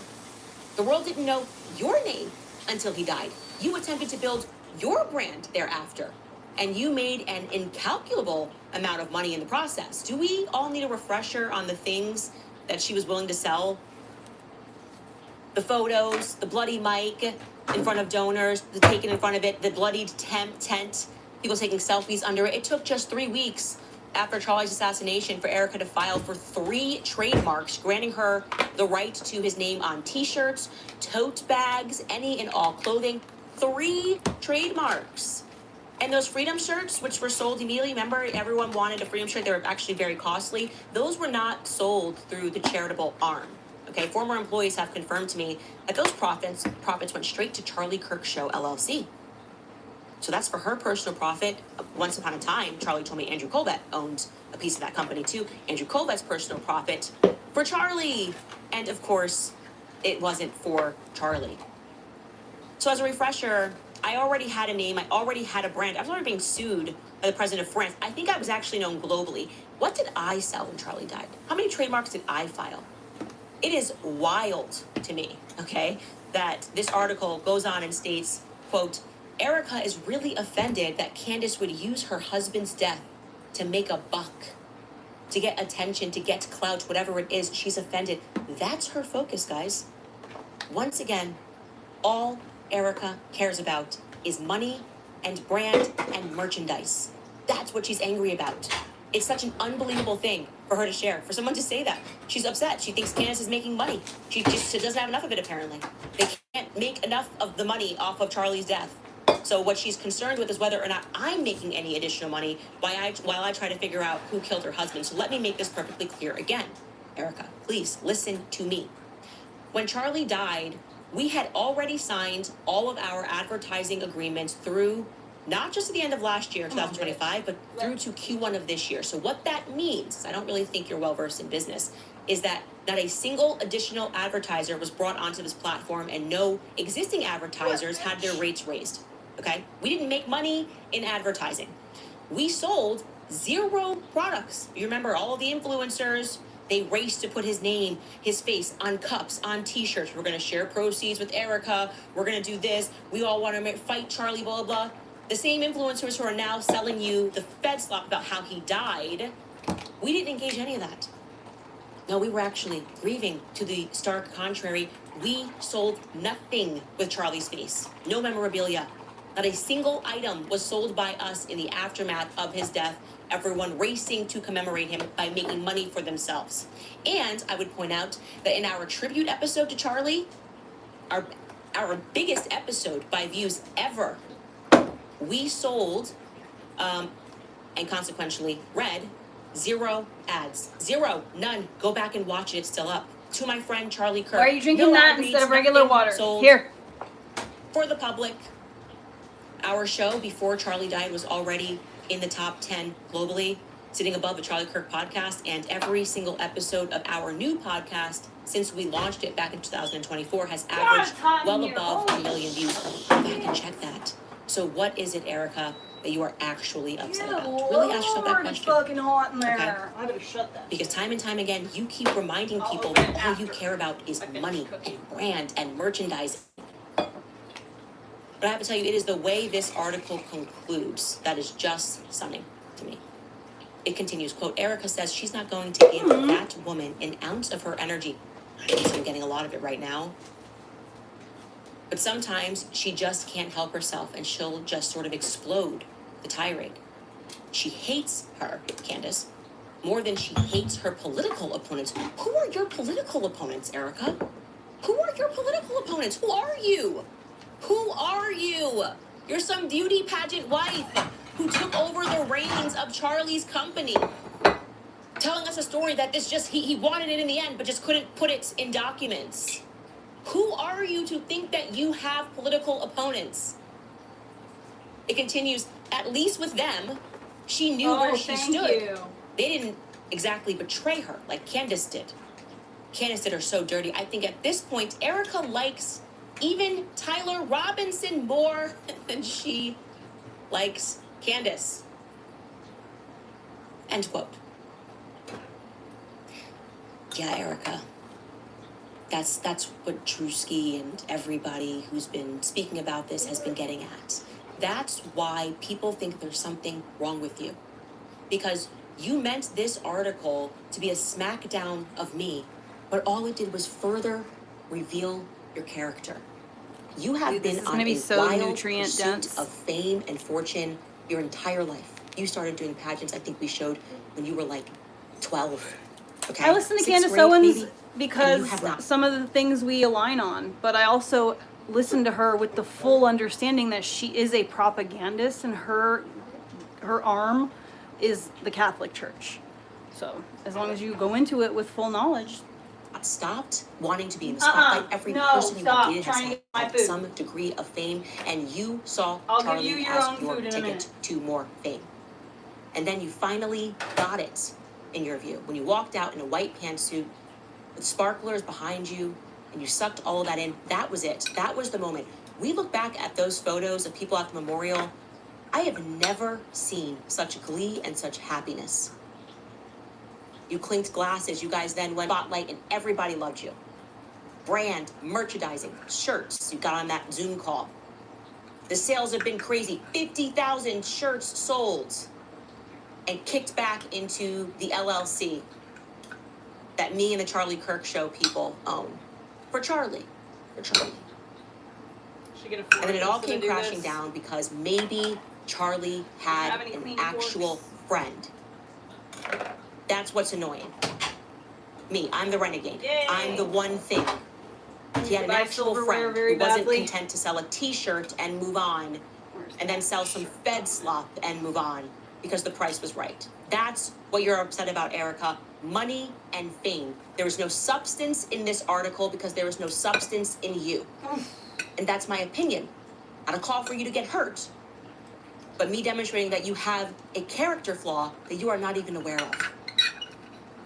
We'll be right back after a brief break.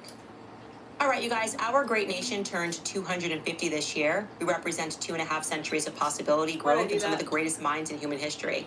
What will the next 250 years look like? The next generation of Americans could be the most impactful, but first they must be given their chance at life.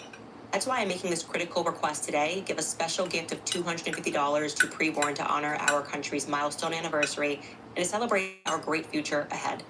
Your gift will help provide 8 ultrasounds. Preborn is helping today's mothers choose life by providing these free ultrasounds so that they can meet their baby for the first time. Help new mothers realize that they can give their baby life and that motherhood is indeed possible. Celebrate America's birthday with your $250 gift to Preborn today. To donate, simply dial pound 250 and say the keyword baby. Again, that's pound 250 baby, or visit preborn.com/Candace.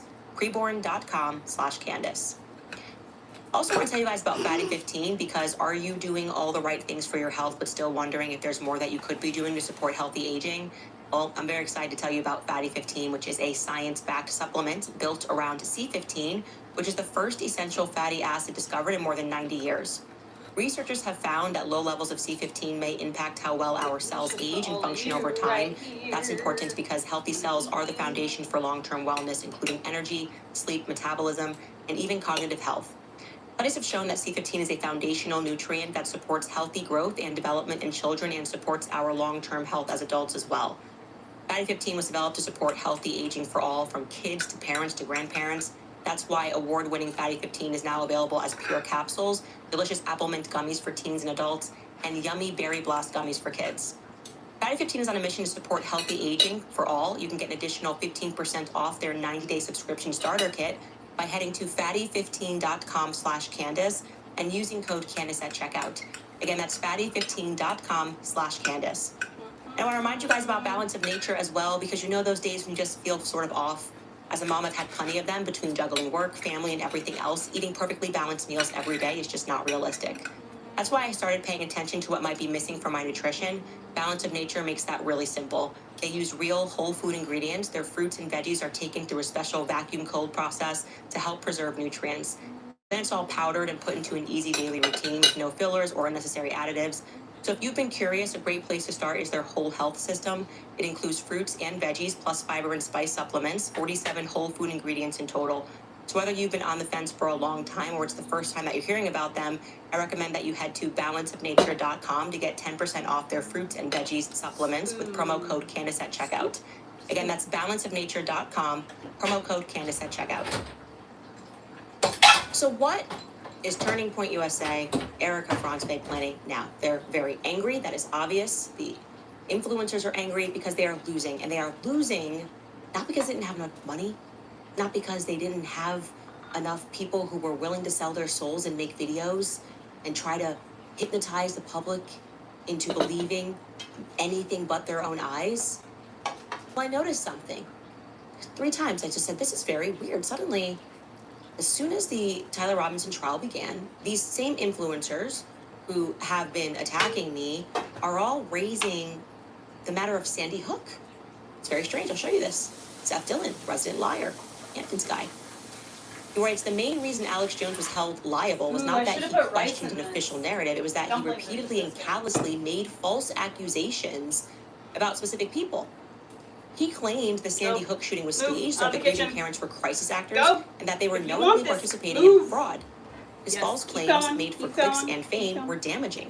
Severe understatement, and led to harassment and threats against grieving innocent people. So his protected opinion defense failed. The First Amendment protects the right to criticize events and to criticize official accounts, but does not provide blanket immunity for defamation. Oh, how interesting. Seth Dillon from the Hamptons. This feels like a bit of foretelling to me. This is how people operate. You always know what is coming down the pipeline because they just are signaling. Today, Tim Pool tweets, if you want to get amplified on YouTube and X, all you need to do is claim the official story of Charlie Kirk's assassination is a cover-up and there's a conspiracy. Why is social media amplifying this so much? Why does big tech want this narrative to be front and center? I don't think they do. I think the majority of people believe this, Tim. He goes on, Alex Jones made claims about Sandy Hook and he was destroyed. His company was sold off to try to humiliate him. What is the difference here?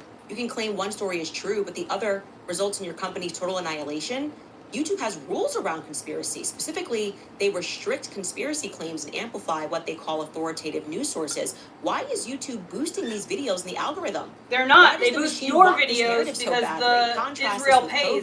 This is just organic. You'd get demonetized instantly if you talked about COVID in the early days. We couldn't even read news reports about out of China that discussed the basics. He's basically saying, state, where are you?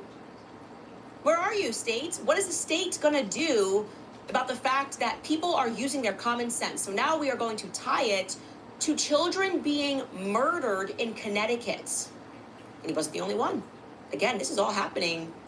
Tyler Robinson trial. Could it be that Sandy Hook was actually... Blake Neff was on a Twitter space, and he similarly and specifically compared me to Alex Jones and Sandy Hook. This is a talking point that is being distributed, and it's a dangerous one. Take a listen to what he had to say. Nothing compares remotely to the fact that Candace Owens has spent a sustained 10 months making effectively every episode of her show finding some new way to target Erica, target Turning Point, target other people who are in the Turning Point universe, target random family members of theirs, has happened at times, for 10 months in pursuit of a conspiracy theory that has literally never had anything to back it up. Like, it inspires comment and notice because there really is essentially nothing like it that I can recall in my lifetime. Like, even as a comparison, even the stuff with the Sandy Hook parents, that was the stuff a few people ran with, and I just don't think it ever, like, Alex Jones got sued for it. I don't think Alex Jones made that the only subject of the show for a 10-month period. And that's what's happened here. I just have never seen anything like it in my life. Again, they are priming the public to see that this is just like Sandy Hook. This is no different. I've never seen, it's actually almost worse than what Alex Jones did because he didn't go on for 10 months. You know what, Blake? I don't think Alex Jones lost a child at Sandy Hook. He probably would have gone harder in the paint. When you know someone that's involved, you go harder, okay? That's just the reality of things. Going hard in the paint, wish you was, but you ain't. Charlie, and if Charlie's not safe in the political space, neither am I. Certainly not with you guys speaking like this. That also was the point of the NCRI report. That report, is that going to be used as evidence? Look, harassment, that is what they took Alex Jones down for. Oh my God. He said something, which he has apologized before and said was wrong. He speculated that the children didn't actually die that day. And then they came after him for emotional harassment, stress, whatever the claims were. And they sued him and won for $1.4 billion, effectively ending his InfoWars platform, suing him into bankruptcy. And I want to be clear, they're also putting people on their show to say, you know, Erica's just like the parents at Sandy Hook. This is the priming. They all know something that we don't know. They're not all kind of going back to Sandy Hook for no reason. Here is Viva Frey on the Charlie Kirk Show. Take a listen. We're living in a world where people have sort of gotten back into the realm of the Alex Jones InfoWars Sandy Hook level psychotic conspiracy everywhere. where now people are saying, all right, I believe everything we're being told is a lie, so I'm going to not believe anything except for that which I've convinced myself of already. I don't know if Tyler Robinson pulled the trigger. Easy. I don't know if he was on the roof and he was the one who fired the gun. I know what the preliminary evidence looks like right now, and I know it's being adduced at the preliminary. It's so hearing. good. Holy crap. But the insane So conspiracy it's theories that are being I had some lamb chops, bone-in lamb chops, and I took bone broth, beef bone broth. I seared the meat first on the outside with butter, a little rosemary, and olive oil, and then I put the bone broth, nutritional yeast, some thyme, some rosemary, garlic, onion, salt. And then I made dumplings. I took pancake mix and I added salt, thyme, a little basil, and then water, and turned it into a dough and then dripped it in the soup. And then I took the meat out because it was a bone in, and I cut the meat up.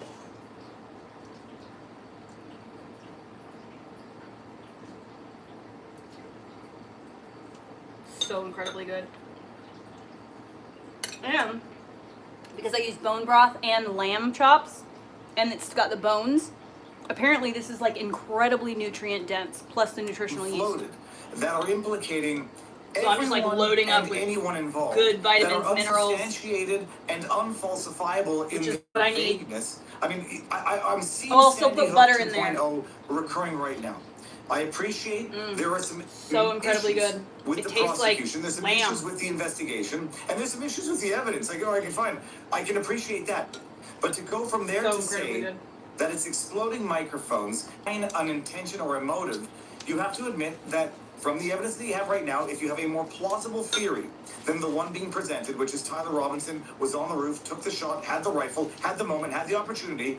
If you have so a more funny. plausible theory, Every single one of the content creators that are like pushing the Tyler Robinson theory and are like obviously paid shills by Israel, every single one of them are content creators that have made videos that aligned with things that I was interested in the past.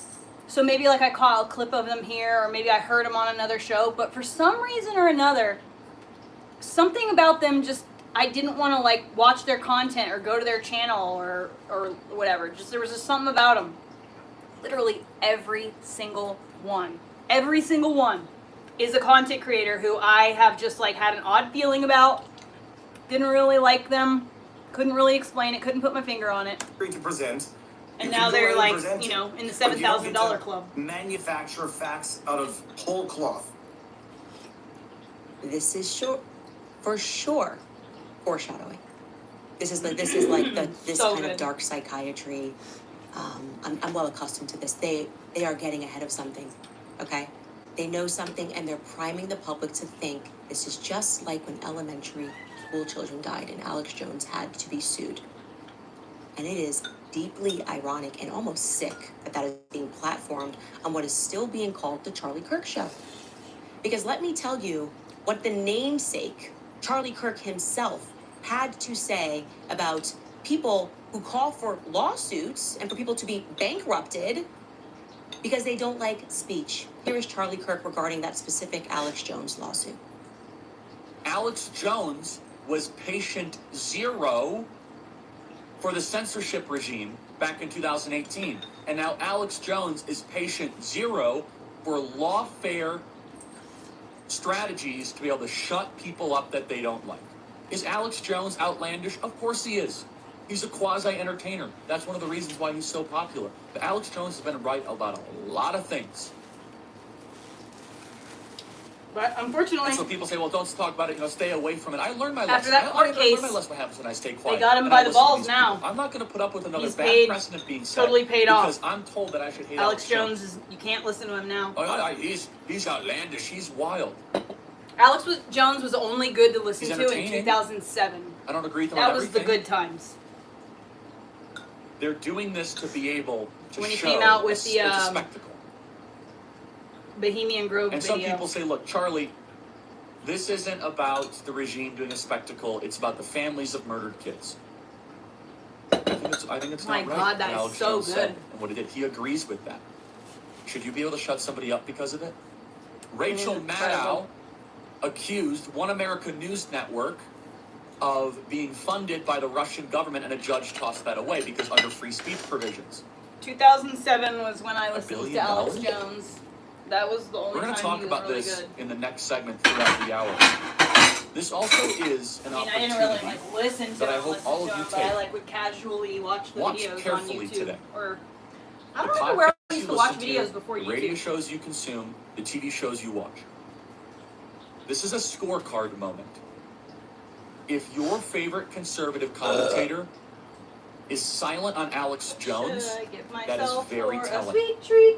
Lawyers for the Sandy Hook families say a verdict will send a signal to other conspiracy purveyors about the cost of online lies and set in motion a chain of events that could shut InfoWars down. So basically, the New York Times is saying this is a lot bigger than just Alex Jones. And you might be out there Banana and saying, cream I hate pie. Alex Jones and he's a wackadoodle and all this sort of stuff. Look at the bigger picture. Have you learned You're good, bud. nothing about how these people operate? Conspiracy purveyor. Who exactly is that? You know who the conspiracy purveyors are? Every single one of those mockingbird maniacs on television that was telling you Donald Trump is a Russian agent. You're the conspiracy theorist. But they'll never be held accountable. No, what they mean by conspiracy theorist is someone who asks questions against the core tenets, as Friedrich Nietzsche, the pieties that you can't ask, like election integrity or the alphabet mafia.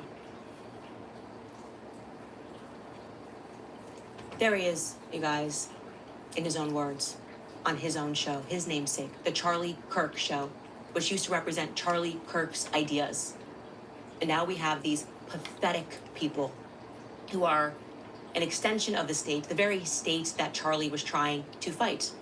The surveillance states, the totalitarian state, people that then use the state to punish people with lawsuits. How dare they? How dare they do it with his name below in the banner? The Charlie Kirk Show is now using the same logic that we believe that what happened in Sandy, this is akin to Sandy Hook. People are being harassed. They are signaling that this is their last desperate ploy. Mark my words. We'll end this with a Charlie Kirk tweet, so we know exactly how he felt. It doesn't about matter this. how slow she is. He wrote, the lawyers behind the scam Or how behind $1 she billion is. verdict against Alex. And how we all have known this for years. This is happening on the mainstream. You know? So that's all that matters. The majority is hearing this stuff. Regular schmegular people are discovering in real time that things that we have known because we were paying attention in 1999, you know? It's not their fault that they were raised in a place where they didn't have access to, you know, nuanced information, or how, you know, people believed the wrong thing. We can't keep holding that against each other. All right, so like a lot of us were bamboozled by a lot of different things. Okay, great. Let's move on. And now that we're all aware that it's happening, let's team up, because fuck those motherfuckers. Let's team up and let's crumble it. Let's crumble the system. Or we could sit and argue over who was right and who was wrong and who said so first and who was trying to tell everybody from blah, blah, blah, blah. Who cares? Let's just, like, make it stop now. We're all here. We're all ready to do something about it. So let's do that. I need another spoon. I didn't have another spoon. I need to wash the spoon.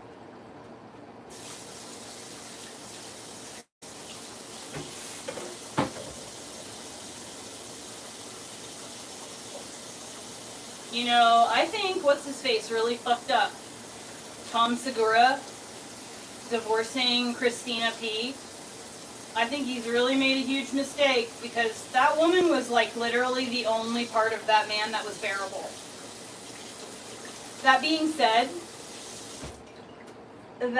said, just like Theo Vaughn, Christina P. is a tool, a propaganda tool. She's an MK Ultra baby. Those road rules, real world people. Oh yeah, Linda, it's been insane.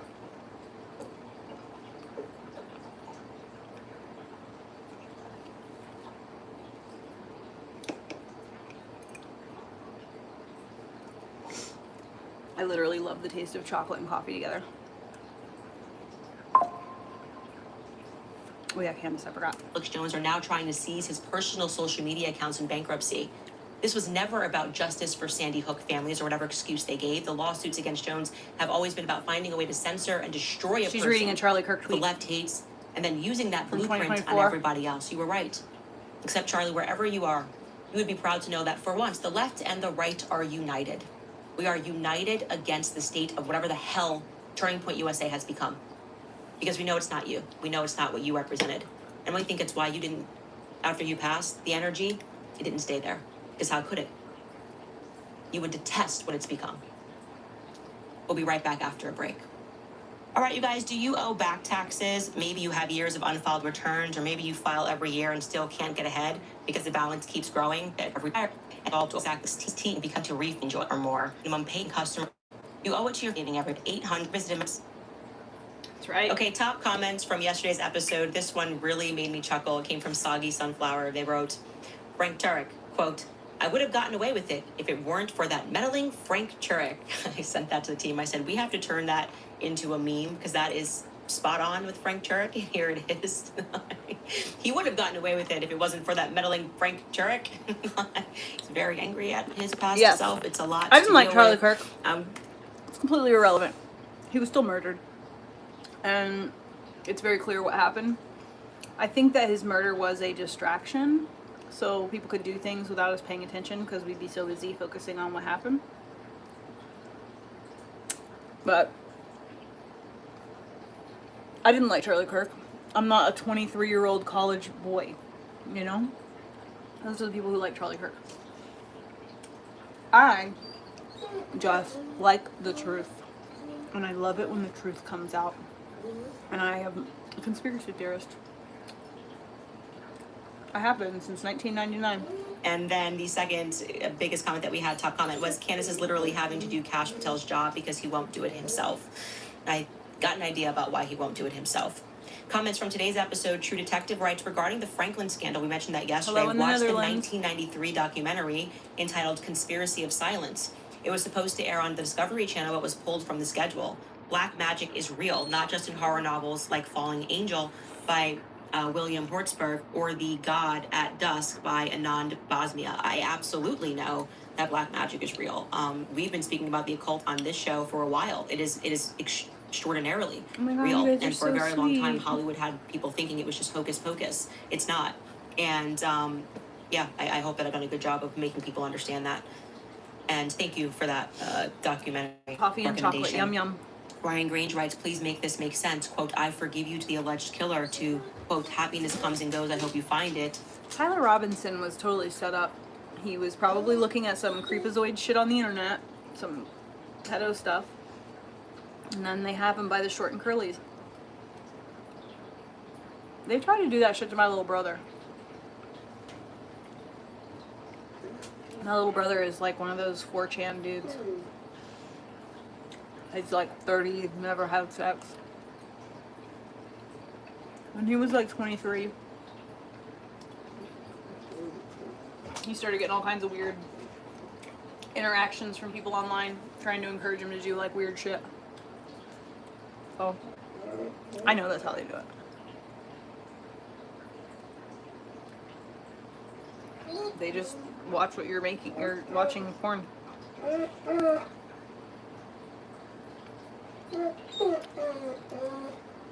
Really? No. All good. No more. You can have some of your dog food. Oh, maybe not. Oh, yep.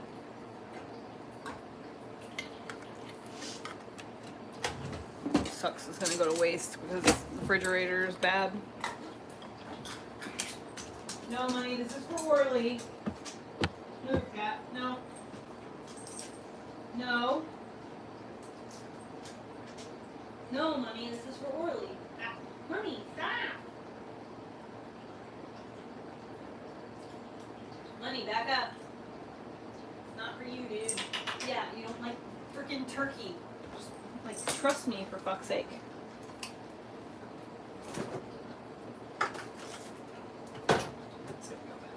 Everything in my fridge went bad. Now I have to replace everything, even all my condiments. So frustrating.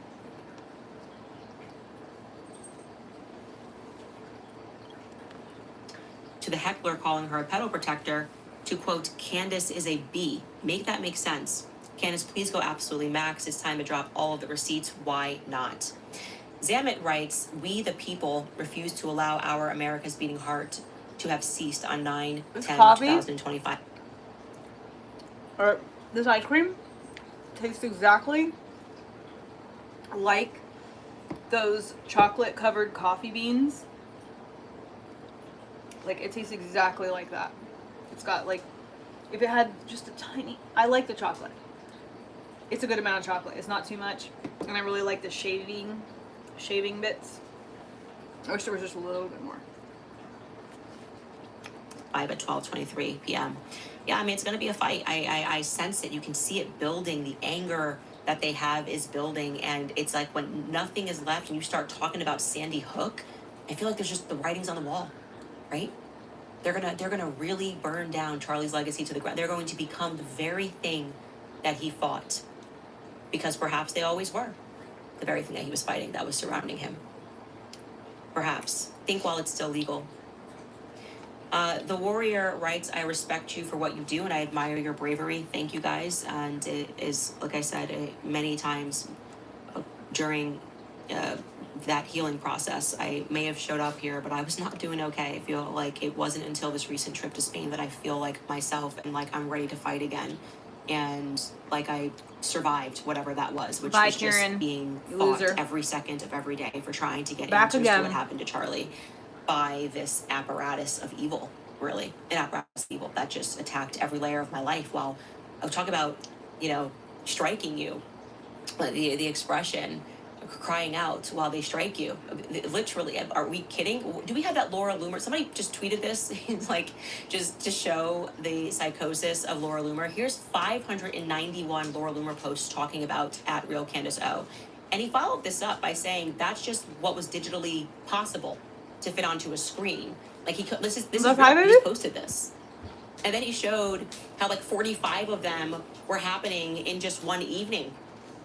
And she's just one person. This is the person that's then retweeted by Ben Shapiro's lawyer, who's been suing me for 3 years, who's now suing me on behalf of Brian Harpole. Like, this has been my life, and I have not complained.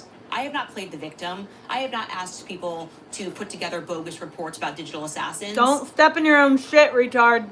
Have I had to up my security? Absolutely. Does anybody care about the death threats I get? People that were putting up my children's car, Laura Loomer, who was doing that, and they just pretend like I'm not a person. Didn't you post that picture? These people are dedicated. These accounts are dedicated to just attacking Candace Owens all day, every day, while she's investigating a murder. That's it. Okay? Asking meaningful questions. Do we get it right all the time? No. Do we want to get it right? Yeah. That's why we want still to have an open forum with all of these people. Erica, the feeling's not mutual. I don't hate you. I don't hate you. I just don't feel that way. I can't muster that emotion for you. So, I don't feel that way about Blake Neff. I don't feel that way about Andrew Colvett. I hate what they are doing to Charlie's legacy. I hate that they will not just come hands open and sit down and do an open forum. I resent that. I resent that they won't do exactly what Charlie would have done. Poop. But I can't change that. I can just keep asking questions and keep Charlie's memory alive until we get answers that make sense, that don't include naked men on the roof and then forgetting about those themes and moving on and calling everybody else the conspiracy theorists. Good boy. Honey Butter writes, my husband says it's definitely a glove that is used to denature alcohol to scrub Charlie's body. That's what my husband uses at work with his woodworking, and his gloves look exactly like that when he is done. We love you, Candace, praying always. God is in your corner. That's very interesting. Ice As cream, always, so if you yum. guys have any tips, people who might have more photos of the scene that day, particularly what took place at Timpanogos, if we can tighten that timeline, that would be very helpful. We are now hearing from people who worked in other parts of the hospital saying that their computers were shut down for 6 hours. That's crazy. That makes no sense. They all feel like something strange happened on that day. The people that have reached out, not everyone. More tips at CandaceOwens.com. If you know anything, have more photos that we can display if you caught something. If you are a federal government agent and you want to be a whistleblower, I mean, anybody who wants to come forward with information, we will accept it. And as always, if we get something wrong, we will pivot and we will correct it. And that includes Turning Point USA employees. If you are hearing the rumblings about anything, about what's going on there, and you've seen enough, reach out to us. More tips at CandaceOwens.com. We've got people there. We could always use more people who are interested in doing what Charlie would have done, fighting. Aunt Leash writes, Get out of the trash. Glove look like it's a little No. melted on the tip of one finger, and the side of another. Nitro would protect against chemical burns from explosive residue, but not from flames. Did they burn Charlie's shirt in the SUV? It's a question. No. It's a question. Did they burn Charlie's shirt in the SUV? Did somebody put on gloves because they were cutting Charlie's shirt and didn't want their prints on? Who knows? Could be. Could also not be.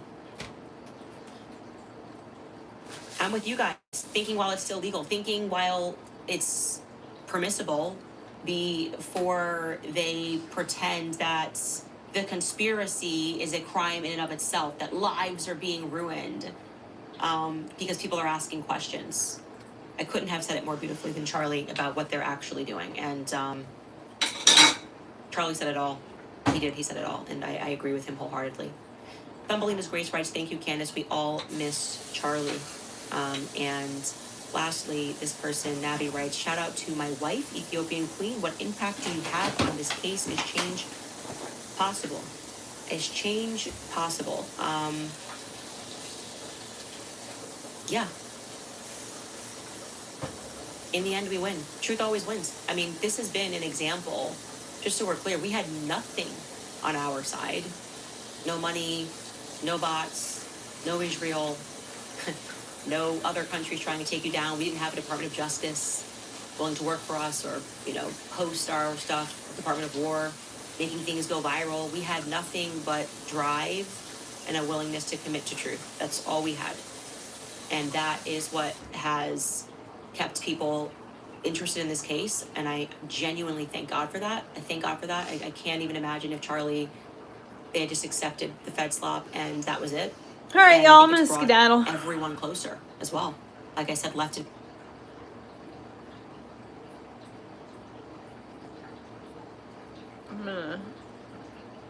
Nope, I finally got the yarn in the mail. I'm actually gonna go and take a power nap, and I'm gonna wake up hopefully at 9, maybe 8, 9, and then I want to go in there and do some rug making. Hopefully it's not as hot. Let's see. Hoping that it's not gonna be quite as hot tomorrow. Wednesday.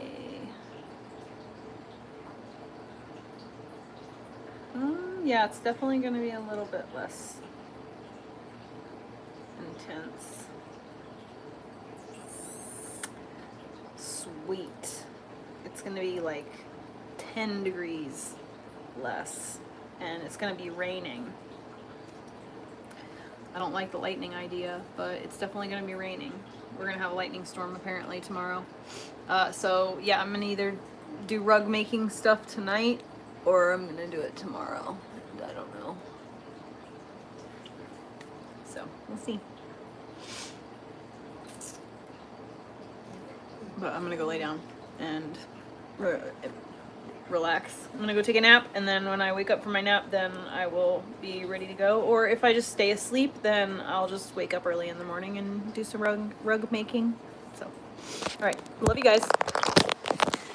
Thanks for hanging out.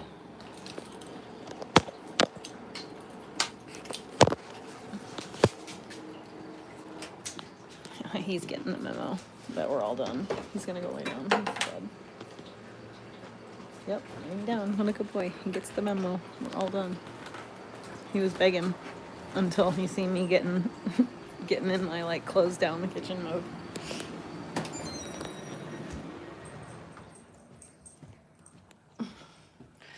Wow, it's really fucking hot up here. Holy shit. My goodness.